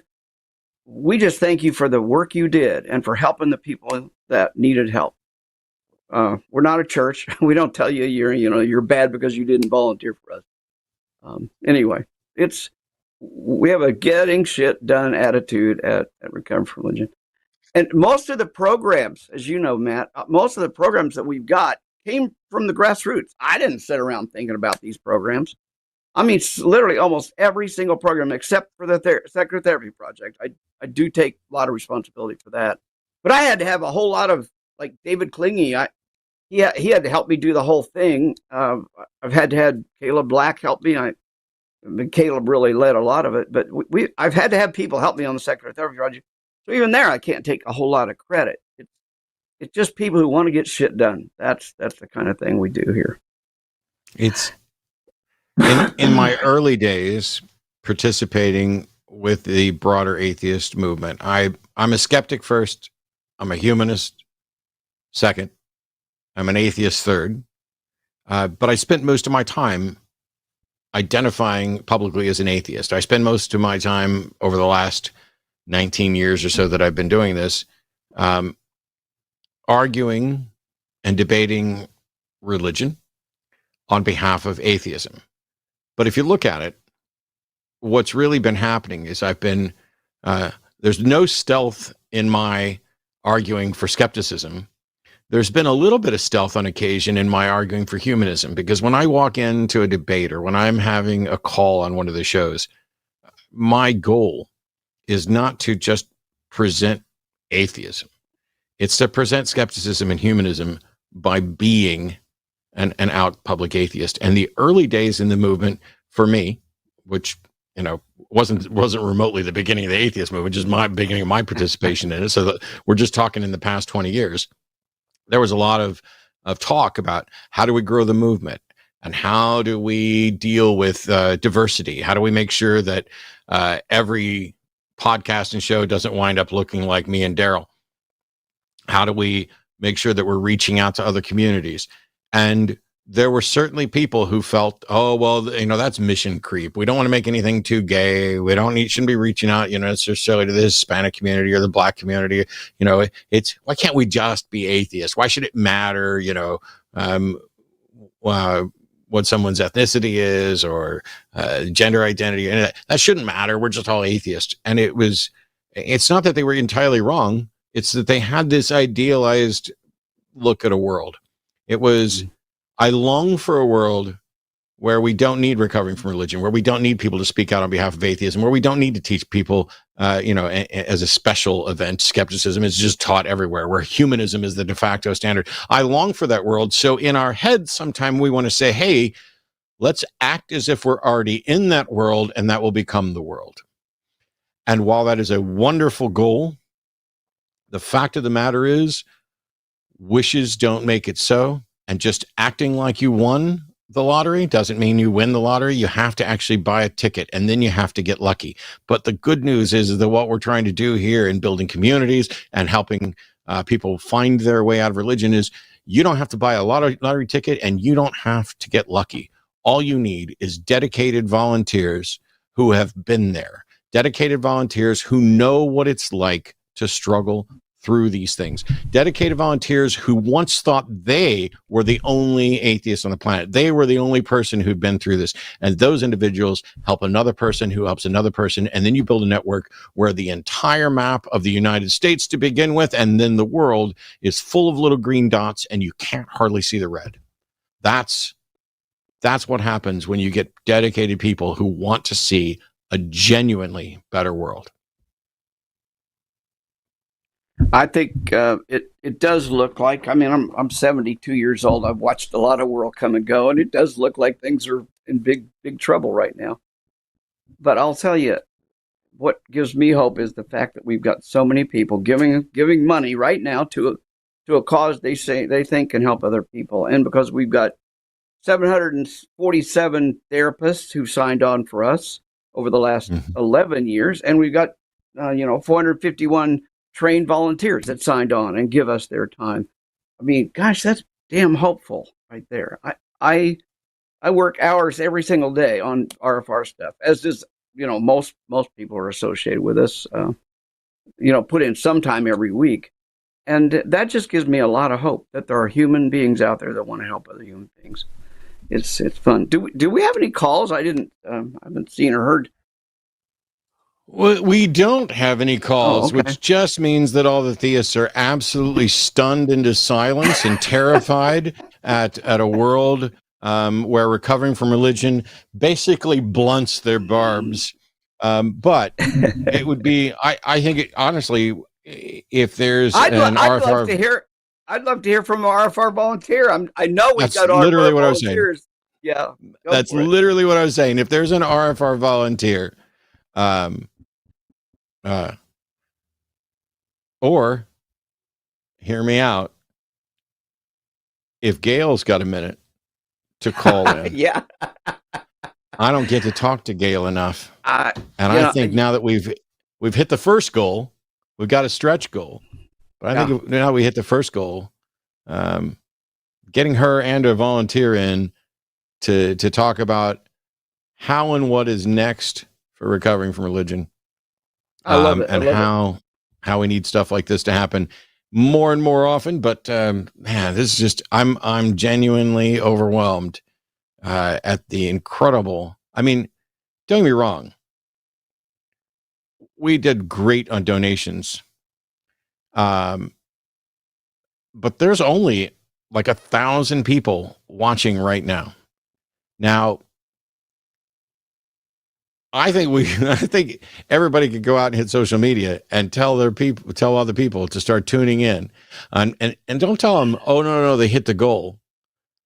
There should be like viral posts that say, can you believe this recovering from religion group made $25,000 in what? How long has it been? How long have we been on the air? 4 hours? Yeah, about that. 3 hours and 25 minutes.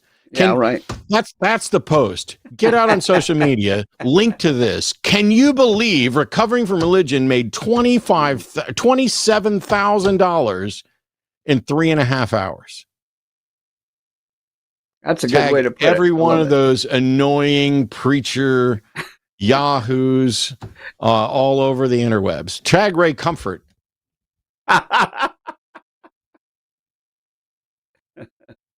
I don't normally send the masses out to troll the apologists, but damn it, they deserve to know. Yeah, I want to hear from Gail. I know the reason you tell me every time I see you that Gail's you want to see Gail more than me, or you love Gail more than me, or Gail's your favorite person. I'm not. I get the message. You were going to finagle some way to talk to Gail. So Gail, get on the phone and dial in. Well, we're pretty sure that may well happen, but I see. Oh man, the Cookie's in chat, moderating and just doing awesome. Good. And I think Dave may be in chat. Good. I think Dave is good. I'm not sure which number I'm looking for, so I don't know if I've got who I'm supposed to be. Yep. Da-da-da. You know, Jesus blessed some people when he was on here. I'll curse you. If you really want to be cursed, everybody from now, so it's 7:40. We got about 15 minutes until the next group of people come in. For the next 15 minutes, if you do a $50 donation, I will curse you. In the name of me. But Gail's waiting on hold, it looks like. Not anymore, she's not. Hey Gail. Oh. Hey guys. How you doing? Y'all are gonna make me cry. Good. Oh, we've already been doing that. You're behind the scenes there. I've been squalling. I am glad I am by myself. I have been weeping. I am so moved by what we have done here tonight. I'm so grateful. Ain't this? I'm just always overwhelmed. For everybody else who may not know, because I know you were on the other night with Dave. Uh-huh. We've just raised a bunch of money, and there's much more to raise. Stephen Saunders donated $50. Stephen, I curse you with boils on your tiniest toe for 1 week. There you go. And as the high priest of the Church of Flying Spaghetti Monster, I withdraw that curse so you don't have to suffer there. Oh. How do you get to trump me like that? I'm competitive here, man. I'm competitive. I'll do you one up. Don't watch. If you can, Gail, you and I first met at, I believe it was at that American Atheist dinner. It was in Des Moines in 2011. Yeah. And when did you first get involved with Daryl and RFR? I met Daryl, I think, at that same conference in Des Moines in 2011. I could hear him laugh from across the room, and I kept turning and looking and trying to see who that was. And I thought, I got to meet this guy and find out what's so funny. Anyway, I met him. I fell in love with him, as does everyone who meets Daryl. Yes. And we were friends. We had a friendship for a number of years. We would see one another at conferences. I would ask him how things were going. And then there was a moment in 2015 when it became an opportunity to become the executive director of Recovering from Religion. And I hesitated, and I wasn't sure if it was going to work right. I had just graduated from law school, so I was going to kind of do this dually with my law career. And I reached out to Daryl, and he said, "Now we're going to be really hard on you when we interview you." He says, "This is not just a given. You're going to have to work for this." It terrified me to death. And when I got the call from the board of directors, and they said, "We'd like for you to come on as executive director," from that moment on, January of 2016, this has been the most gratifying work I've ever done. I'd like to say I do big, important things as a lawyer, and I do, and that's awesome. But the work that I do with Recovering from Religion, when we help people who are coming from such a place of pain and isolation and fear and fracture, and they come in and Matt, you can, when they come into that chat and they put those words in, hey, is there somebody I can talk to? And even in the course of a conversation, the typing changes, the feeling changes, because they're able to express their feelings, they're able to receive some resources, they're able to talk to someone, they're able to finally express doubts and ask questions. And while we don't track our clients because we preserve their anonymity, when you see them, sometimes they're willing to share who they are and what they do. And we've taken people through years of work. It's the most, it's the most important work I've ever done. It's the most gratifying. It's the most important. And the donations that have come in tonight, those are real people that are out there hurting and needing. And sometimes the barrier has just simply been they don't know about us. They're in those isolated communities. They're hurting and they're wondering and they're lost and the ground is soft beneath their feet, we sometimes like to say. And when we get donations like this and we're able to put the word out and do billboards and social media campaigns and any way we possibly can to let people know we're here, that's what this whole fundraising project has been about. And I am you would think I would say I'm speechless, but evidently I'm not, because I keep rambling. You are not. I'm grateful.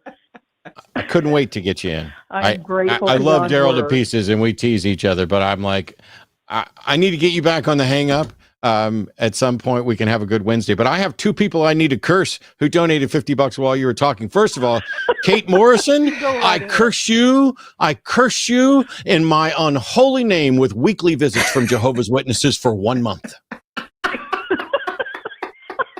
What the Beck? I didn't even see your donation, what the Beck, but I will take your word for it that you donated the $50. I curse you. You are going to cry randomly for no fucking reason at all tomorrow for 3 full minutes. Trust me, it's a curse and a gift. You'll feel better afterwards, but it's a curse.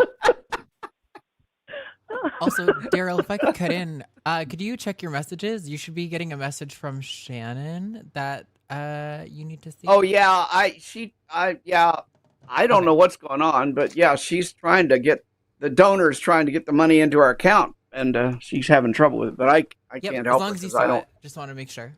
I did, and I haven't been able to help her yet, but we'll get it. We'll get it anyway. Just add $1,000. We'll get it in there hopefully within the next few minutes. Gail, thank you so much for calling in and for everything you do. I got a couple more curses to get to before we're done with our hour here. But we couldn't have done this without you and your work as well. And we just love you to pieces. Thank you, thank you, thank you. Thank you to everybody. Have a great rest of the evening. Thank you, everybody. Thanks, Gail. All right. So, Larry Fishman, I hereby curse you to be stuck on Twitter until you are the last person there. Okay, that's way too harsh. I'm sorry. I've got to intervene here. You'll be stuck on Facebook, not on Twitter. Okay, how's that? All That's right. from the high priest of the Church of Flying Spaghetti Monster. I wouldn't. Daryl curse can anybody save like you from my curses if he wants to. The Cabino 11 didn't donate $50, so it doesn't get a curse. No, he donated $100, or they donated $100, and so you get the double curse. And so here's the best double curse I can think of while I'm just sitting here vamping about thinking about a double curse.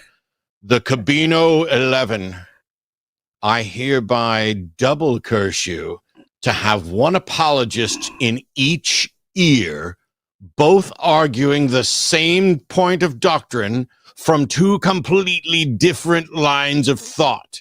And when you think you've had enough, just remember that I had that exact same thing happen to me, but with 4 of them. You, Padawan, that is your curse. Sweet. This is All fun. right. I should Yeah. curse people more. It'd be appropriate on Hang Up, I think. It could be. I got one more call real quick from Scott in North Carolina. Welcome to the Recovering from Religion fundraiser here on the line. What would you like to say to Daryl Ray? Hi, guys. I just wanted to say I understand the work you're doing, and I'll admit, technically, I would guess I'm a theist. But I do understand the work that you guys do, and because I understand, because I've been having through therapy myself and a lot of trauma, and I realized that because I realized that like a lot of damage can cause a lot of different ways, and I do support you guys in terms of like having donated a few dollars anonymously myself, and hope the best of luck and going forward. Awesome. Thank you so much, Scott. I appreciate it. And thank you, I won't Scott. even dig in at all today, but if you want to have a call tomorrow, you can call into the Sunday show and talk about why you're a theist and whether or not there's good reason for me to be a theist. We can do that. But I really appreciate your call and the anonymous donations. Please take care of yourself. And it's so nice to hear from people who may not necessarily agree and yet recognize that there are plenty of people who've had issues. I don't know how this is going to go, but Andrew in Florida is calling to tell us that God can heal us from religious trauma. Yeah, absolutely. God hates suffering as much as more than you guys actually. So, Which he doesn't want God? anybody to suffer from trauma.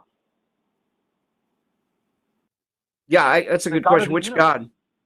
The God of the universe. Okay, so let me ask you this then, Andrew. Since you're convinced that God can save people from religious trauma, why is it that we have so many individuals who wind up coming to Recovering from Religion for help with that trauma?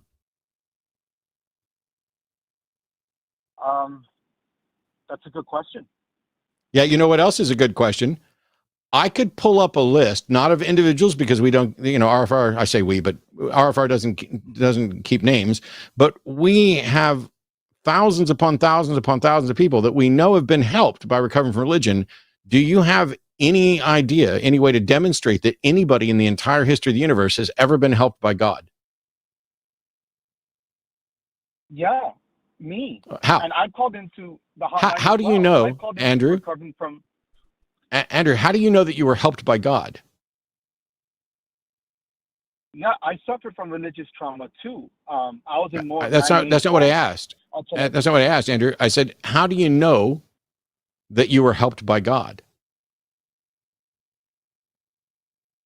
Because I prayed the Sacred Heart of Jesus novena, and I prayed it for weeks, asking God. Is it possible for somebody to pray that prayer, feel like they've been helped, but actually weren't helped by a God? Is that possible? Yeah. That's okay, so then you'd have to admit that while you think you were helped by a God, you have no way of demonstrating that really happened. I mean, you believe you've been helped, and that's cool, but you don't have any way to demonstrate that to anybody, right? Not in the natural, but in the spiritual. Cool. Well, I don't have any more. So we're about out of time for this thing, but feel free to call in tomorrow to the Sunday show. And maybe between today and tomorrow, you can build a case for how you can demonstrate the truth of what you're claiming. But in the meantime, I'm stuck dealing with the real world where there are countless people who have been reaching out to God and other gods and whatever God for most of their life with help from both religious trauma and trauma outside of religion, for help with their family, for help with people with cancer, for help with their starving children, for help of all sorts of things. They constantly reach out to God, and their God is absent. Their God is silent. Their God doesn't seem to be distinguishable from the fiction that lives in someone's head. And because of that, my position is not there are no gods. My position is not no God can do anything. My position is where the fuck are they? Where are these gods that supposedly can do stuff? Because to date, all I see is people who are genuinely convinced and sincere, wonderful people who think that a God helped them, but can't demonstrate it to anybody. And I can't rely on that. There's a reason why we have a court system. There's a reason why we have hospitals. And it's because gods can't be relied on for justice in this life, and they can't be relied on to heal people.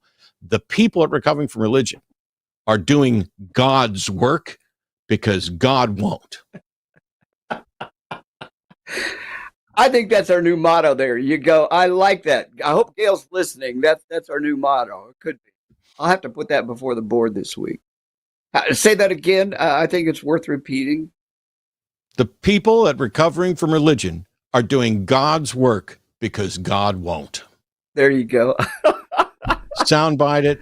Put it in a clip. There you go. We'll give you full credit for it, by the way. Yeah. I don't need no credit. I don't need no credit at all. You know what I need? We're at $27,622. That means that there's $388 shy of $28,000. We have like 4 minutes left. Oh, let's get it, folks. Can somebody put us over 28,000? Take that speech that I just gave, clip it, go tell your friends about it. Here's what needs to happen. Your God is too weak. Your God couldn't give Matt a hangnail no matter how much you pray, and he's not doing anything to help anybody else. And these people are helping.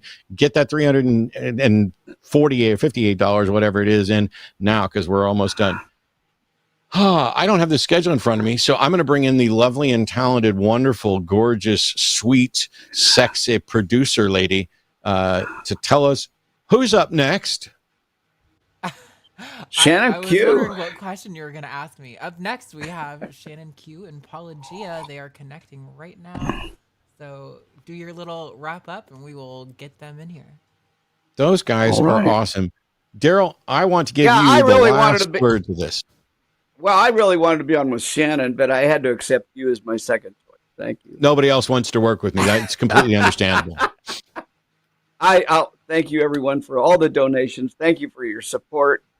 This has been amazing. I think we can easily hit 30,000. I'm hoping we can put a stretch goal in here and hit 30 or even more. So let's see what we can do. Maybe 35,000. Matt thinks 20,000. So somebody just donated $1,000 to take us to 28,728 right there at the last moment of this. Whoa, cool. Okay, so 35 is really easily within our range. That's great. Awesome. Thank you, Cookies, for reminding everybody. I will be back on later tonight with Aron and Seth. Up next here, Shannon Q and Paula Gia. And let me tell you, of all the people I met in this movement over the years, Shannon is the one that I wish I would have met 10 years beforehand. I have just oodles and gobs of respect for her, and the number of times where just outside of movement stuff, I have had phone calls with her to talk about what's going on in my life and needing help and advice. She has the sage counsel that I will repeatedly seek out. And not only are we lucky to have her here, we are extra lucky to have Paul here. Paul's reached out to me to work on projects. It's like he knows how lazy I am and says, hey, I've got an idea to get you out of your funk. And on more than one occasion, that is exactly what happened, even though he probably doesn't know the funk I was in. I cannot wait for everybody to get to spend the next hour with these two wonderful people. And maybe they can get us all the way to $44,000, our new stretch goal. So great. Daryl, Right. I love you, brother. Thanks so much for hanging out with us today. This was so much fun. Yeah. Thank you for doing it. Look forward to seeing you a little bit later on the show. Bye-bye. Hey there, this is Forrest Valkai. I'm a biologist and an educator, and you may know me from my YouTube channel, my TikTok channel, or from shows like Skeptalk and The Atheist Experience. And I'm making this video to encourage you to please donate whatever you can to Recovering from Religion using the donation link right here on this page. Recovering from Religion is an amazing organization that helps thousands of people all around the world to work their way through religious trauma and to deconstruct from their old harmful beliefs. And if you're watching this channel right now, there's a good chance you understand just how important that is. Religious deconstruction is never easy, but it is always, always worth it. So thank you so much for giving what you can and for helping people free themselves and recover from religion. Have an awesome rest of your day. Stay skeptical and never stop learning. Hi, everybody. How are you guys doing? We're live. We did it. We made it.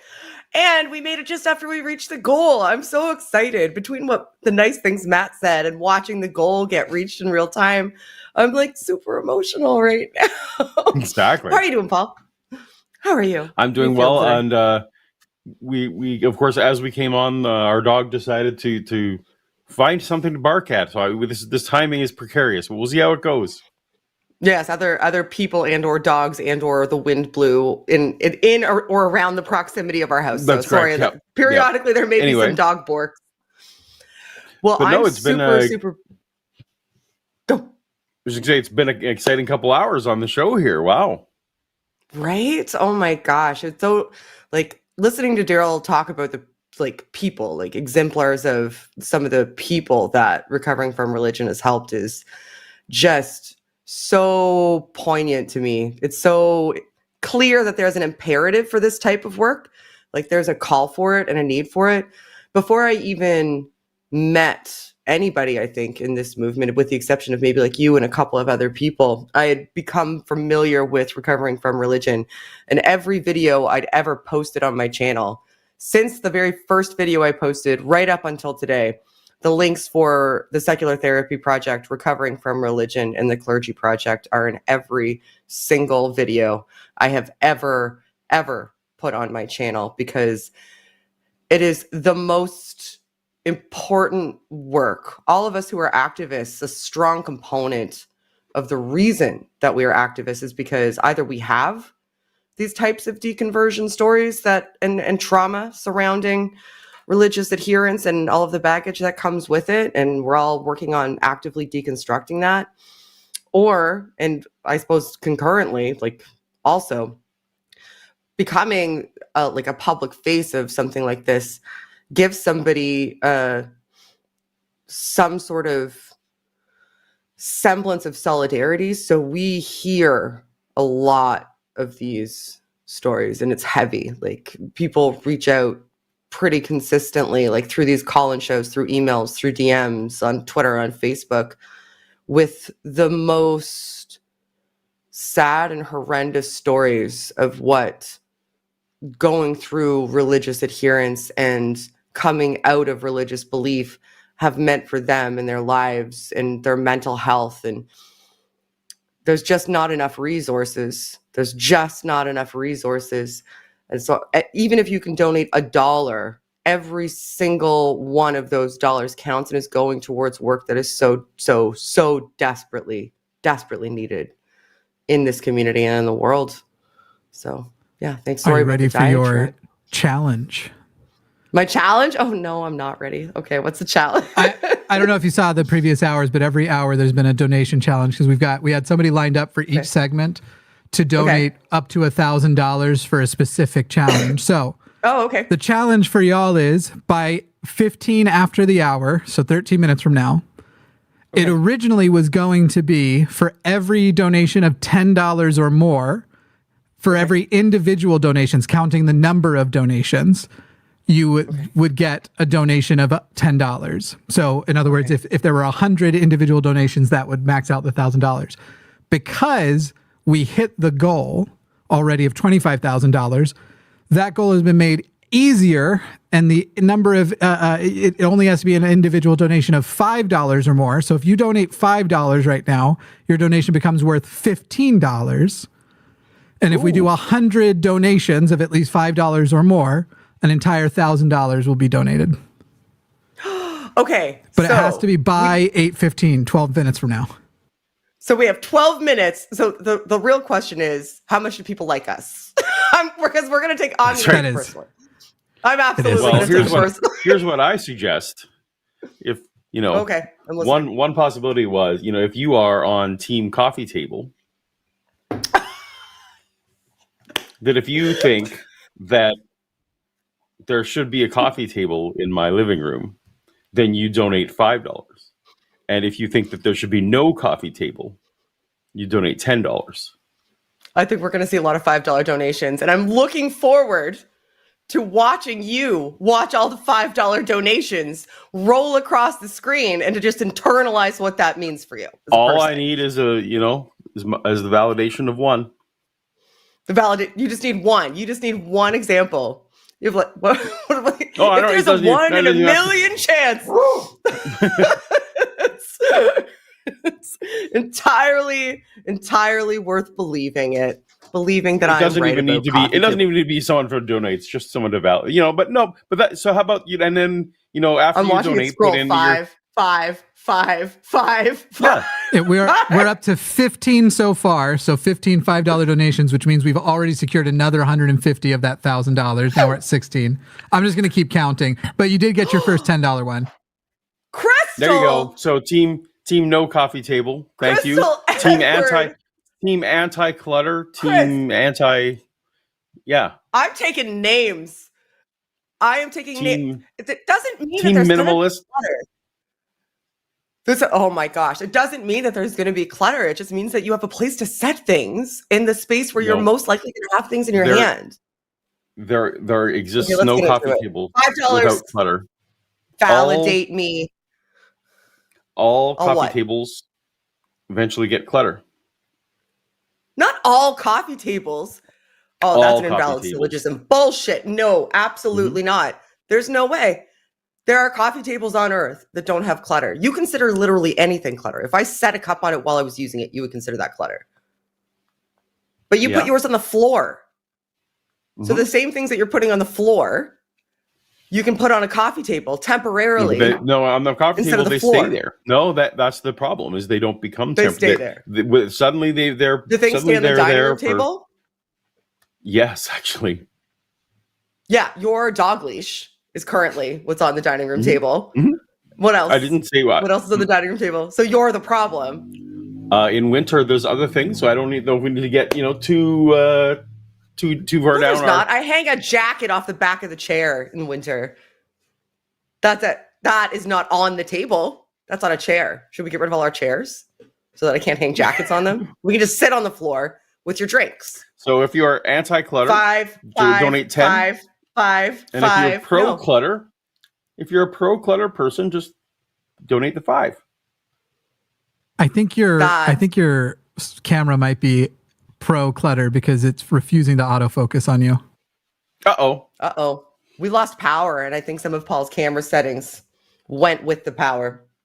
Somebody just donated $10. Every person who donates $10, I'm writing your name down. That's it. That's There's been a couple of $50, and I think they were all Canadian, so it seems to be that Canadians are specifically against you. That's 5 10 times. That is 5 10 times. That's what I'm. That one's. I'm claiming that for me. Can somebody? I keep taking my eyes off. Right on it. Who's counting in the chat? Can somebody give me an accurate chat? I don't know. We're at 46. Okay. That's 46. I think you were 10 behind me when I was still counting, though. I think I had 10 more, so I think we might be at 56, which would now be 58. And how do we know what the distribution is? But I could be wrong. Can we chart it? I would like to see a chart. I would like a pie chart with all this stuff. I think he made it on purpose the way he made it, because the $5 was going to be more popular no matter what, and so he just really wanted his few examples. Don't you dare take his side, Jimmy. I want to be the person who builds the coffee table. What are you talking about? How dare you validate him when I'm sitting right here telling you both. I'm a woodworker. I'm the most pro coffee table person in the bunch. Exactly. That's fine. I'm going to get a wine hutch instead. But I'm still right about the coffee table. It's important to me, even if we don't have a coffee table, that I'm validated externally in my rightness about the fact that even your friend, even Dave, when he came to visit, if you think that having the most popular opinion means that you're right, well then there you go. No, I don't think having the most popular. This is so subjective. I like, honest to God, it's like, what's the best color hair? You know what I mean? Like, it's so personal preference. There's no objectively right or wrong answer about whether or not. Then why do you need this validation? What's the validation for? There's just billions of examples across time about how they have utility and function. People enjoy them. I'm over here siding with Shannon's position, but siding with the way Paul is fighting it. So it's like he's a pedantic piece of shit. Yeah, that's my middle name. Him. I'm wild right now. He purposefully did this to get me worked up, by the way, because look at it. That is one of my favorite things. That is one of my favorite things.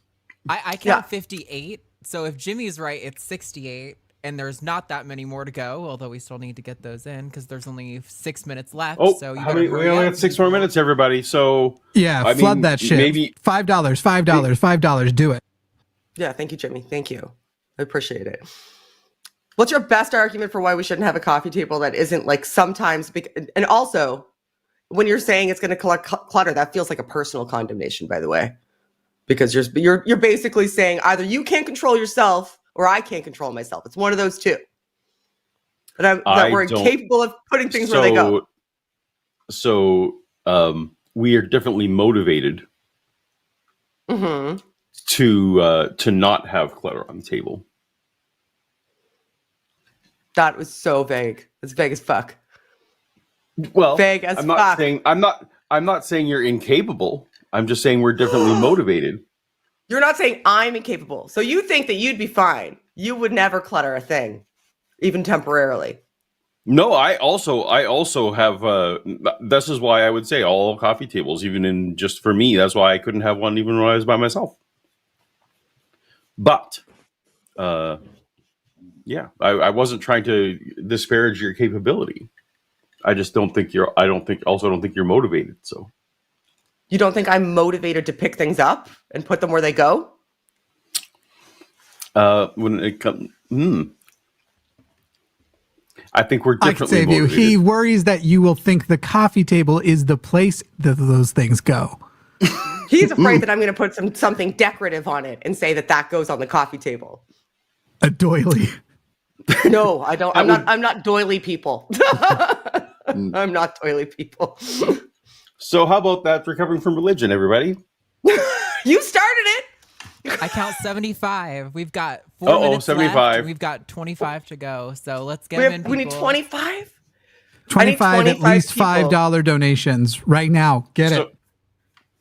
So if you, the other thing you could do if I need to entice you is that recovering from religion is, if it wasn't for recovering from religion, my channel and my well-being and all those kind of things would definitely be well hurt, because shortly after I left religion and was desperately needing a place to stand, I got my cancer diagnosis, and I had no community of any kind. And it was a recovering from religion group that I found and that took me in and that was like, look after me and all that kind of stuff. And so if you have been benefited from my post-religion life or experience, I owe it and you owe it, as I donated earlier, to them. So if you're ambivalent about the coffee table, but you're in any way pro Apologia, you got a minute. 92. 8 more to go. 8 please, more. Quickly. 8 super fast, please. Please, I'll even accept it if they're $10 ones, because I'll eat that internally. I'll push it deep inside. Yep. Deep down inside. And I will let it slide. We passed. 105, 110, yeah. We're way over. Yay! We're good. We did it. Good job. Good job, everybody. We did keep it. donating, everybody. By the way, we're not done, but we did hit that. So another $1,000 is going to magically appear very shortly, which means we're currently at $29,545. We're gonna break $30,000 in the next couple minutes. Oh my gosh! Can you believe what an amazing, insanely bonkers community we've been building over here to be able to give back in such a valuable and needed way to the people around us. And I've said this 1,000 times before, and I will continue to say it. We have so many active members in this community, and they're all astounding and wonderful and inspiring and uplifting and supportive of each other. But for every single one person that we see in a chat or that we see on social media or that we engage with in any kind of way, there's 100 that are silently in the background, not engaging with the content in the same way, but absorbing it. It's the people, it's the 10, 20, 30, 40, 50 people for every show that we do that we never hear from, but who are taking on board what we have to say and incorporating it into their life and figuring out a path towards being better, healthier people.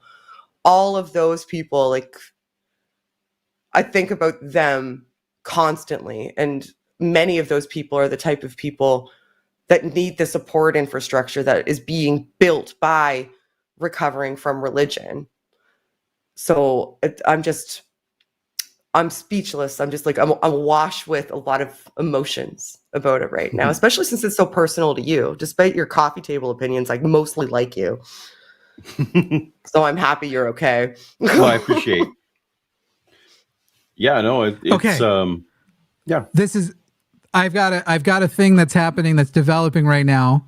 There's somebody in the chat who said if we'll double it, and we're literally live figuring it out, that they'll donate $666. Here's the thing. We don't have a way to verify that. So here's how it works.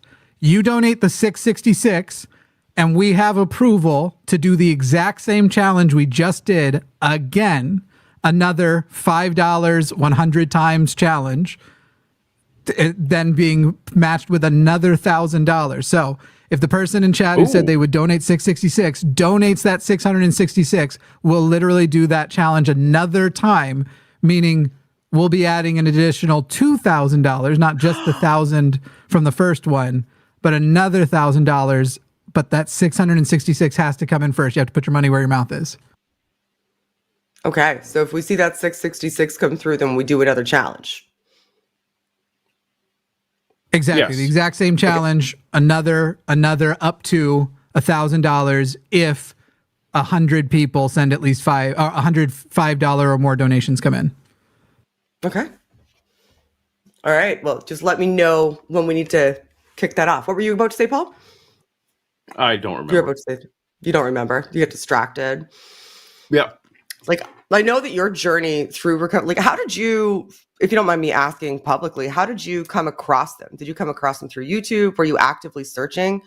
Because I often wonder how people find. Yeah, it was actually not through YouTube at all. I wasn't involved with the YouTube community in any way at that point, or even watching YouTube stuff.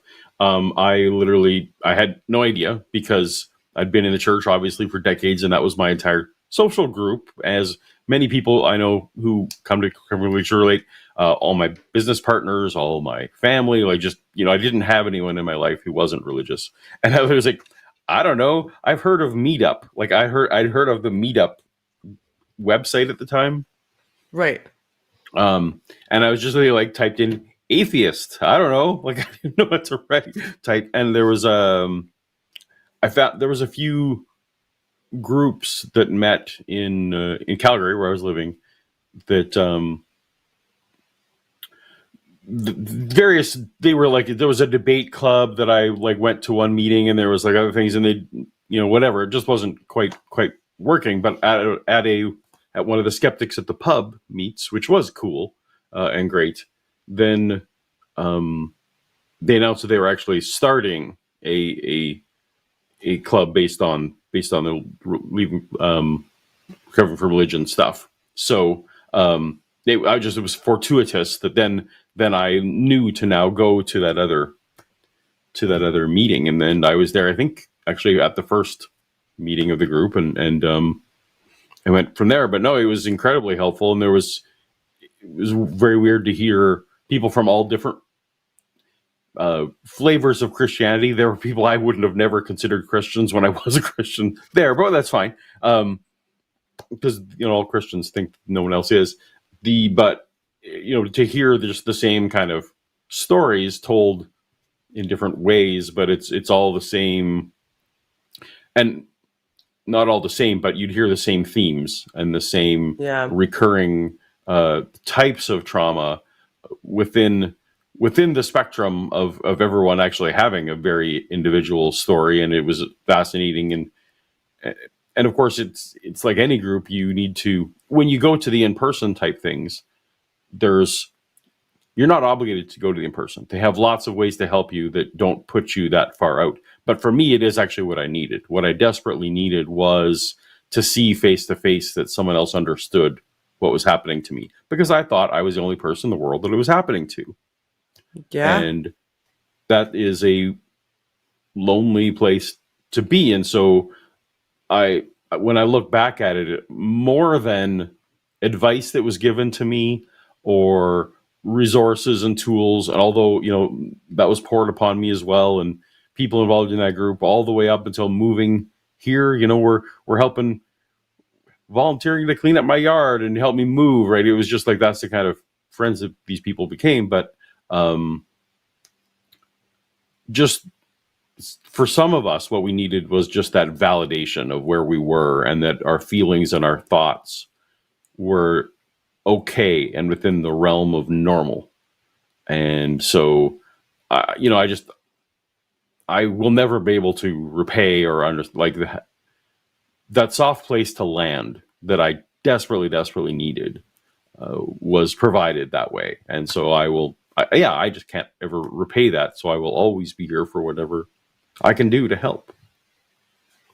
So it's so interesting. So if you hadn't actively sought that community group, and they hadn't incorporated recovering from religion into aspects of that group experience, you probably, until you maybe came over to YouTube, wouldn't have realized how to access those resources, or that they even existed. Yeah, no, because it's exactly correct. I think the internet, like, that was 2015. I know, that's now however many years ago that was, 8 years. I think there's probably better access and better ways to find out that these things existed. But that is probably one of the great challenges for recovering from religion, is just the churches don't let you put flyers up at the churches, I'm sure. Like, if you where hate it's it needed, here. right? Right. Yeah, because that's a valid point. Because you're so siloed in religious communities, away from and segregated from like secular influences, worldly things.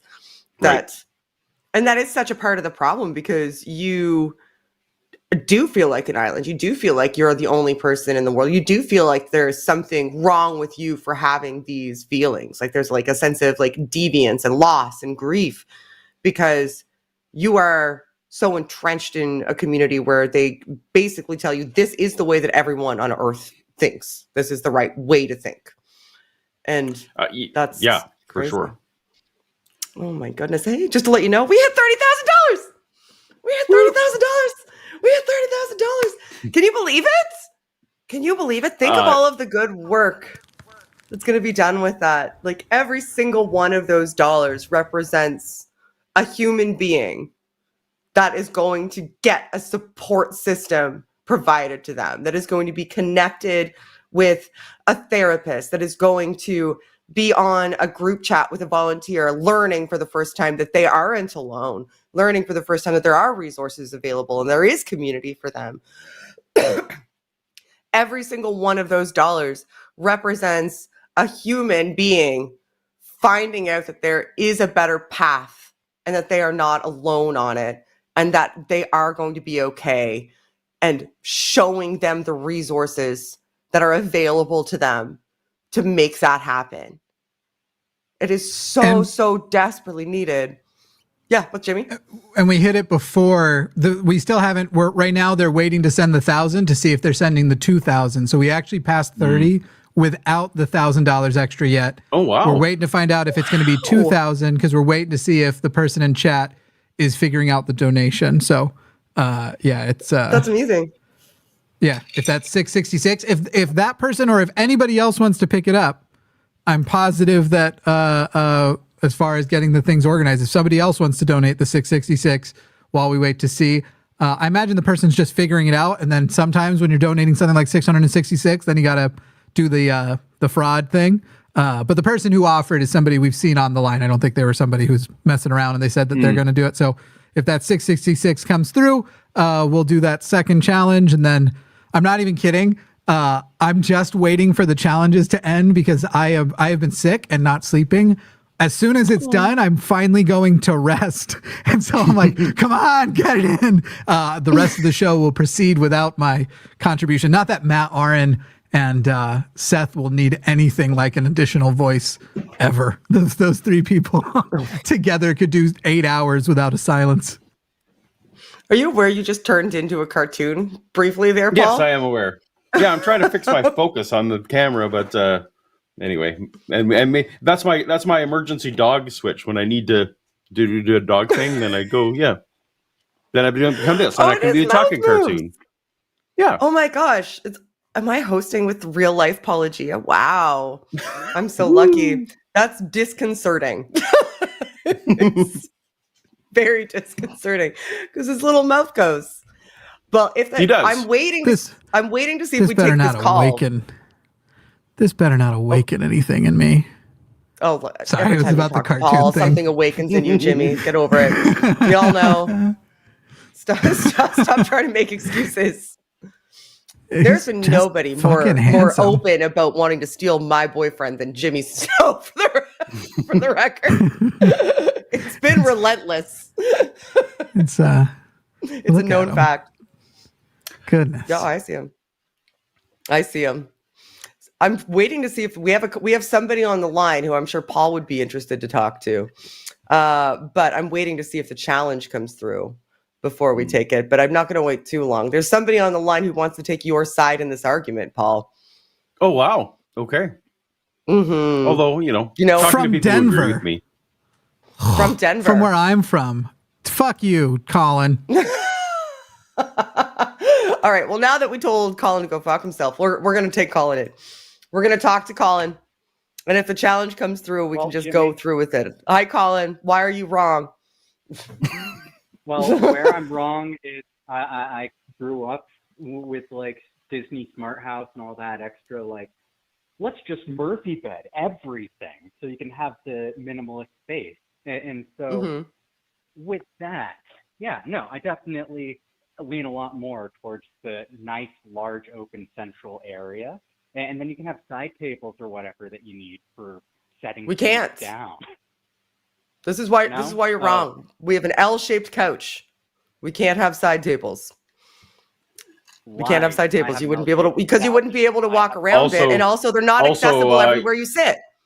Side tables are just two places for clutter. This helps not.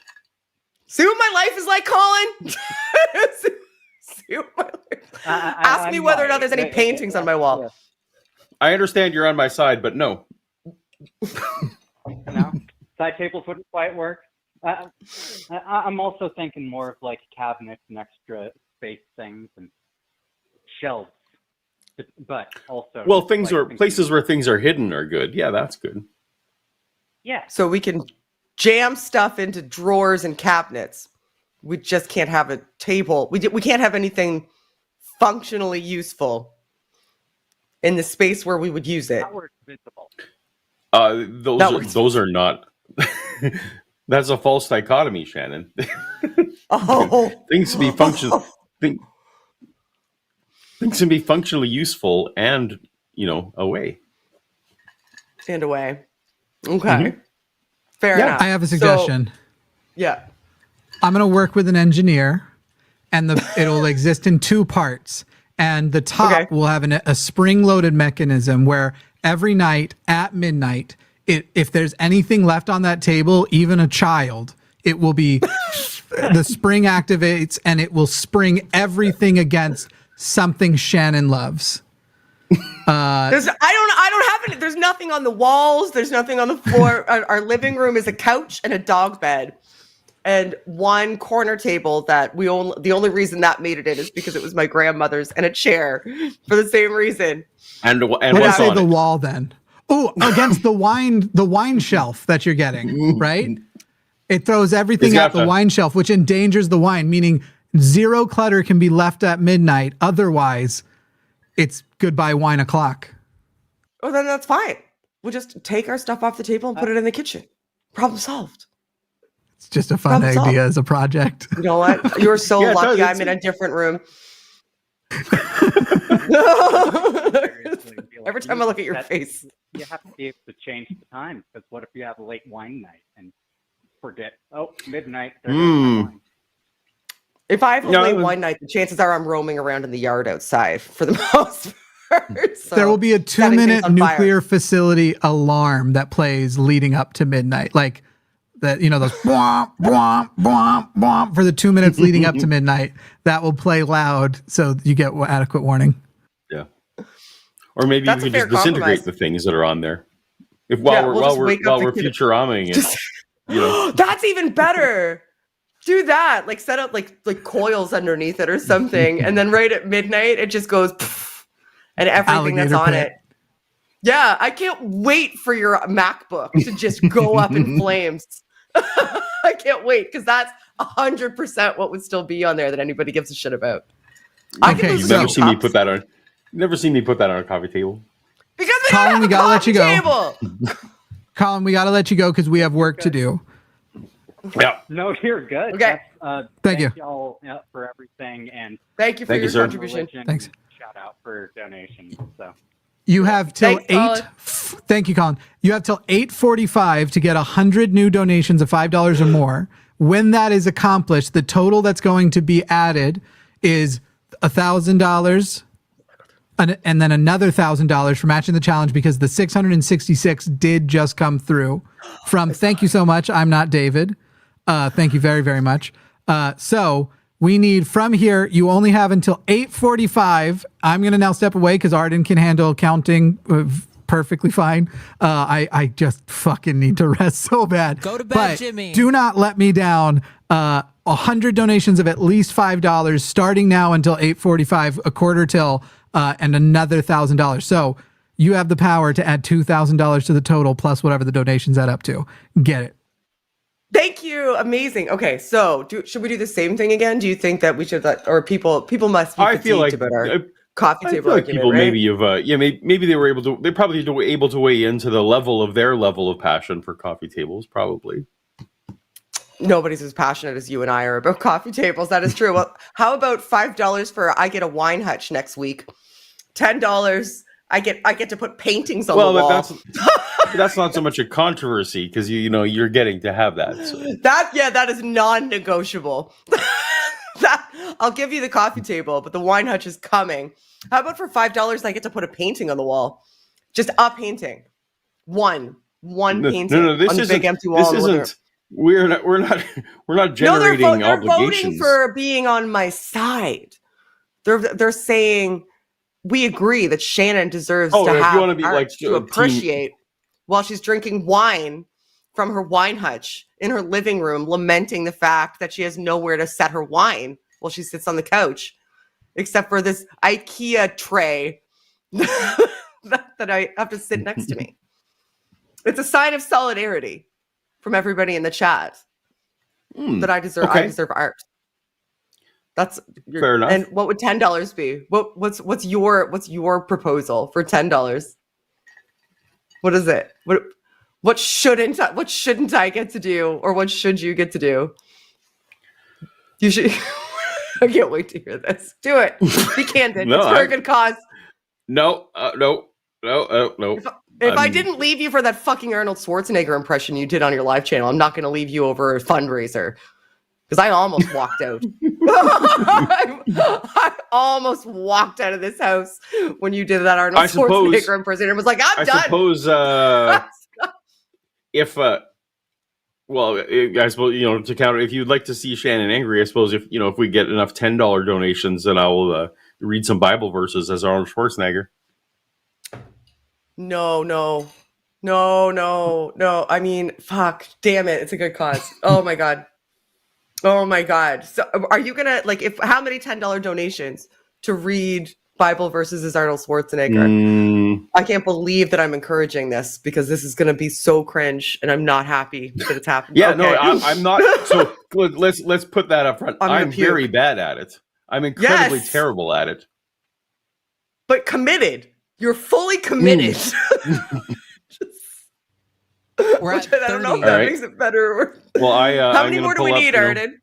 We're at 30, so we need 70 more $5 donations. We're doing good. We're making good time. We're only 3 minutes into it, so keep going, everyone. 70 more $5 donations, and for each $10 one we see come through, damn it, there's a $10 donation. Son of a bitch. All right, pick a Bible verse.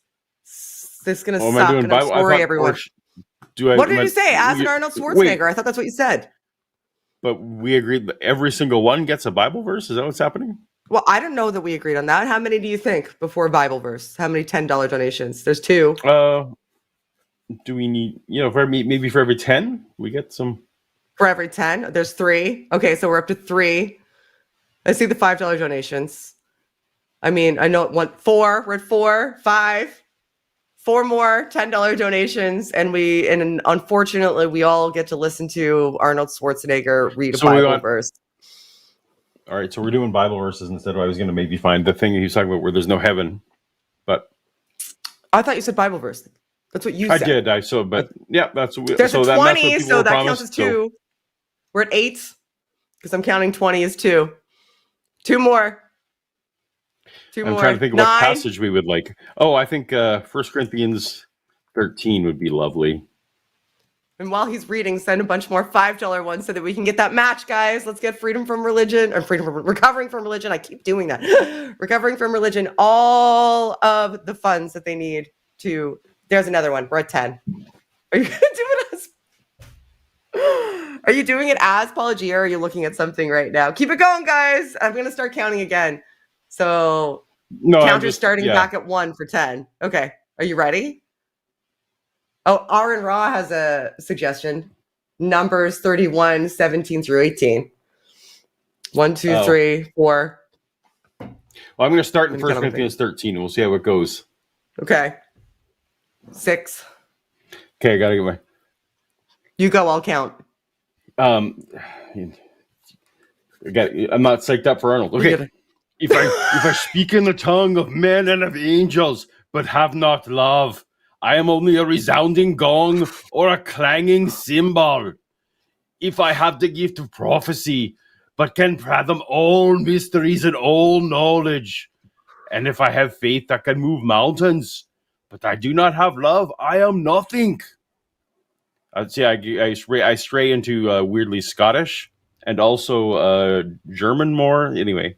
I think that was beautiful. Also, we're at 50. We're halfway. If I give all I possess to the poor, but give my body to hardship that I may boast, but have not love, I am nothing. See? Bible verses.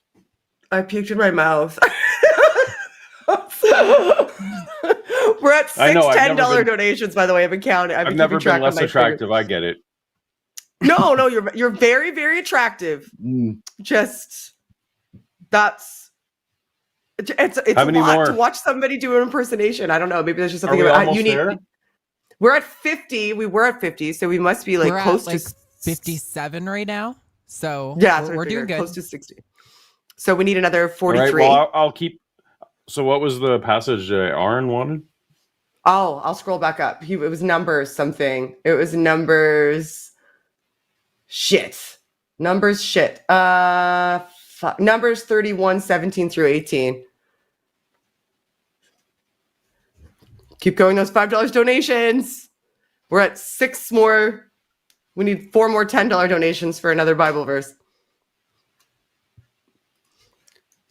Getting another $1,000 match would be on freaking real. How much longer does this stream go, Arden? I can't remember when it ends. Does it go for another 2 hours? So yeah, after your guys' block is the last it's supposed to be an hour, but I mean, if they want to take it a little bit longer, if we're making good money, then we can of course keep going longer. I can't imagine Seth and Aron and Matt talking for less than an hour. Yeah, it's a little bit hard to believe. We've got I really 6 minutes, or wait, no, 7 minutes left, and we are at 59, $60. Okay, so 40 more $5 or more super chats in the next 6 minutes. Let's go. You guys Come on. And there's now enough money in here for you to just read Arnold Schwarzenegger Bible verses for the entirety of the time. All right, are you doing numbers? Love. I will be more supportive this time. I'm sorry. But numbers, but hold on. He wanted verses 17 and 18? Yeah, 31, 17, and 18. Numbers 31, right, 17, 18. All right. Arnold would not say this, but we'll. You're an Arnold purist. Now kill all the boys and kill every woman who slept with a man, but save for yourself every girl who has never slept with a man. Amen. Very good Bible verse. Thus saith the Lord. Amen. And also love with is you. patient. Love is kind. It does not envy. It does not boast. It is not proud. It does not dishonor others. It is not self-seeking. It is not easily angered. It keeps no records of wrong. Love does not delight in evil, but rejoices with the truth. I don't know. That's probably good. Very good. Very good. I enjoyed that immensely. We're at 69. No one did. I'm very bad at it, so 60. The chat's quite happy with it. It was a good time to yeah. All right, so we need 31 more. We've only got 6 minutes, so let's go, people. We don't want to miss this one. 70, 30 more to go. We're doing great. Only 6 minutes. Oh, come on, guys. We can do it. We can do it. We can do it. We can do it. We can do it. We can do it. We can do it. Just keep pumping in the $5 ones. Even $1, right? Because it doesn't matter how much, right, Arden? Oh, well, no, it had to be $5. $5 or more. Okay, yes. So $5, $5. Let's go. Let's get the additional match. We are already at $31,000. $31,000. Can you? Oh my gosh! Well, like the amount of thing, work that goes in it. We notoriously, it's very difficult to get non-religious people to coalesce around things because we don't have a single thing to coalesce around. But fortunately, this is one of those things where at least all of us who are formerly religious have some level of trauma and can at least, even if it wasn't so bad for us, although I think for me and for you it was, we can empathize with people who are in the same plight. And so this is the one thing that we should be able to coalesce around more than anything else. Yeah. It's such a unique thing that we need too, that's not incorporated into like the broader society. Like you don't see a lot of atheists who become religious, needing support for the trauma surrounding, what atheism right? Yeah. Bids yeah. to them. My atheism made me like be able to make my own choices about things. Like it doesn't happen. But because religion is so prevalent, people don't accept but also or are unwilling to accept we need that help because that would mean acknowledging trauma was caused by religion. Go ahead. We're at 88. We need 12 more. 12 more. 12. You could do it. One for each Paul, tell your disciple. story able to do it. All I was going to say was that religion is incredibly well funded and incredibly equipped to love bomb people because that's an investment they make because that person is going to be tithing for the rest of their life. So they can actually, I've been part of churches. I'm not speaking in language that isn't spoken in churches. That like literally the investment that you put into a new person they see it as a financial investment. We in the secular community don't have that. All we have is each other. And for this, because we're not trying to bilk anyone out of money in the long term. So do it for the 12 disciples. We need one for Peter, John, James, Andrew, Philip, Thomas, Bartholomew, Matthew, James, son of Alphaeus, Simon the Zealot, and Judas, son of James, and the other Judas. One more. Come on, guys. One more. And we have like 2 minutes. Come on. Yeah, it's all or nothing. Come on. Let's go. Good job, everybody. Woo! Yay! So we did 2 challenges. We were overachievers, Paul. I'm so proud of us. This is a surprise to everyone. Oh, thank you so much. Thank you so much, squad, in the chat, everybody who's donating. This is the best feeling. The best feeling. Like, going back to what I was saying earlier, is our trauma goes so unacknowledged, both like broadly and even within the mental health realm. Because if you start to really acknowledge that religion causes trauma, then you have to take a really strong look at that institution. You have to take a strong look at how it's structured and what it does. And that's not something that society at large, and certainly not the churches, which have, a lot of money and a lot of sway and a lot of societal reach, are really willing or ready to do in any way. So our trauma gets dismissed as not trauma, as an us problem.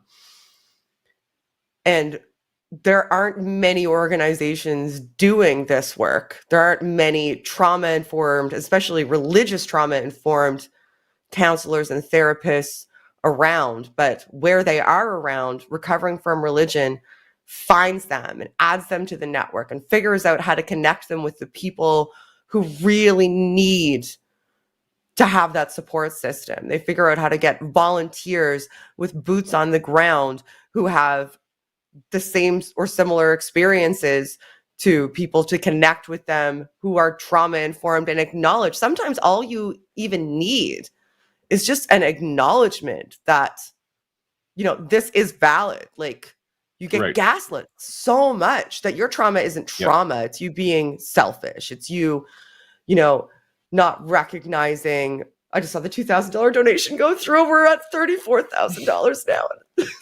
That's so exciting. It's so exciting.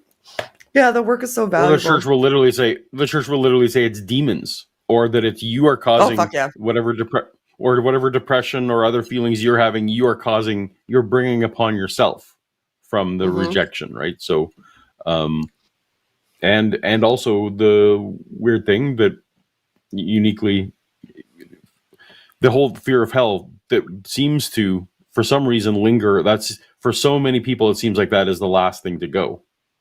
And sometimes you can be intellectually, I'm out, but you still have that one unique bit of torture that they indoctrinated you with for all that time. So yeah, there's a lot of, religion has a lot of ways of holding on to you even after you're gone. Yeah. I had a conversation the other day about that, about like how much sort of like vestigial religious indoctrination you like almost take on board as tacit knowledge, right? You don't even realize how far it has permeated your consciousness until something comes up and you think, okay, well, I've always dealt with it this way because I was taught why, but why was I taught this way, taught that this was why? Like, the concept of forgiveness was one that just recently unraveled for me. Just a couple of years ago, I was like, whoa, wait a minute. Like, why is the onus supposed to be on me to absolve somebody who has made me their victim? Right. Why have I been taught that benefits me? Why have I been taught that should be something that I strive towards and that other people strive towards, and that forgiveness is a goal in recovery? That's not okay. You never have to forgive somebody. You don't owe a person who has victimized you absolution. And it may not be what's best for you. It might be what's best for you. It might be a part of your journey, but it doesn't have to be. But religious systems have such a pigeonhole on even therapeutic practices in some regard, because they have their own counseling sects. So I won't get into that, but whatever. But they have such a pigeonhole on just like the societal zeitgeist surrounding what you need to do to recover from trauma, because they have permeated, what we see as the acceptable coping mechanisms. And forgiveness is just like a part of that. Forgiveness being like mandatory or pushed towards, or something that is presented to you as what is best for you in a situation, whether it is or is not. with little to no consideration. And that's me within the past like 3 to 4 years, having come to that realization with a background in psychology. Like I have a degree that I'm looking at on my wall, and that just hit me. So we need so much more of what this organization does to kind of upend the apple cart of religion being the proxy for mental health care in our society, because that's not going well. No. I'll just say it. It's also, I know it's not the bulk of religious people or anything, but forgiveness also uniquely enables people who are specifically abusing and specifically knowledgeably using the church to inflict harm on people. Forgiveness is this amazing tool in their toolbox that they get to, pull out, to the extent when these things happen, the congregation is shunning the victims and praying for the praying for the inflictor. It's one of these uniquely distasteful scenarios they've built for themselves. Yeah, like forgiveness-centric recovery is something that is absolutely a tool that's used to re-traumatize victims and enable abusers. And where do we see a lot of that? Weird, right? Like maybe we need to tear the whole thing apart and actually try to figure out what good ideas are based on sound epistemology and evidence-based research. And that's why recovering from religion is, I will always show up for recovering from religion every Absolutely. time. I've always said this to Daryl, who, I'm sorry, Daryl, that I wasn't able to be your guest. I'm so sorry. We'll host again. You had to settle for Matt, and I know that was hard. But there'll be other times. There'll be other opportunities. Indeed. Are you excited when was the last time you saw Matt and Aron and Seth on air at the same time together? Because I literally can't remember the last time I saw the Unholy Trinity together. I don't know. Yeah, all at once at the same time. No, because that's happening in like 10 minutes. Yeah, like two of the three. I was lucky enough to be in the same room with Aron and Seth, just a few months ago, but Matt wasn't there. Yeah, no, that's a unique combination, absolutely. And yeah, like I've seen them in person together, but like not doing a show. I can't remember the last time.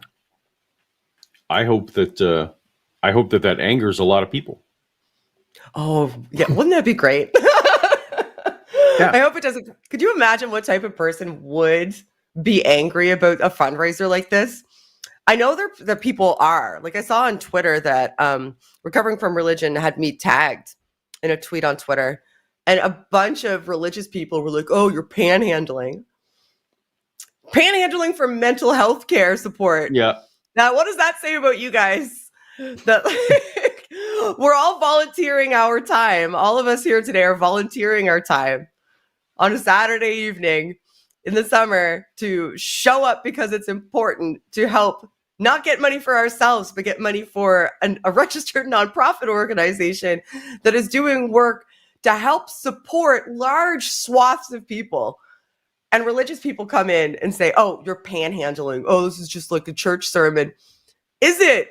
If that's how you perceive it, then I think that maybe you should reach out to them because you might need some help because you're kind of misaligned in where your priorities are when it comes to mental health.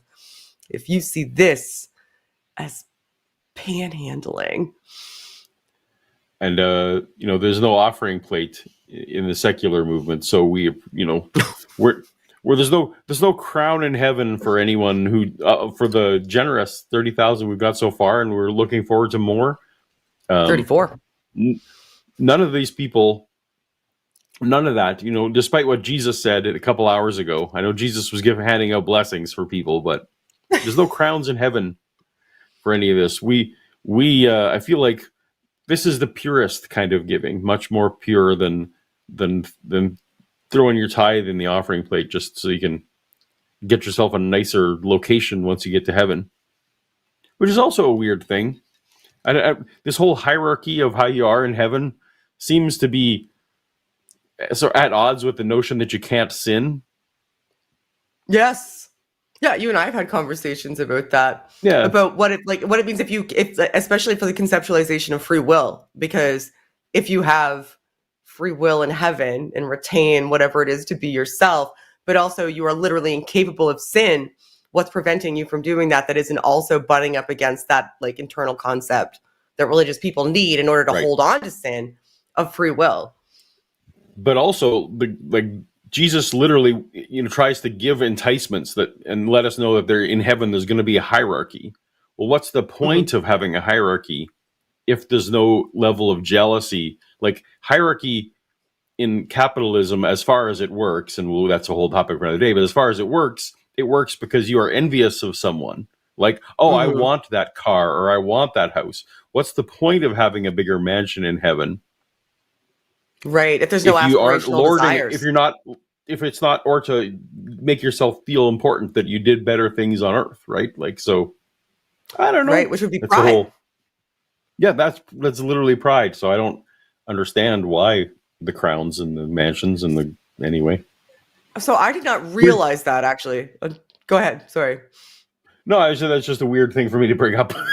But yeah, especially I didn't even realize that. I thought that was always something that like religious people just kind of said, because so much about the concepts of heaven and hell are just, colloquially, culturally formed more so than biblically based. I did not realize that there was a heavenly hierarchy where people get more treasures, which would be useless. One would think there if you're the disciples eternally. Moms fight over who's going to be at the right hand, and Jesus literally wants people to get crowns, and that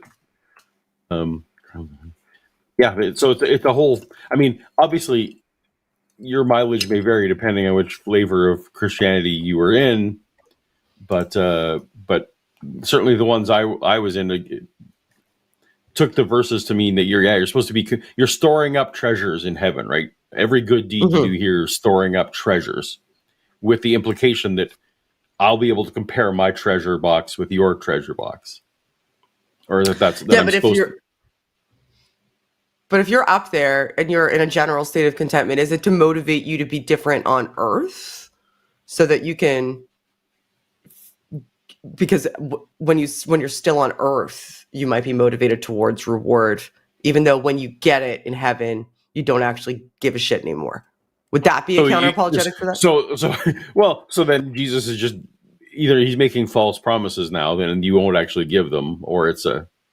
well, no, he's giving them to motivate you now. Like me, I'm a selfish, fallen, sinner person now. So I would be motivated by getting a mansion. But that seems to indicate then that the heaven prize isn't a good enough prize, and he needed to plus it up. That is true. That's a valid point, which doesn't seem very Jesus-y. No. Okay, what is it going to take to get you into heaven today? How about some crowns? I can undercoat. I can undercoat.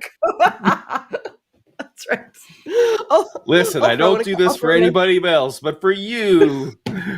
Don't tell anybody. I never. If you stop people from donating to that freedom from religion thing, recovering if you from stop religion. those, if you call in and embarrass the Holy Trinity, then get extra, you get a Lexus to drive around. That's right. You get a gold drive Cadillac. around on the clouds. Mm-hmm. I don't know. The concept of heaven doesn't seem like anything that I would be interested in right now.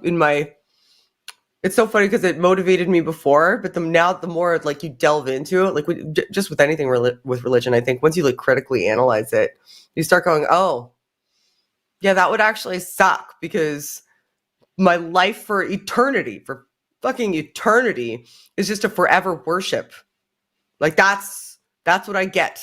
Like my reward is worshiping for eternity, and right. I can't not be happy, even though other people that I may love and care about aren't there, and I know that they're probably suffering or just stopped existing, and there's no such thing as grief, so I just wouldn't grieve them, which means that I just wouldn't be me. So I would be this weird augmented version of myself worshiping someone for literal eternity. That does not seem like something I would aspire towards on purpose. when you That's why frame it purely like as a what it sales actually tool. is. Purely as a sales tool, hell is the better driver. It gets more butts in the seats to your hell insurance, because hell is easier to conceive why you want to avoid it than heaven is conceive why you want to go there. Interesting. So because pain avoidance is Right. better for controlling people. Like fear and Right. pain avoidance are better for controlling people than reward promise. Like you can promise somebody a reward and they can be apathetic towards it, right? They could just be like, yeah, well, whatever, I'll get another opportunity. Yeah. But if you guarantee somebody pain, they're going to be motivated towards that avoidance, regardless if what they're going towards is even perceived as a reward. It's just a better alternative than pain. And fear will motivate you towards that. That's a solid point. Which is literally why a huge part of the Recovering from Religion, website and stuff is dedicated just this whole getting over hell. No one has to. There's no section. I don't think there's a section on the website. Correct me if I'm wrong. That's like getting over the disappointment of not going to heaven. Like that's not a section. That is so true. Oh shucks, I don't get to be in heaven. That's not a section. But yeah, but the fear of hell section is huge and needs months and years of work.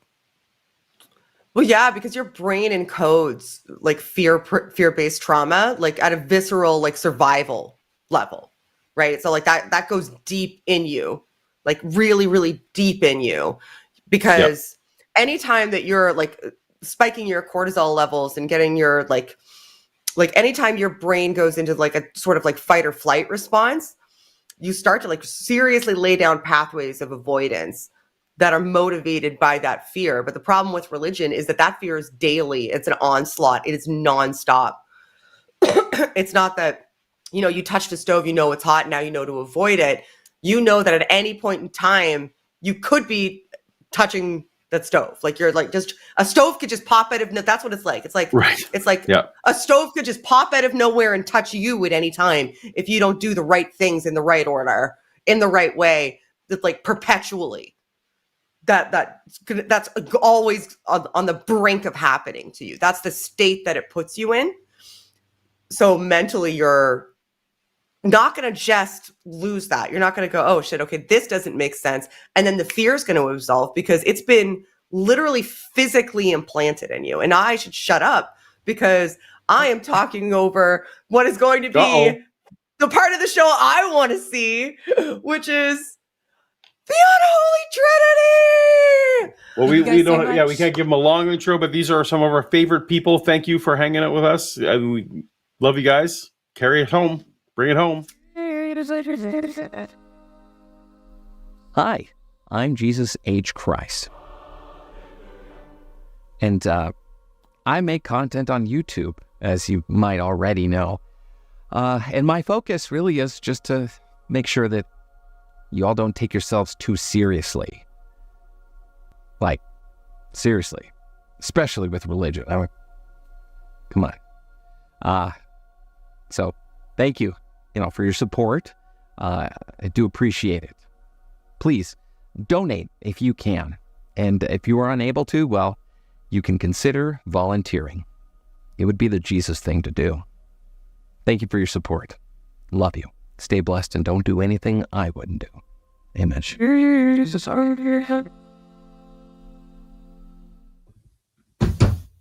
Holy moly. Like I feel like I've encountered the Christ. Like I was on the Damascus Road and there he was. And he sort of dipped out of frame and now I'm all sad. And now that I know that there is a Jesus, then rather than donating to, Recovering from Religion, you all should donate to me because I need to spread Jesus's word, and I'm going to need a new Cessna Citation jet to do it. That's right. We are doing amazing. First of all, welcome everybody to the final hour-ish of the Recovering from Religion fundraiser here on the line. You guys have already raised $34,000, and we hit the 25,000 so quickly that we set a stretch goal of 44,000. And I know that $10,000 in the next hour is an incredible order. And if we don't get there, you guys have still done just amazing work. But if we do get there, Worthless Protoplasm in chat has already agreed to donate an additional $1,000 to take us to exactly 45. And so we brought in, and you guys have already seen me, and you've already seen Seth, but we had to get Aron in. They wanted to do this. Oh, let's do the Unholy Trinity thing. We're going to talk about that. We're going to talk about a bunch of stuff. But here, let me tell you one more thing that's going to happen.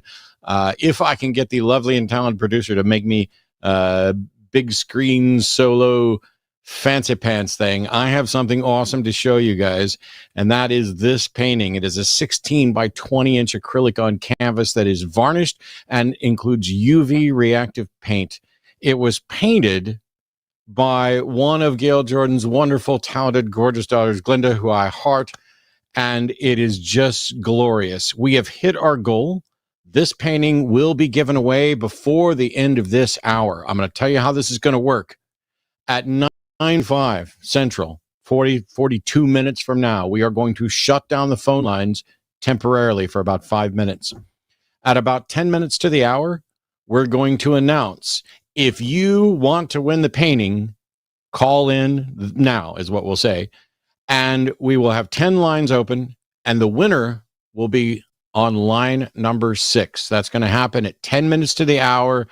Prepare, get ready, get your speed dial set up. But in the meantime, we've got stuff to talk about, stuff to do, First of all, how are you guys? I miss you. I'm good. I'm good.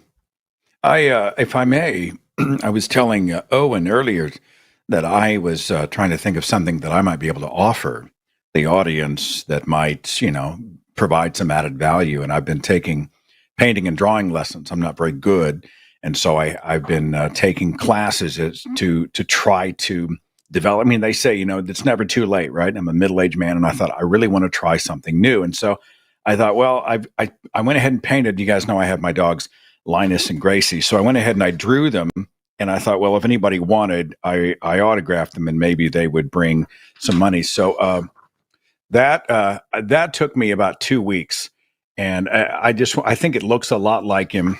I also have, hang on, I've got Gracie here. I think that's a pretty good likeness. I mean, it's really. It's expression. It's expressionist, and then of course we have Kat here. So anyway, that's nice. I'm a giver, and so if anybody wants those and it provides some value for you, you're welcome, RFR, and I'm glad to do it for you. So, gift of my talents, kind of thing. So. I think we might have to close the phone lines twice, but let's work on getting some donations in. So. Seth, since you're the one who had the idea, and let's be honest, you're the one who actually did the work, give everybody the backstory of how on earth did you come up with this Unholy Trinity thing, and how did we get so lucky to be included? I'm still reeling from the fact that I didn't get any, like you guys didn't pay me off for my gag with my drawings. I was so proud of that, and you just looked at me stoically like you were in front of a firing squad, and now it grieves me. Like maybe I'm missing. No, I was stunned. I think we're going to have to shut the phone lines down at the half-hour mark to do a special giveaway for those. Do we want to give all three of them away or one at a time? Nobody wants these things. Nobody wants them. But I just thought it was funny. I want one of them. There's people in chat who want them. We three I want one met. of them because it'll cause nightmares. I can't do this. I can't do this for the other two guys. But if we hit 44,000. I will get one of Seth's drawings tattooed on me. No. If you guys hit $44,000, I will take one of those drawings that Seth did, and I will get it tattooed on me. That's how much we want to raise money for recovery. That's a Steve-O kind of a thing. That grieves me that you would desecrate your temple with what I have done here. The Unholy Trinity, it's funny. We met for the first time, all three of us, on the first day I ever showed my faith as an atheist. It was back in 2011 at a convention in Oklahoma. And I had been operating the thinkingatheist.com behind the scenes, but I never showed my face because I was still navigating out of my faith. I was a little bit like Dan Barker, when he was an atheist, but he was still a preacher and he didn't know what to do with himself. So while he was trying to figure out what to do, that was kind of like me. And it was in Oklahoma at Oklahoma Free Thought. that I first showed up, took the stage. I was terrified. This is like, it's that gorilla never goes back in its cage. And you two were there. We had a chance to meet. I think I'd had Aron on the show, on the podcast before that.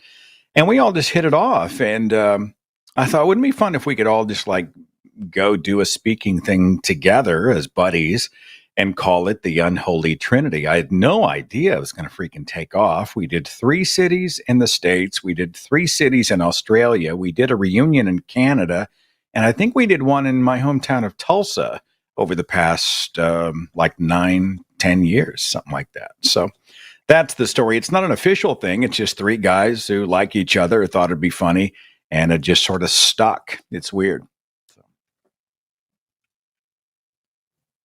I like the fact that we got Australia out of that. The Atheist Foundation of Australia took very good care of us. We traveled in an entourage like proper rock stars. That was a great experience. I would It really consider was. living there. Like in the state of Oklahoma with Kevin Stitt, our governor, and Ryan Walters and everybody else and all the religious insanity. Now they want to put the 10 Commandments in all of our public schools and the MAGA freakouts and all that stuff. I have fantasized. I thought, I could live in Australia. I could learn to drive on the left side of the road. I've had that thought. So somebody I in have chat driven just on said, that side of the road. somebody Go in ahead, chat Matt. just suggested for the tattoo thing that I should say something like, I'm Matt Dillahunty, and this is the Inking Atheist. Oh God, no! It just gets worse.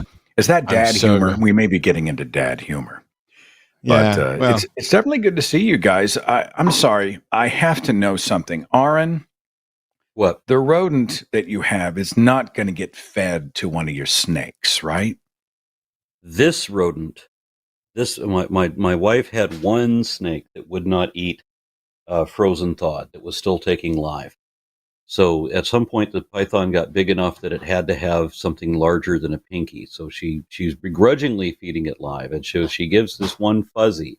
The eyes are not open, but she decides that it's too cute, even with the eyes No. closed. It's too cute to feed to a python. So she went out and bought kitten formula and dabbed it on her fingers and nursed this rodent to the point that its eyes were open, and it's now one of our friends. And it now has the biggest cage of all of our pets, and it has 2 other rats that live with it. This is Chibi. Yeah, and Chibi. she's yeah. I mean, can't you do something with the live? I mean, at least give them some weed, or can you dose them or make them so they don't feel pain? Is there some way to not make it traumatic for the live? Matt, you want to explain this? yeah. So since we now have 66 snakes, and because we got back from Reptile Convention today with 2 brand new babies. Well, not babies. These are adult breeder albino African house snakes we got today. But in order to keep the cost down, we keep and breed rats and mice as well. Most snakes in our collection will eat frozen thawed or fresh killed. And we want to do that. We want to make sure that the rats, this shouldn't be traumatic for the rats or for the snakes. And a rat can kill a snake. So you're risking harm to it feeding live, but some of them only eat live. We are working to get all of our collection off live. I think we only have 4 left that are live feeders now. We've transitioned the rest of them. So yeah, we are working to make sure that this is as painless as it can be around.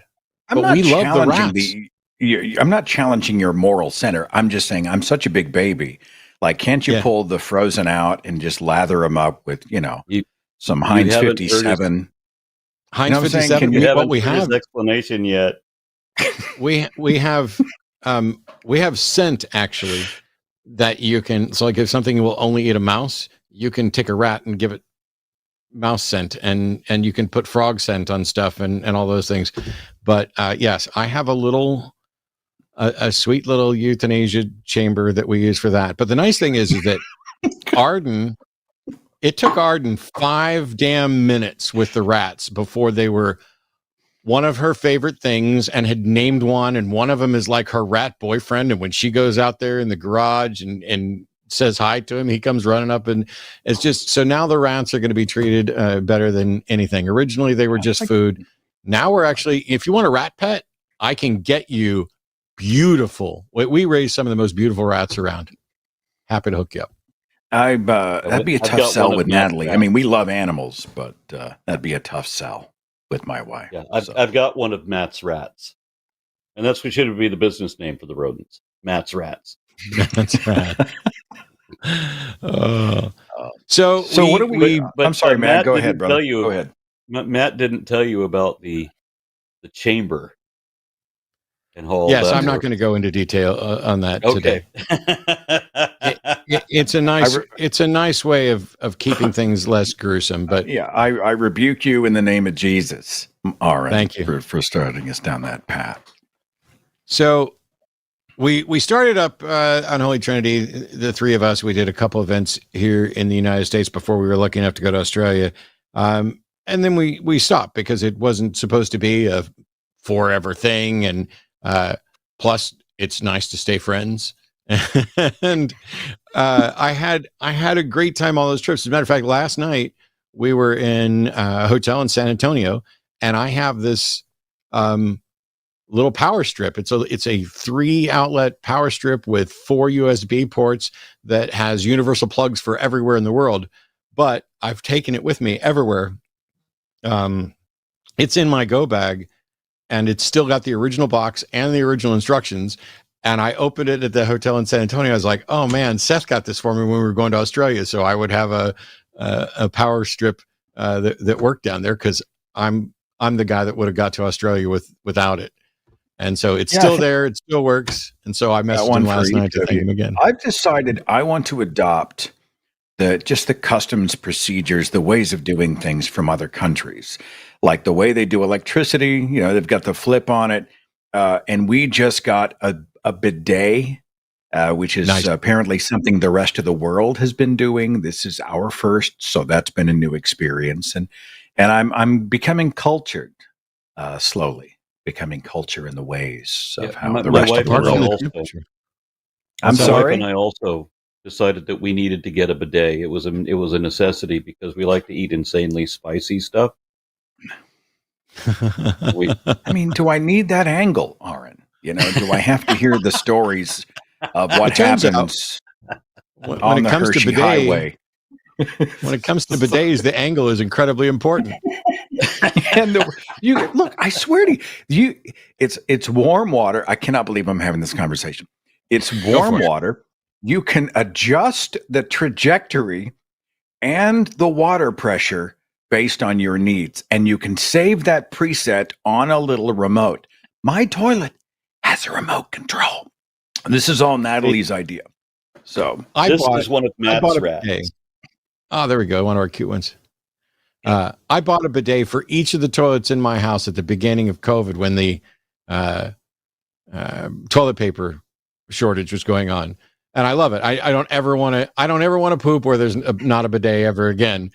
But mine doesn't have a remote and it doesn't warm. It's just cold water.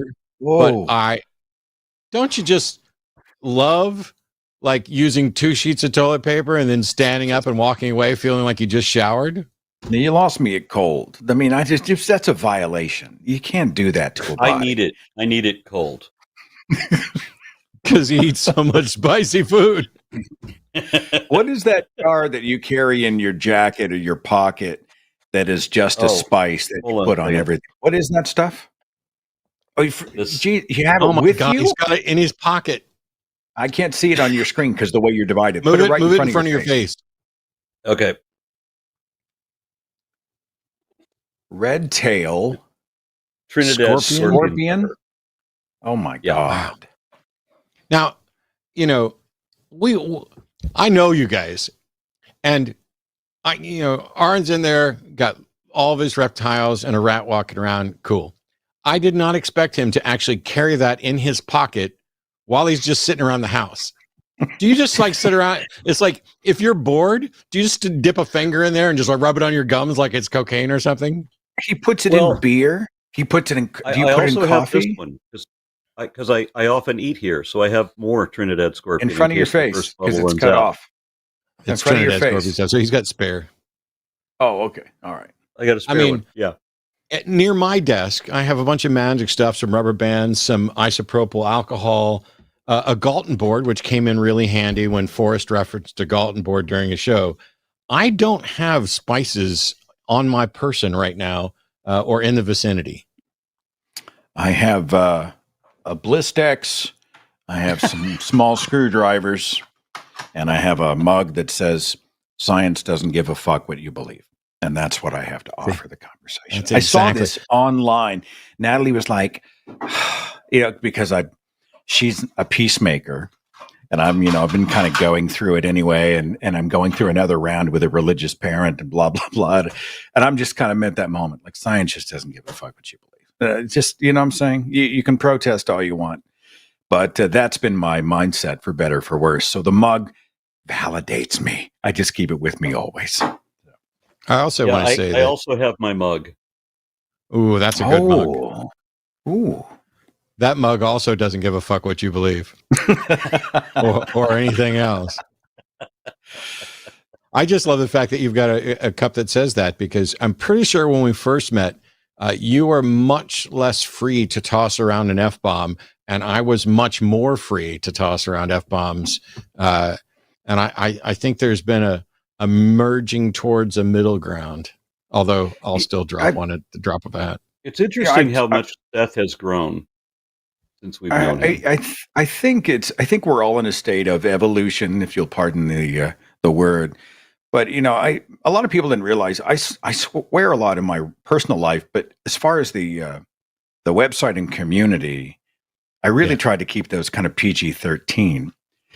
And but I see language as a tool, and it's funny. I'll get a little philosophical on you, but it used to be when I was raised as an evangelical Christian, if you had said a bad word, we did everything but the bad word, and it became a comedy.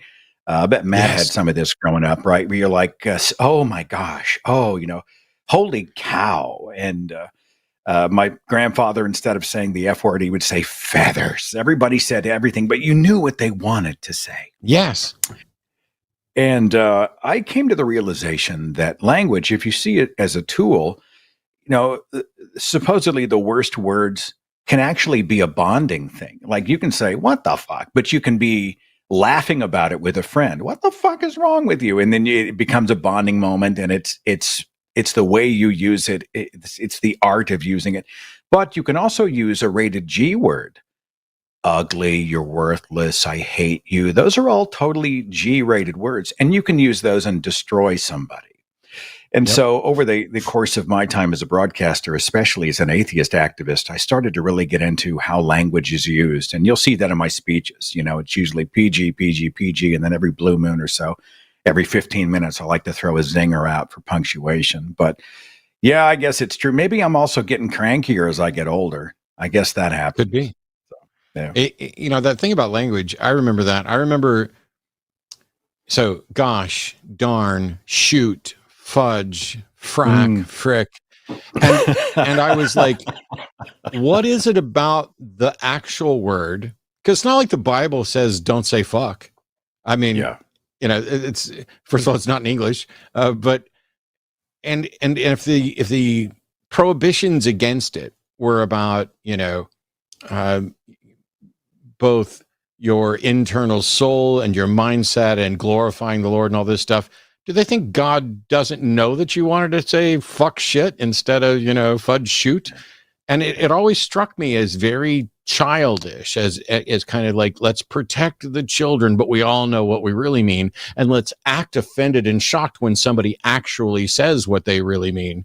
I don't know. When both of my children were preteens, I had actually conditioned myself. If I could actually interrupt before you start the story, I'm told that there is someone in the chat who's offering to, hold on, let me find exactly what it was, match every $100 up to $1,000. So if people are willing to send some $100 donations, I didn't see the chat myself, so I can't say for sure, but I was tagged by I Got Cookies, and I trust Jen, so Let's So- see if it happens. Give us some donations. For the people who can't hear Arden's audio because they say it's a little too low, some people did. I could hear it just fine. Here's the thing. Evidently, somebody in chat is willing to match every $100 donation that comes in the near future up to, it was at 1,000 was the match? Yeah. 1,000. Yeah. The next 10 $100 donations come in, we'll get you $1,000 extra at the end of it, which would take us to 36,430, which would put you only 7,000 and a half away from me getting that cat drawing tattooed on me. All right, Aron, you and your children and swear words. I have to hear the end of this story. I conditioned myself for a time that I wouldn't use the standard curse words. I actually dropped a brick on my foot, split open my big toenail, and my reaction was to yell out, "Duckies and bunnies!"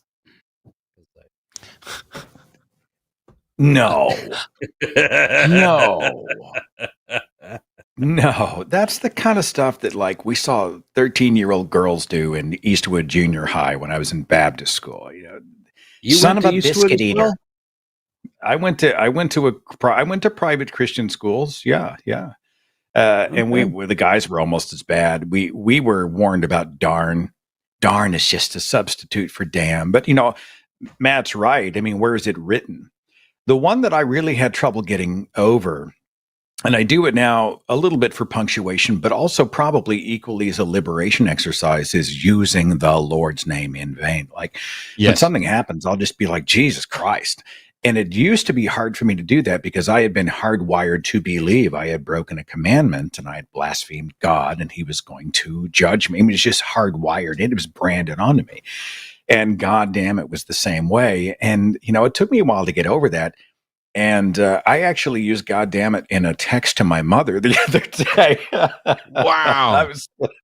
Are you trying to give her a heart attack? It was a bad day. It was a bad day. There was some boundaries crossed.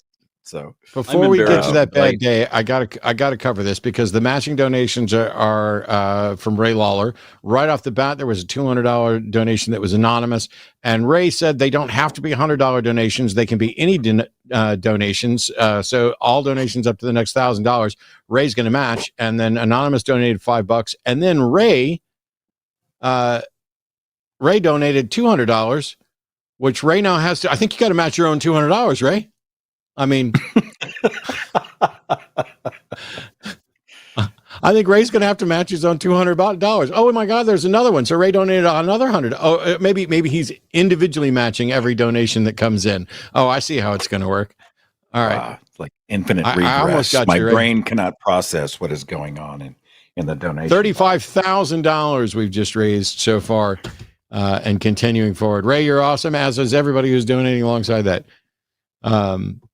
Yeah, I was a little bit embarrassed on being conditioned to say, God damn it, because that doesn't make sense for me as an unbeliever.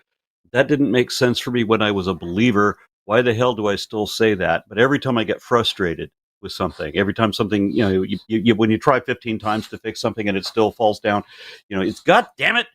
And part of that cultural conditioning seems to have come from the Archer TV series, because that was just always funny when he would say that.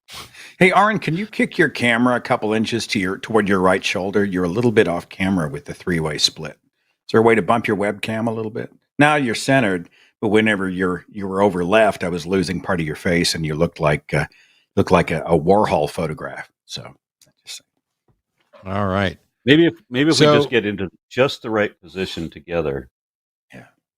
No. I need to move over this way and get half a face. We could both blow a kiss. This is our new addition. Oh my! What a doll! Yep, this is named Borg 9. Borg 9. Nice. What a doll! Look at those eyes. Look at those floppy ears. Oh my goodness. Oh, that is so cool. My wife let me get a reticulated python, so I had to let her get a boxer. Oh, of course. Well, what a beauty. What a beauty. I saw the retic. So yeah, that's cool because you get both the earnest, thing from it, but also if you ever meet Jerry Ryan, you could just have her sign the dog. But that'd be Borg 7 of 9. But so I want Aron and I talk about this stuff all the time with the snakes and everything else. But you, Seth, have done amazing work with dog rescues in Oklahoma. And I figure since we're talking animals, nobody's going to stop us from saying whatever we want. But we're here to raise money for recovering from religion. The three of us have spent the bulk of the last 20-ish years or so, to varying degrees, working towards those same goals. And one of the things that I get quite often when I go to like the Secular Student Alliance convention or anything like that are people who are coming up and saying, oh my gosh, the work that you guys did, the work you did with Unholy Trinity, or these debates that you've done, or the various shows you guys done, this helped me in this way and everything else. And sometimes people don't realize that we're normal people with an actual life. So you have not only Seth plays tennis like a fiend and works with an animal rescue, just loves him some puppies. So talk about that. The real parts of your life that aren't just bogged down by religion. I think it's hard for activist temperaments, and I don't think you have to have a YouTube channel for this to be true, but I think our movement, especially against the theocrats and the Christian nationalists and all the bigots and the insanity going on, I think this activates the crusader part of our personalities. And I was a crusader when I was a believer. I was in the front lines. I wanted to go change the world, blah, blah, blah. I never shied from a fight, like a verbal fight. I was always sparring with somebody. But I find that life balance is sometimes hard for people with an activist nature. And I really struggled with that. Natalie used to be like, you need balance, because even when I wasn't working, I was thinking that I wasn't working and what I should be working on, and when I would go work on it next, and I would wake up in the middle of the night and I would be thinking about what I should be working on. Why am I sleepy? I mean, it was just I would sometimes get up 2 or 3 in the morning and work for 2 hours. And I found myself literally burning the candle at both ends. And I don't care what Hitch says, it did not give off a lovely light. It was pretty rough. And so I decided, I need to do a better job of living, not just crusading. And I've really made a commitment. It's almost a force of will to find stuff that I care about. Well, animal rescues, with our dogs, and raising money for a Humane Society van, and getting involved with the tennis community. I'm a man in his mid-50s. I'm trying to stay in motion. So we go out and hit balls and play in the sun and just try to get some exercise, keep our heart started, try to make friends. And I do a little bit of video gaming. I'm nothing like Matt, who is like Yoda. I just bang around with a mouse and a keyboard, and while people in the chat scream at me that I'm doing everything wrong, but I enjoy it, right? I enjoy it. It's kind of fun. I don't have those video game reflexes. I don't have good instincts or intuition. If it wasn't for the chat, if it wasn't for my friends in chat, I would be literally just banging off a single area. I would never get out. I'd never open a door. I'd never find a code. I'd never finish a puzzle. I would never. But I think all of us, that's probably the reason you guys do reptiles, and I know Aron rides motorcycles, and you do magic, Matt. I think, you almost have to say, I want to be about some other things, and then move yourself willfully, purposefully into that. Otherwise, I think being an activist might burn you out. I don't know. Is that true for you guys? Because it was true for me. Yeah, I worried about you because I remembered that it was a possibility that you could be burned out, and it's not going to happen for me. I don't know why, but I was worried about you. However, by the way, mad respect for the van, for the dog, and for raising the money for that, because I was very proud to know you when you made that announcement about that van. For the people who don't know, in 12 seconds. We had 2 very popular dogs. We had them online all the time, and everybody in the world adopted them. We had Henry and Tootsie. We called her Rat Dog. I called her Rat Dog. And Henry died unexpectedly on the operating table. during what should have been a routine procedure. And it was a devastating moment. It was unexpected, and we were just devastated. I can't remember a time I've grieved more over a loss, even with human beings. I mean, it was that bad. And this community rallied together, and in the course of 5 hours raised almost 40 grand to buy the Humane Society a rescue van in his honor. And we had his photo and Rat Dog's photo on the van, designed with their theme on it. And at the top it says, rescued by a few, loved by thousands. And that van has traveled the entire country rescuing thousands of dogs every single year. I mean, it's just been amazing. So that's the context of Aron's compliment. But thanks, brother. It means a lot to me. Yeah. And while I don't want to take anything away from that, because it was a moment I was very happy to see, especially how much it meant to you. We're sitting at $35,496, and I will shamelessly point out that the Recovering from Religion organization is worth every bit of a dog van. I even mentioned a van and wrapping it possibly earlier.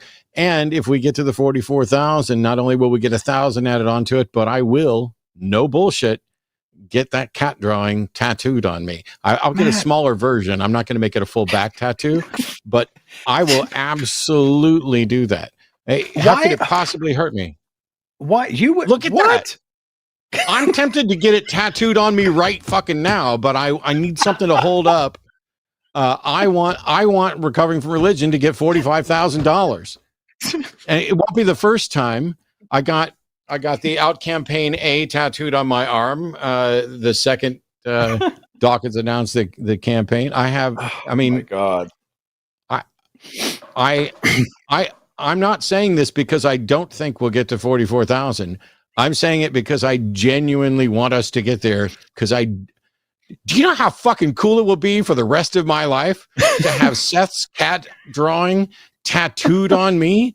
Every atheist convention I go to, it can be, we raised money for Recovering from Religion. When we raised money for Camp Quest, I dyed my beard. When we raised money for Recovering from Religion, I got Seth's Star Drawing tattooed on my arm or wherever the hell I decide to get it. It's just too cool. That's amazing. So, I've heard that every tattoo has a story. That's one of the beauties, I think, of tattoos, is that every tattoo, apparently, as I understand it, I'm too much of a weenie to get one, but I hear every tattoo has a story. Aron's got them. I mean, you tell me. Did I lose you, brother? Are you asking me to talk about tattoos? No, I'm not asking you to like take off your clothes or no. Wait, whoa.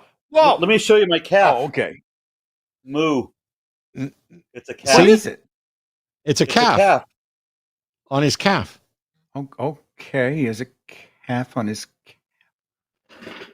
I mean, but you've got the snakes on your arm that match Lalandra's, right? Yeah, this was my wife's idea. So mine is a Nordic dragon. And over here. Mine is a Nordic dragon, and hers is an Oriental dragon. And when we sit in the right way, my dragon wraps her arm, and her dragon wraps my arm. God, it's really disgustingly sweet. That is Game of Thrones. And I also have on my big toe, I have a tick. It's my tic-tac-toe. I was going to say, is its name Tack? No, I'm unfriending him. That one doesn't slide. That one doesn't slide. Oh, it's so good. I've heard that it's addictive. I've heard that it's once you get a tattoo, before you know it, you continue to go back. And I thought about it, but I just think I'm not sure I can pull one off. First of all, I look like Ferris Bueller, and I just don't know if I have the look to pull off a tattoo, and then I wouldn't know what it would be. So I just never did. Plus, I'm a big baby and I hate pain. My wife's only tattoo is the dragon that she put on her arm, and it was her idea to have it. And we just happened to find this couple, this wonderful couple, this pair of Satanists, a married couple that also run a tattoo shop that we met at a Reason rally.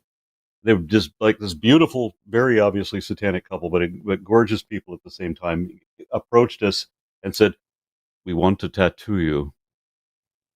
And I don't know, just within an hour, we were at their place getting tattooed. I'm being done by the husband. She's being done by the wife, and we're holding hands. And I got a picture of our, holding hands while getting tattooed this way. See, that's a story, though. It is. That's a story. So no kidding, no nothing. I want you to scan that picture of the cat and send it to me. Whether we hit the goal or not, I might get that. But definitely, if we hit the goal, it has to happen. This is just sad. This is sad. That took me an hour and a half. I'm just saying. Every time I look at it, it becomes closer to my favorite thing. Seth, when Matt did the thing about dyeing his beard pink, that really worked. That actually looked good. It's interesting in our travels and the privilege of the people we meet and the experiences we've had. I mean, sometimes I look at myself and I have imposter syndrome. Like we've had the opportunity to meet people that otherwise we would never meet and do things we would never do.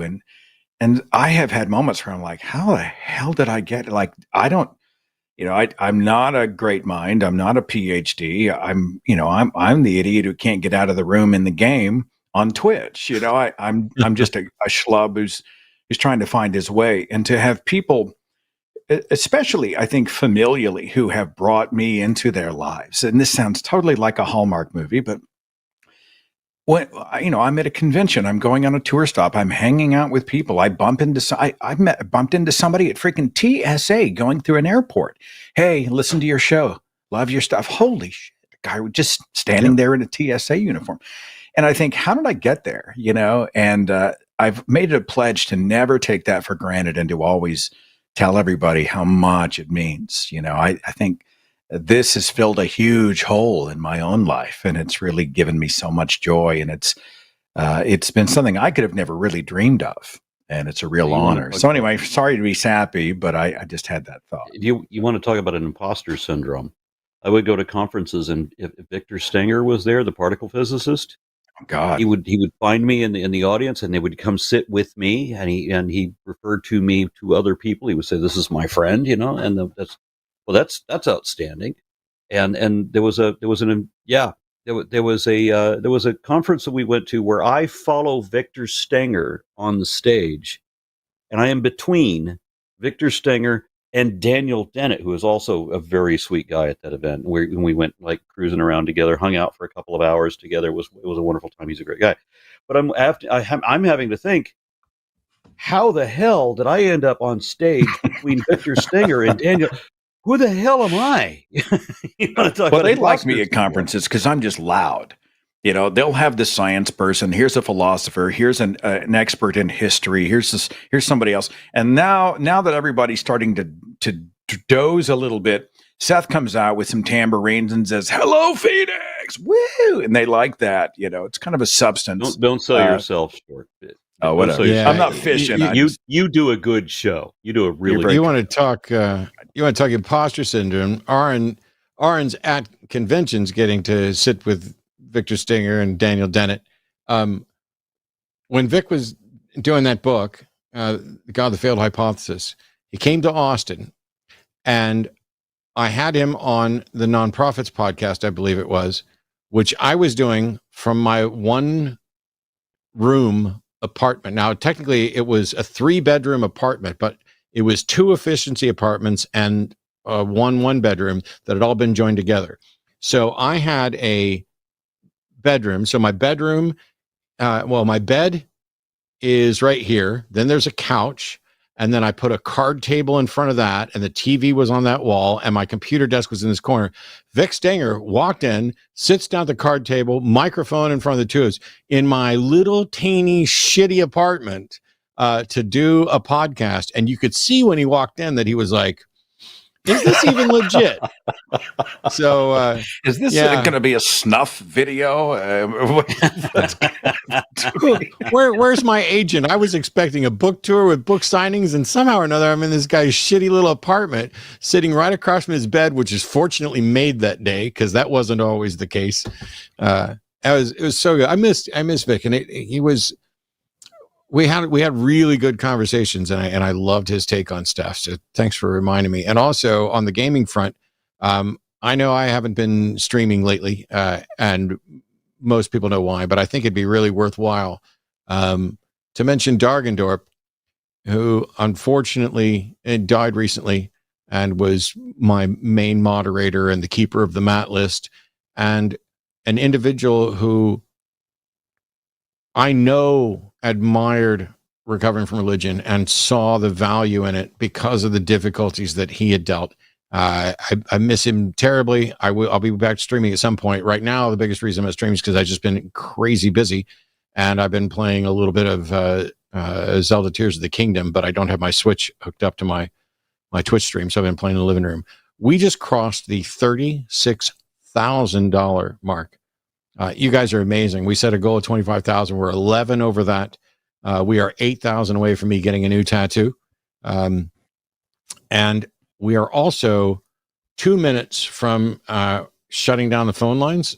So right now, my apologies to the one caller that was in there on hold, but I don't think that call is going to fit with what we've got today. So I need to get the screening room cleared out. And this is your 7-minute warning. As a reminder, Glenda Jordan painted an amazing portrait of Carl Sagan. I'm going to get it back up here, although I'm getting beeps on my messages. So, okay. Yeah, so shut down the screen room. Sweet. There we go. So now you can see that painting. That is a 16 by 20 UV reactive painting. Carl Sagan, covered in varnish. And because we hit the goal, we are going to be giving that away to caller number 6. We're going to open up 10 lines. And in 6 minutes, I'm going to make this announcement one more time. And I'm going to say, ready, set, go, call in if you want the painting. And when we do that, on those 10 lines, caller number 6 is going to get that painting. So prepare yourself. We're only a few minutes away from doing that. In those last few minutes, wow, there goes my screen thing again. Let's get Seth and Aron back in here. Oh, Aron, now we're looking at a kennel, and I bet he's run off to grab a snake. You know, it's just a sentence. It's a sentence you don't hear very often. He just went off to grab a snake. That's a beautiful reticulated python. I love him. He's a sweetheart.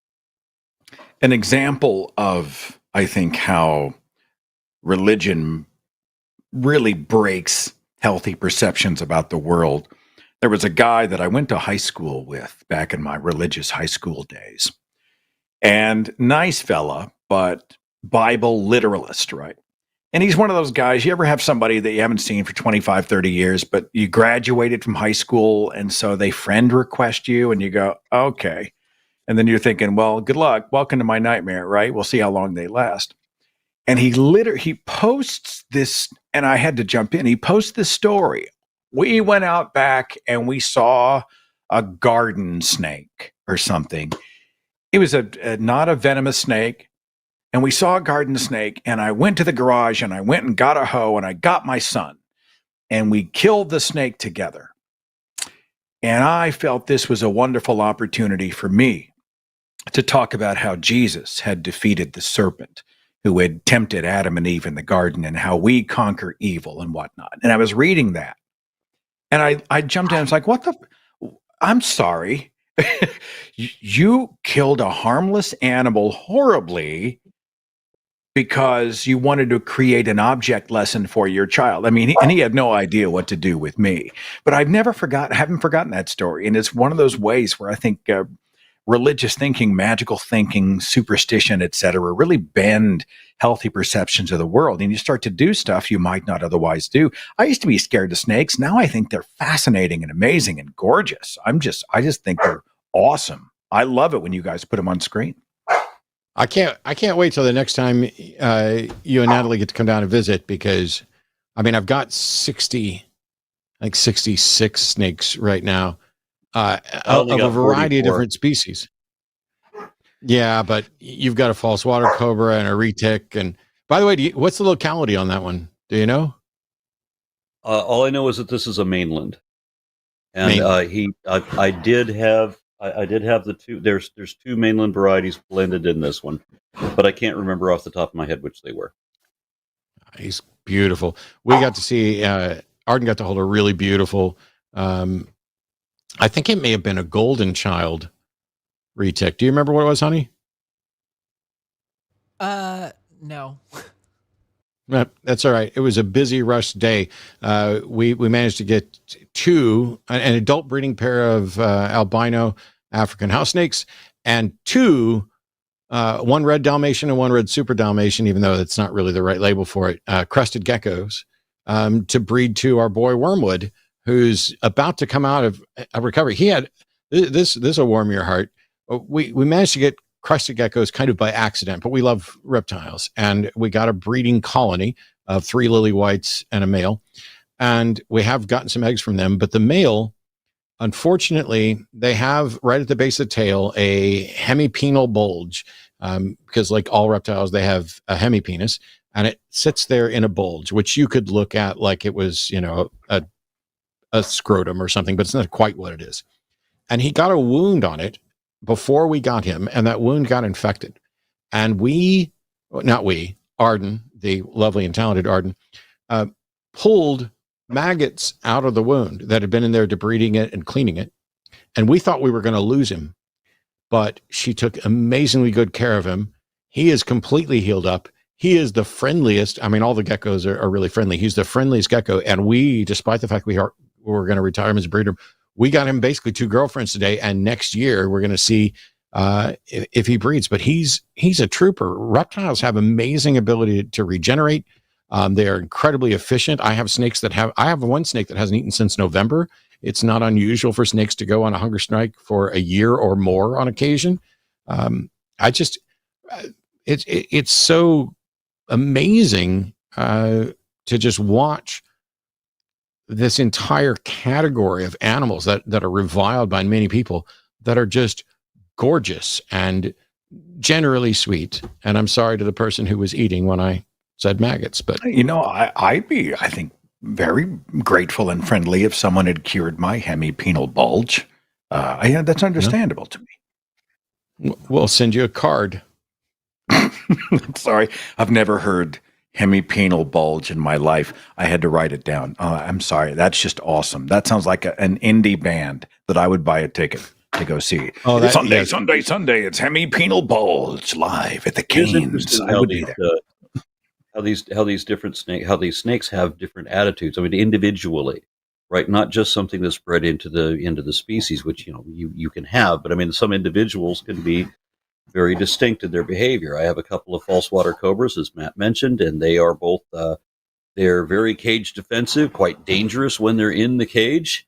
But then once you get them out of the cage, they calm down and they're wonderful. I mean, I'm carrying around a venomous snake who is absolutely a doll once she's out of the cage. She's curious she's sweet and this guy. These guys have the species.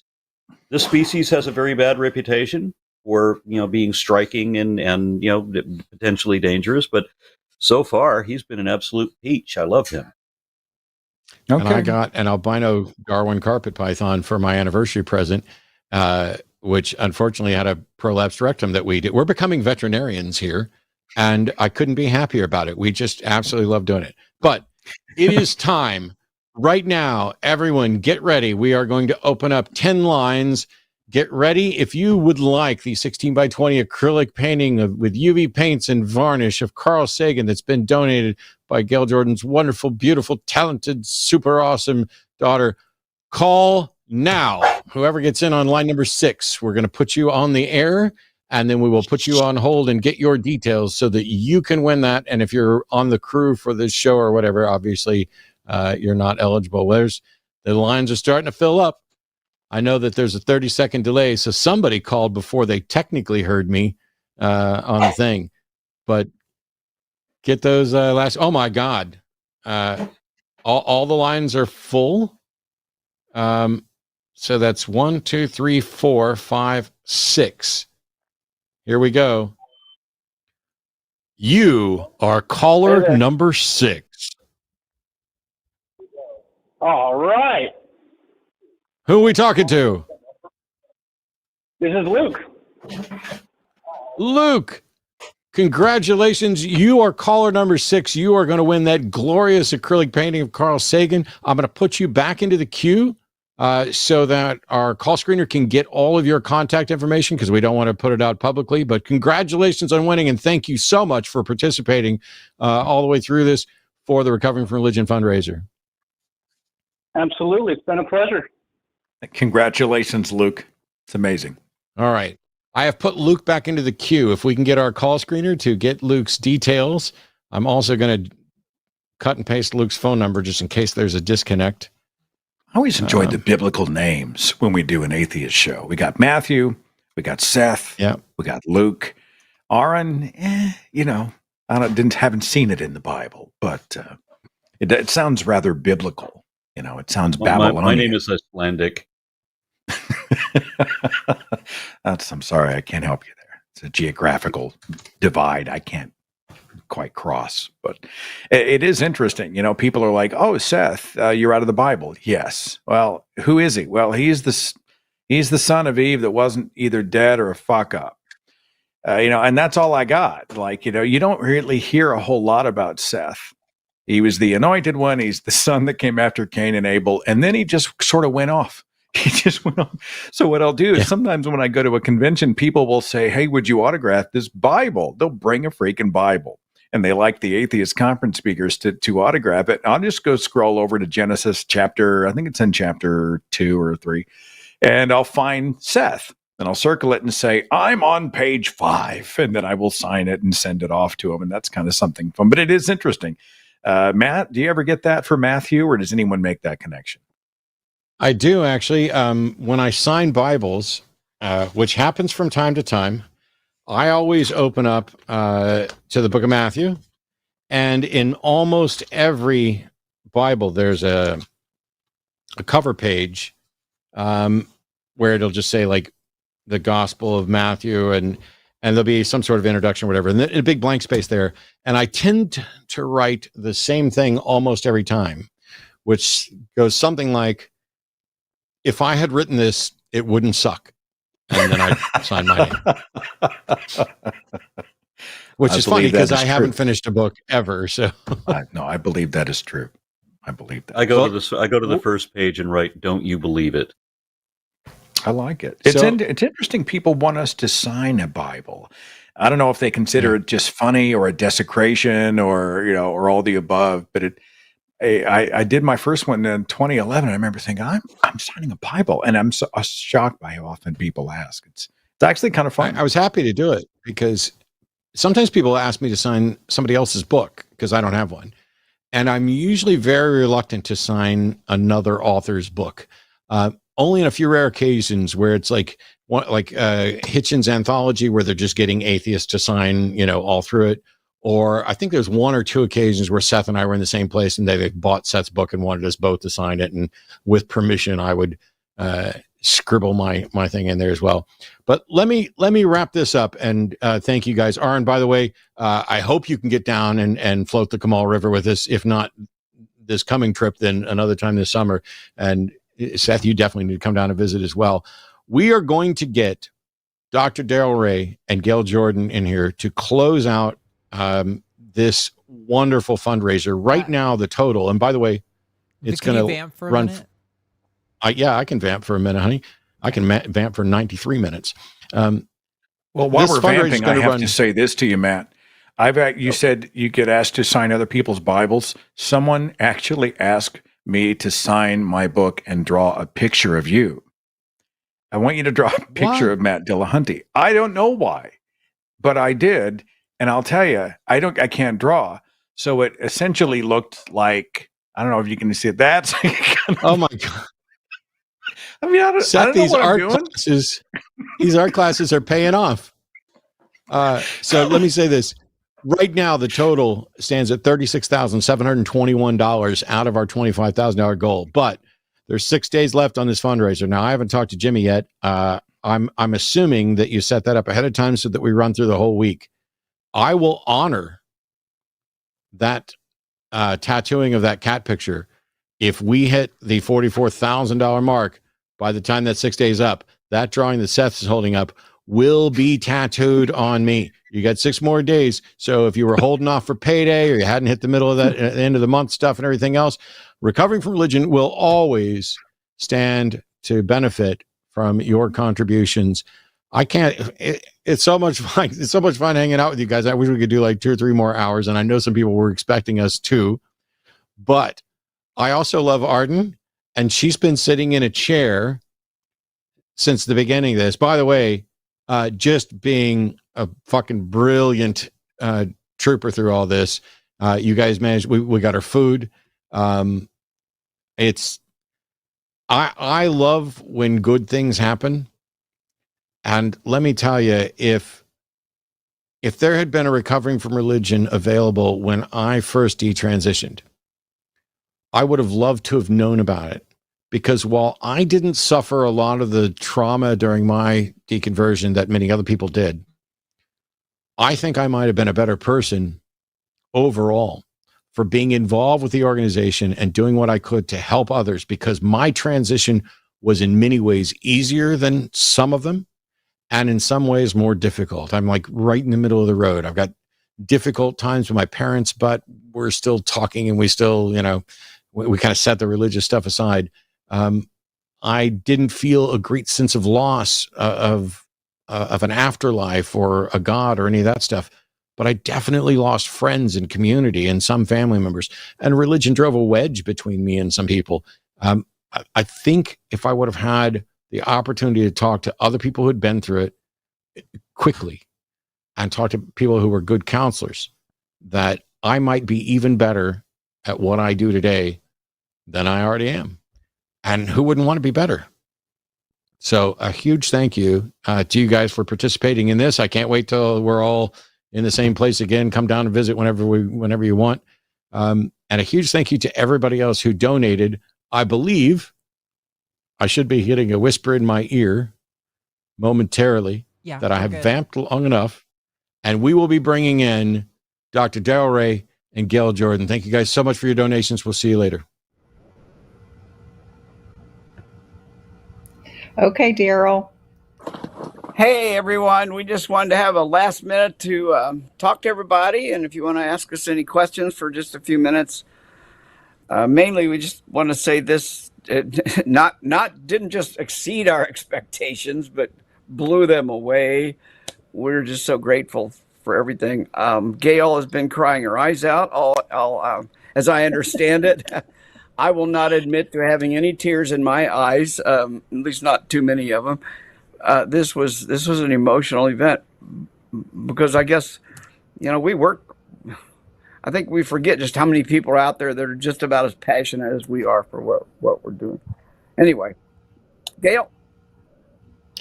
We, as you all know, Recovering from Religion is a completely volunteer-run organization. And Daryl and I get to see those folks that are so committed to RFR take those calls and take those chats and lead those support groups and work through our resources and coordinate our social media and all the things that our volunteers do. But the other half of the need is the funding. And we are not like a regular org. We don't have membership. We don't have a convention. We don't have things that sometimes raise money. So we depend upon people who share our conviction and compassion for the work that we're doing.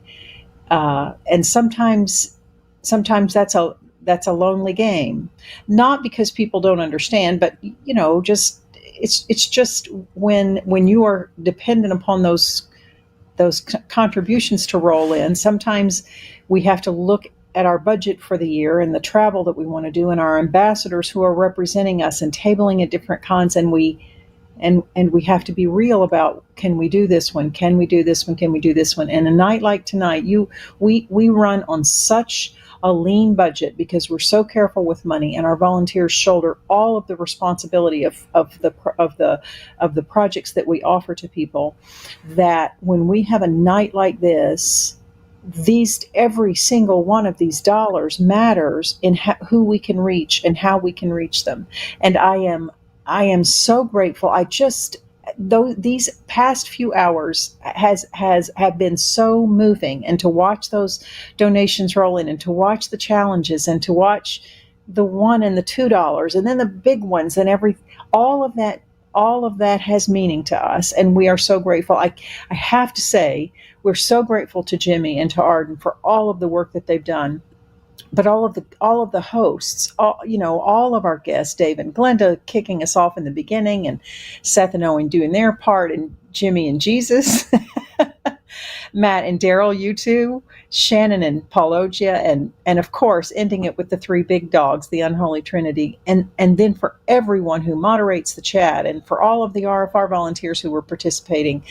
It has just been an incredible night, and we are grateful beyond words.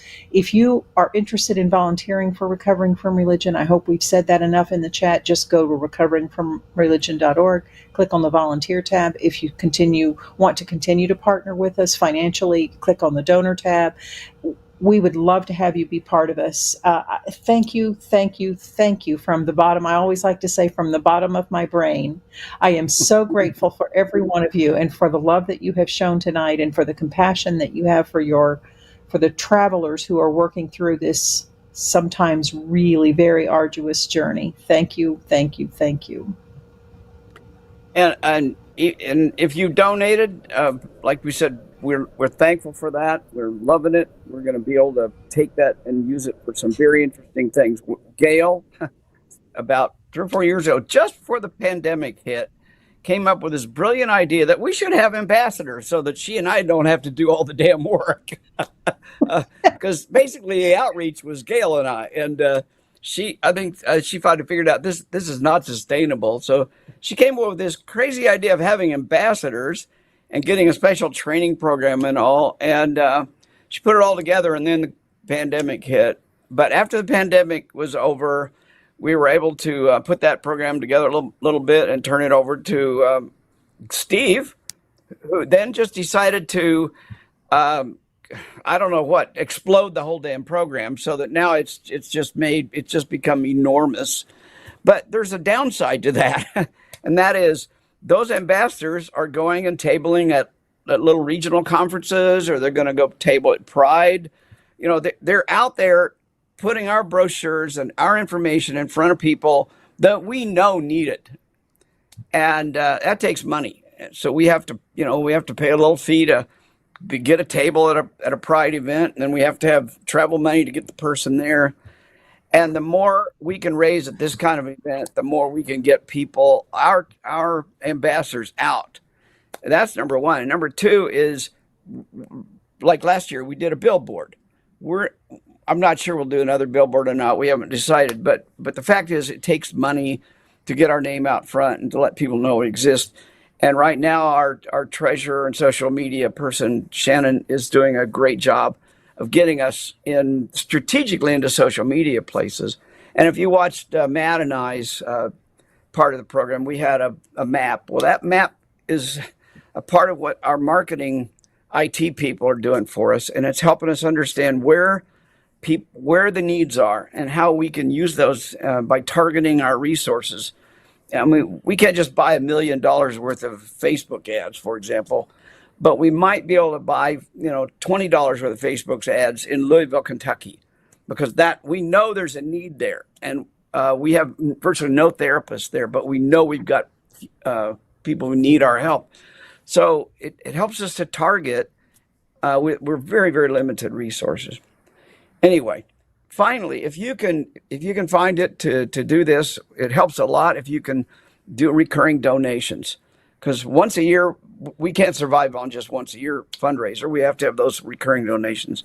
And as the board and Gail and I are committed to, we only try to budget off of our recurring donations so that we don't overspend or, lose track of what we can do with the money. Anyway, that's my final words. Anything else you want to throw in there, Gail? No, just more thank yous. Thank you, everybody. Keep an eye on our website. We'd love to have you part of our organization, and that's where everything is housed. A big thank you to our tech team, because everything we do is wrapped around that website, the call-ins and the chats and our little interactive maps where our support groups are, all of it. Thank you, and we will see you soon. Thanks, everyone. Thanks, Arden, for all your support here. Good night.